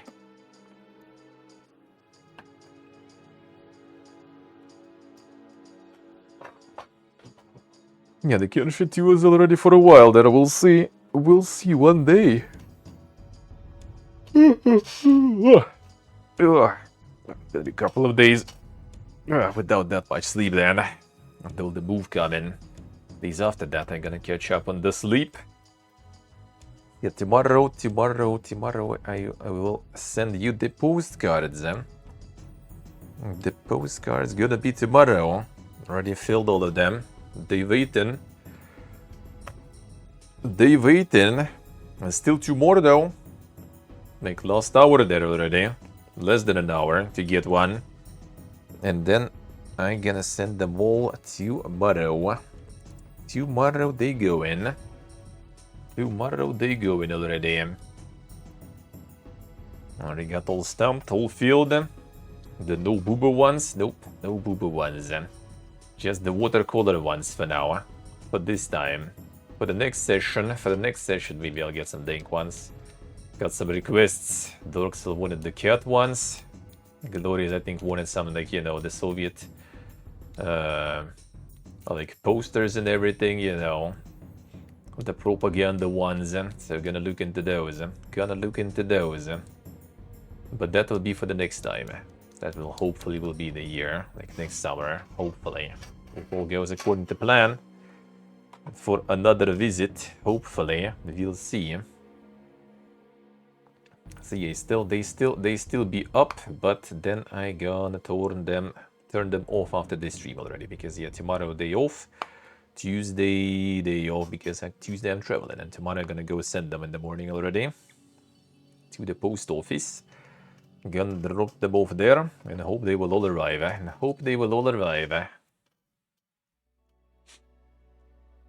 Discord, Twitch, Reddit and Steam CEOs invited to testify at a radicalization of online forum users hearing. The US Congress hearing will examine incidents of open incitement to commit violent, politically motivated acts. Damn son. That Twitch, man. Politically motivated assassination of Charlie Kirk claimed the life of a husband, father, American patriot. In the wake of this tragedy and amid other acts of politically motivated violence, Congress has a duty to oversee the online platforms that radicals use to advance political violence. Prevent future radicalization and violence, CEOs at Discord, Steam, Twitch and Reddit must appear before the Oversight Committee and explain what actions they will take to ensure their platforms are not exploited for nefarious purposes. Can use the platforms to talk to each other. Well, yeah, and they're gonna need them to report how they're gonna moderate, you know, that talking to each other part.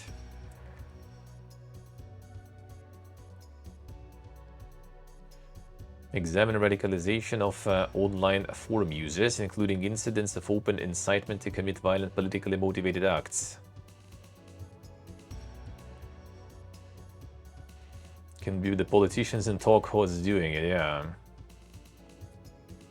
And that's why I think also, you know, getting all that insane amount of political content can be a double-edged sword. Yeah, sure, you get, you know, you get some bonus like views and hype on the platform that way. But at what cost though? At what cost though?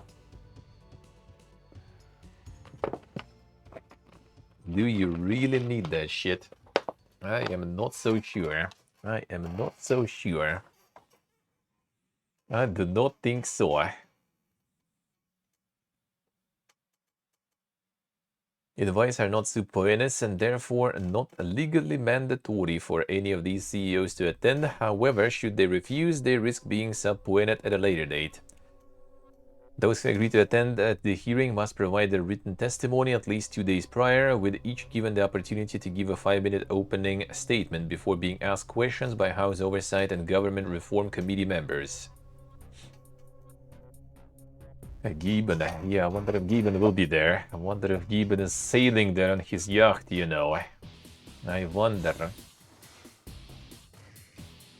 Reddit told Raiders that they hadn't yet found evidence. Suspect arrested in connection to Charlie Kirk's murder, Tyler Robinson, been active on its platform, and added that it has strong policies against hateful content and content that incites, encourages, glorifies, or calls for violence. However, Discord told Raiders that it welcomes the opportunity to testify, saying we continuously engage with policymakers on these critical issues and look forward to continuing this important dialogue next month.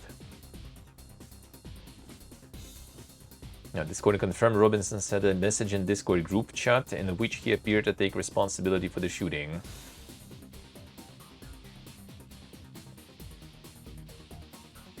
Neither Twitch nor Valve publicly confirmed whether their CEOs will attend the hearing. I mean, I assume they can send someone else, though, not just CEOs. Someone to represent them. It's gonna be interesting to see where it all leads. Gonna be interesting to see where it all leads. It doesn't sound like anything good, though.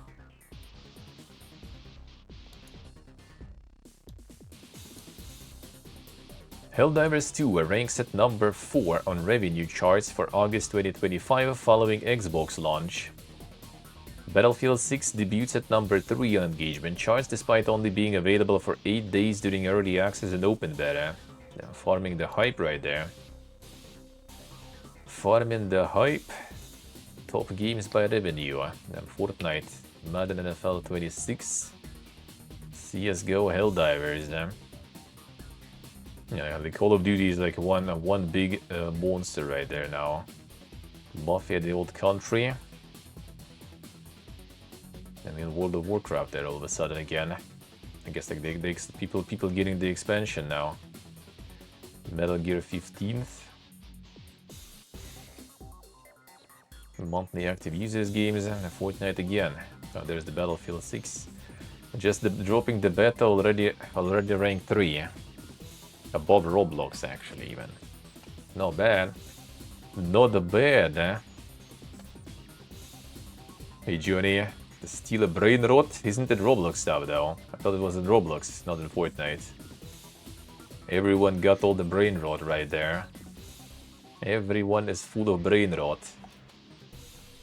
The Battlefield with just beta is actually ahead of Roblox and Minecraft and stuff. Well, the problem is it's also kind of beta was free and easy to get into. Will it actually be that massive when it's going to release and as a paid game? That's a different story, but probably still will be quite big though.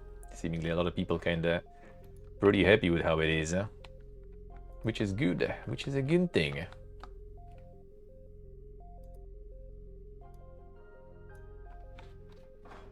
Keeping a game in early access for more than 9 months could kill it, data suggests. A global market report for 2025. 200 pages long the document there.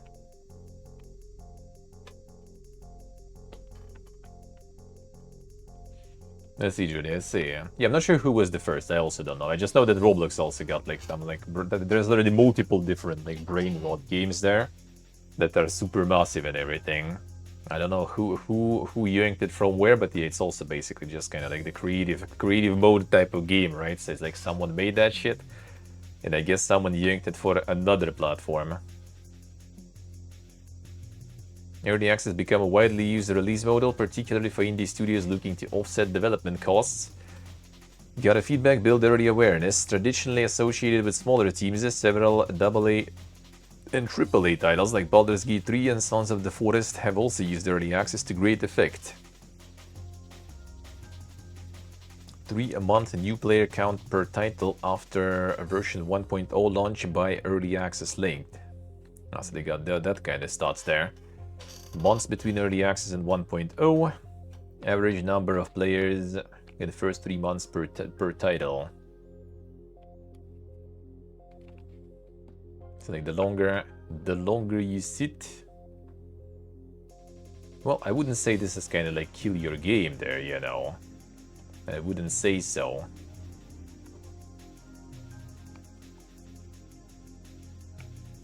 Post early access launch peaks at around 6 months. Well, I mean, it's kind of like this for example probably was just kind of like propelled by some like one outlying game like 22 that was like for 2 years in early access, like one big fucking massive release, or maybe like 2, just a few, because I don't think there's like a lot of games like that probably, right? That probably like already like did such effect on the graph here, and same here probably too. So it's still kind of all this is just, you know, not that crazy good, I guess I would say, of a stat. But I mean, it kind of makes sense. Like the longer it goes from the, it depends on the game too, I feel. Yeah, the sample size is probably nothing super crazy there. Like it says like amount of like markets, platforms, but it doesn't say, you know, yeah, the sample size really. What did they get there?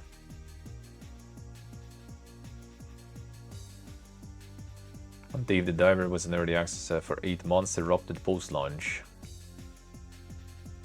And we also have a bunch of examples like Lost Skies right now, right? And there was plenty of other games before that also released less than a year after, and we weren't doing that good at all, let's put it that way. To put it mildly, I guess. So yeah, I don't think it actually is that connected. I think it's how you kind of like approach the early access. Like Subnautica 1, I think, was for a while in early access, right? And it did do really good. Because they managed to get like all those updates regularly, and for all the updates people were kind of tuning in. I mean, Ella was streaming it like pretty much every big update I remember between early access release and 1.0. So like it kind of depends on the game really. Yeah, if you just release in early access and then forget about it for a while, then yeah, it's probably gonna just fucking die. Absolutely. To be honest, nowadays, even if you release 1.0 and don't do any patches or anything, it's also gonna just get like, you know, shitty reviews and just fucking die with people claiming that the game is dead, even though like it wasn't supposed to be alive after release, you know. It's done, it's finished, it's out, play it. No, we want content. Where is our patches, dude? Dead game. It do be like that nowadays, huh? Pioneer, Fallout meets Escape from Tarkov, and you can play the beta next month. Then the open beta time now, eh? And interesting, you know, crossover they got there. In terms of genres and names, not so sure. Yeah, I would say more like kind of Stalker, really, rather than Fallout and Escape from Tarkov also. So there's gonna be the open beta of this one. Might try. I wonder if it's gonna be wiped after open beta, because open beta, well, actually it's not probably free to play, right? So oh, it doesn't say exactly, in October somewhere, right? Like if it's buy to play, then yeah, it's gonna be wiped probably after open beta anyway. And it probably will be buy to play, I guess. If it's gonna be free to play, then open beta usually is kinda non-wipeable already.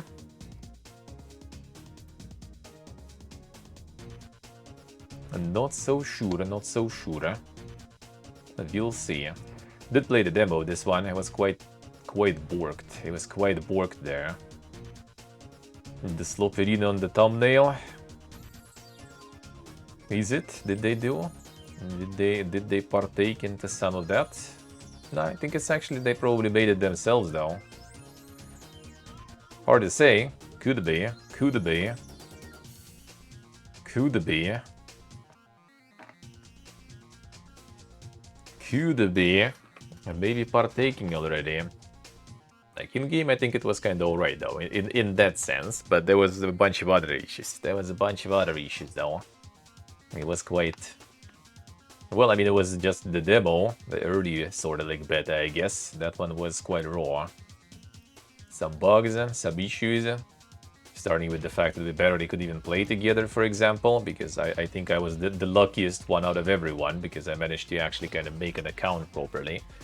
Everyone else managed to get in the game, but couldn't make an account, so when they got to some point, the game just kind of said, well, shit, bro, you kind of can't play anymore, because, you know, you didn't make an account, so if you can't make it, you just can't play anymore, and it's over. Or if you're really again or something, just all your progress is done because you never made an account in the end. So yeah, the beta was quite something. We'll see how this open beta will be. Will it be any better?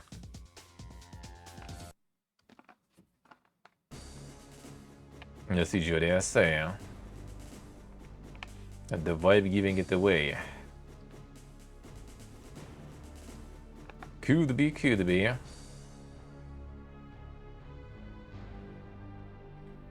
Oh, speak when he couldn't get an account. Yeah, and Stave also, I think you and Stave, right? I think so. It was Slavic also. I think someone managed, and we even managed to kind of get in some of the raids or whatever to play, I think. Someone managed to get in with me, wasn't it? So we kind of did play a little bit. But yeah, I guess we'll see.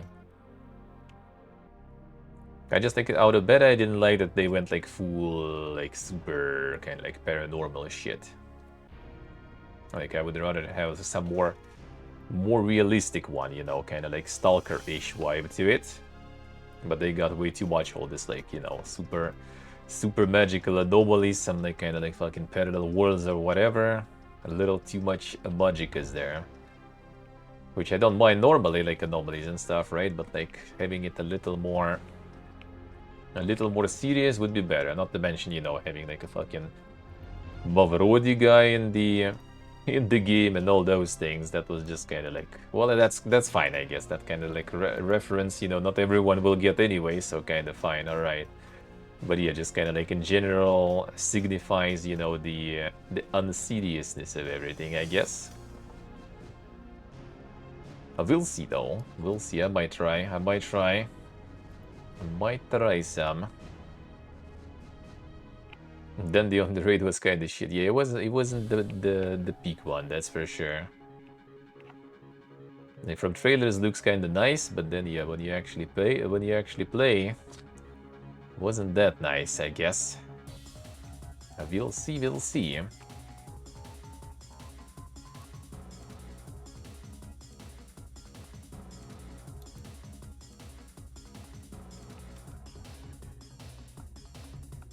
A new Yakuza remake leaked by Ryuga Toku. There it is, accidentally revealed before Tokyo Game Show. They got the Kiwami 3 now. Yeah, Yakuza Kiwami 3 accidentally revealed by RGG Studios website. So now they making that one now. Making that one too. Did you in? You are here, hello. How we doing, man? How's it going?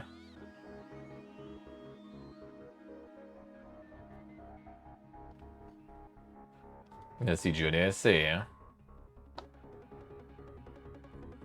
Play some Go Boy. How's life work here?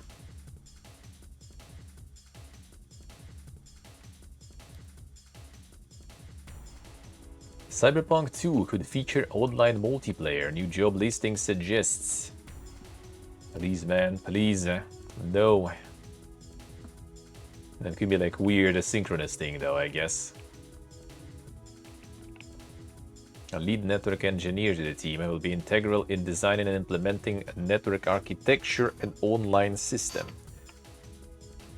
And details about online multiplayer were stated in daily responsibilities category. Designing, implementing, and maintaining scalable and efficient network architectures for online features.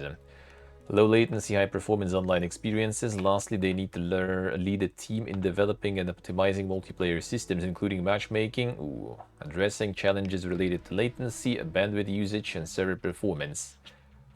Details suggest online multiplayer Cyberpunk 2 is all but confirmed. All we need is an official announcement. Well, I mean, I guess we'll see. I guess we'll see. The matchmaking. Like, I wouldn't be surprised though with kind of like, you know, how much co-op games are farming and everything, that they would try to get some sort of co-op going in Cyberpunk. I wouldn't be surprised. But like, I wonder matchmaking.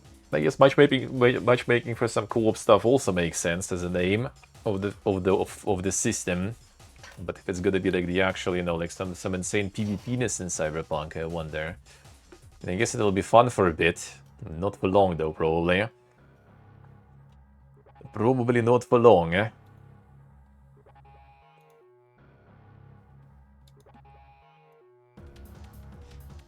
No progress on a Bloodborne remake, it is claimed. The copium continues. A reliable insider, Jeff Grubb, recently spoke about the Bloodborne remake during an episode of the Game Mess podcast. Grubb stated that he checked in on the game relatively recently and has been continuing to hear that nothing is happening with Bloodborne, so don't expect that. News must definitely pour water on player dreams. Try and fail with the first game. I think something was there, yeah. Weren't they trying to do something? They were trying also, like, they kind of like couldn't on release deliver some of the things, like the Metro and everything, right? So yeah, I guess. And the same stuff every year, yeah. The copium continues.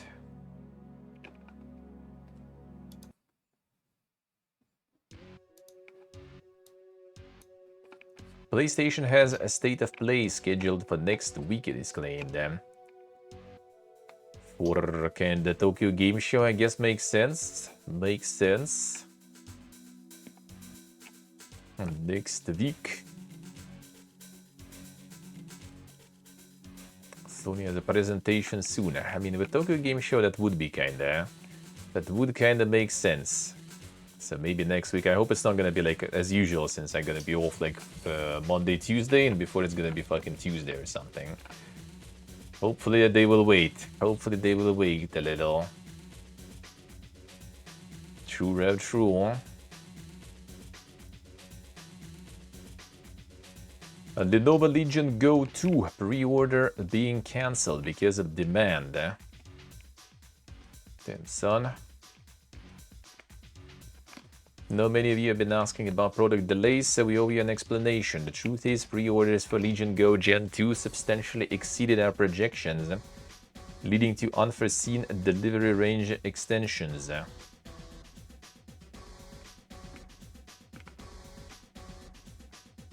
Yes, I say. Too much action, too little stealth. My friend was kind of like mad that it's like the same Hitman again, just reskinned. Well, I mean, what else you expect there, then? What else you expect there? That's exactly what they plan to do.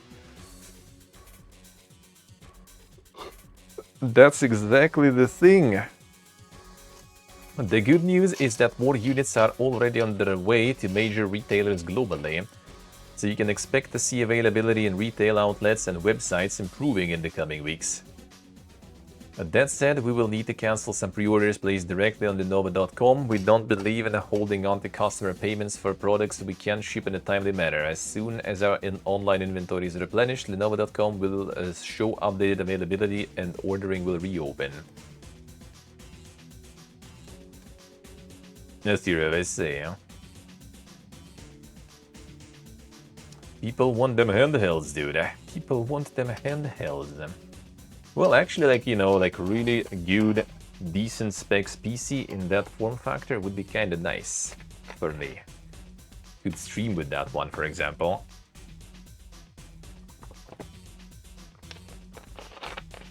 But then again, the laptop is not the poogiest, you know, to do modern gaming with more than an optimized piece of shit games, and sadly. So at this point, it would be probably more optimal to make the laptop into streaming device and then get like another laptop that is way more powerful, I guess, for the gaming device. But that is a lot of buddies.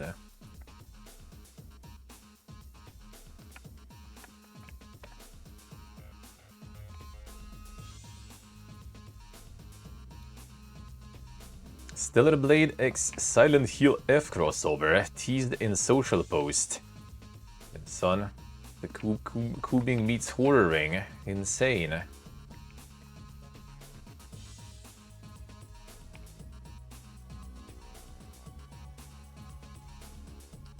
A new outfit for Eve. The latter title's protagonist, despite already having dozens of outfits, developer behind Stellar Blade is always willing to add more. Piling them onto already a heaving and illustrious wardrobe.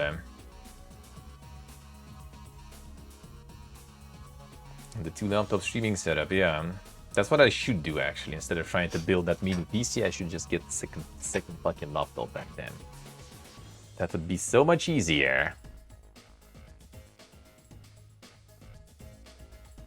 Possible would also see a creature theme crossover with Silent Hill F's monsters working their way into Stellar Blade's universe. Stellar Blades sound enemies which are heavily mutated and often boast blades for appendages. It could already be from Silent Hill if you weren't any deviser. Rumored that PlayStation State of Play event will be a perfect staging ground for any announcements like this to take place. All the pieces are falling perfectly into place. Well, we'll see, I guess, we'll see. They're gonna show it on the State of Play. They're gonna show it in Tokyo Game Show, though, for sure, one way or another. Next week, we're gonna be trying to catch some shows. And there are gonna be some showcases during the Tokyo Game Show. There will be for sure. Let me see, actually, when exactly. Which ones we know. So, Tokyo Game Show Capcom Online special program, gonna be Wednesday 4 PM. Gonna stream that one. Gonna be in our media already. Indie Fun Fest September 24th, also Wednesday 6 PM European time. Good, we watching. Xbox Tokyo Game Show Thursday noon. Watching for sure. And Sunday at 6 PM PC Gaming Show, Tokyo Game Show. So edition. So we have those going that are announced already. There should be more. I think there should be even more. And there's gonna be a lot also of like, you know, those like we watch every year, and they every year are kind of pipiega, like all those panels, you know, where they're gonna be talking about different games and things, and those are usually quite special to watch. But we're gonna maybe watch some, at least, of some games that are interesting. We're gonna try, because usually it's just like a lot of yapping, a lot of very excited, you know, translators sitting there with amazing engaged voices, you know. So yeah, we'll see about that. We'll watch some of that for sure. We'll watch some of that for sure. And Konami has asked fans which Metal Gear game should be remade after Snake Eater. Then getting some surveys there in the post on social media. Which one should be remade now? Select all the following Metal Gear series titles that you would like to see remade. Consists of Metal Gear 2 Solid Snake, Metal Gear Solid 2 Sons of Liberty, Metal Gear Solid 4 Guns of the Patriots, Metal Gear Solid Peace Walker, Gear Solid 5 Ground Zeroes, Metal Gear Solid 5 Phantom Pain. Oh damn, time to remaster that one too. And others with the text field. How about Metal Gear Rising, bro? How about that? How about that?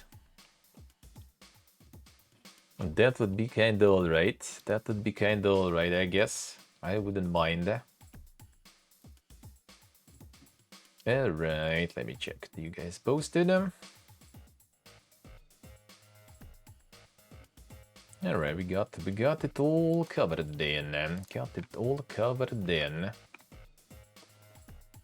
A remake 3 hours of gameplay ported on the Unreal Engine.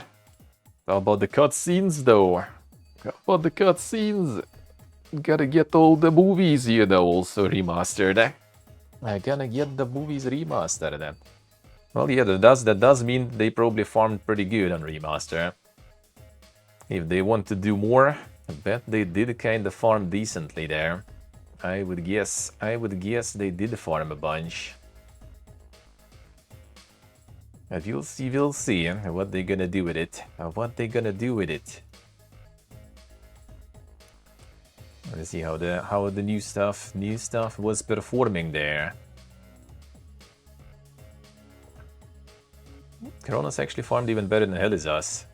Man, I thought like there would be like no performance issues. That would be so good. Such a good game. Streams before... No, I will be off tomorrow and Tuesday, and then Wednesday I will be already live in Armenia though.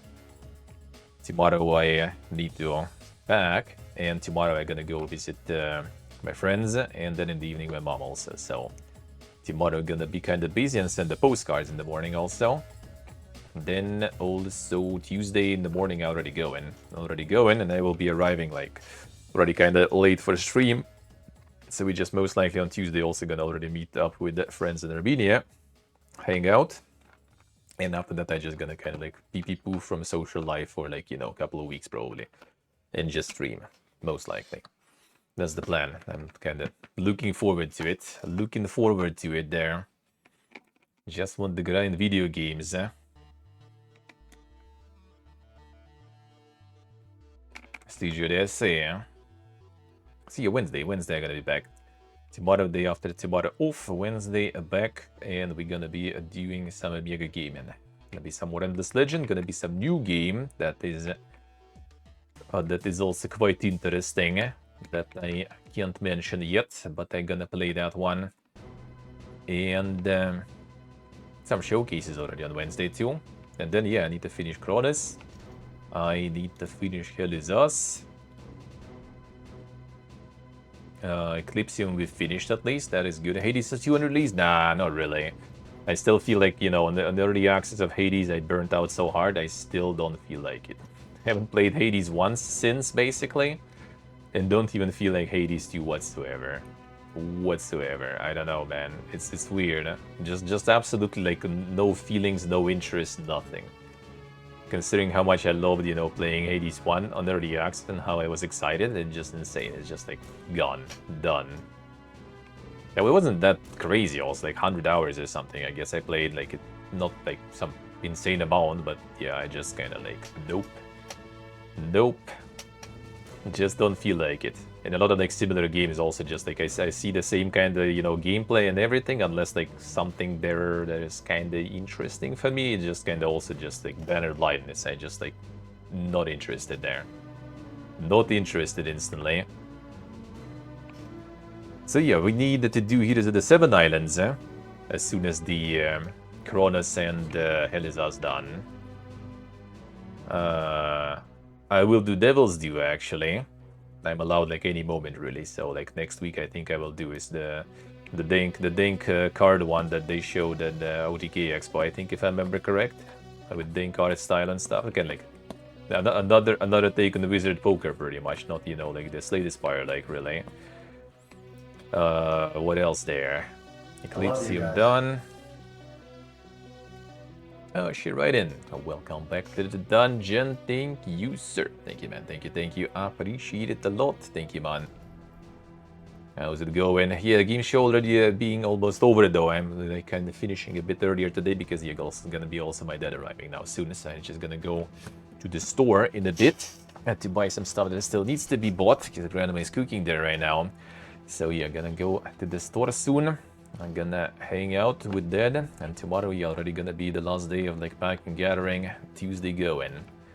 On Tuesday going.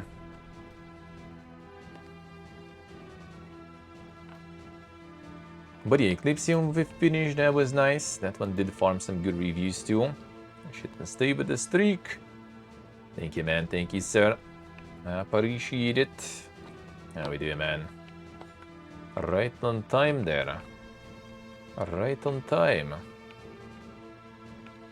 Oh, yeah, this one is nice. This one is nice. Even though like the beginning was like very, I don't know, slow. You know, beginning felt like it will be not that crazy good. Like there were some weird things and all going on, but it was like very, very slow. A lot of walking. But then things went ham, and that was actually pretty good. That was actually pretty good, eh? Me likey, and it's also short. 4 hours basically. Very nice. How's the big face doing actually? It's also out already. Yep, very positive. Yeah, big face was really good too. That was good shit. That was good shit. Early access for now, but that already was very nice. That already was very nice. Some good shooting right there. Very good, very good. So yeah, basically, then on Wednesday, this legend and some other secret for now game. Oh shit, bot's face. Hello, sir, hello. Another streak. Thank you, man, thank you, thank you. Hello, hello. I'm gonna be calling it, at least you guys call it catching the streaks there. Catching them streaks. Because they're gonna be calling now almost. Almost. Oh yeah, the Dawn of War is also waiting there. The Dawn of War is also waiting. I'm gonna get that campaign also finished. Preferably. See, a lot of things, man. So the Seven Island, Helizas, Coronis, Airless Legend, the new game. No, I'm not a human, I need to do the run also next week. I basically got cocked hard. They just patched the save system. So when I returned, my save was basically dead. So I will need to start a new one. And I want to do at least like one full run of this one. It's gonna be also dank. So we'll do that. So next week gonna be loaded. And there's gonna be like new stuff arriving because as I said, like, was it yesterday, day before yesterday, I just like arrived back home after checking, you know, the emails in the morning, and then I just like streamed. I went to the bank stuff and then returned, and there's like 30 something emails. So kind of getting some interesting times. And October also gonna be next fest in the middle. So dude, the gaming is going crazy. How long the game is? Well, I mean, I got like almost 3 hours, very slowly. I didn't finish. Which day I wonder I was, I don't remember. Witness the beginning of the end. I don't think it's like that long though, really. I don't think it's that long. There's different endings, of course, too, depending, I guess, of who you got and everything. There's like a shorter and the longer one, I guess, probably. So there are different ways. So I'll try to do any, I guess. Just because I want to kind of like see what is up, at least in one ending. But I couldn't because my save was gone. Yeah, during the first week, so the first week was over, so like at least 7 days for sure.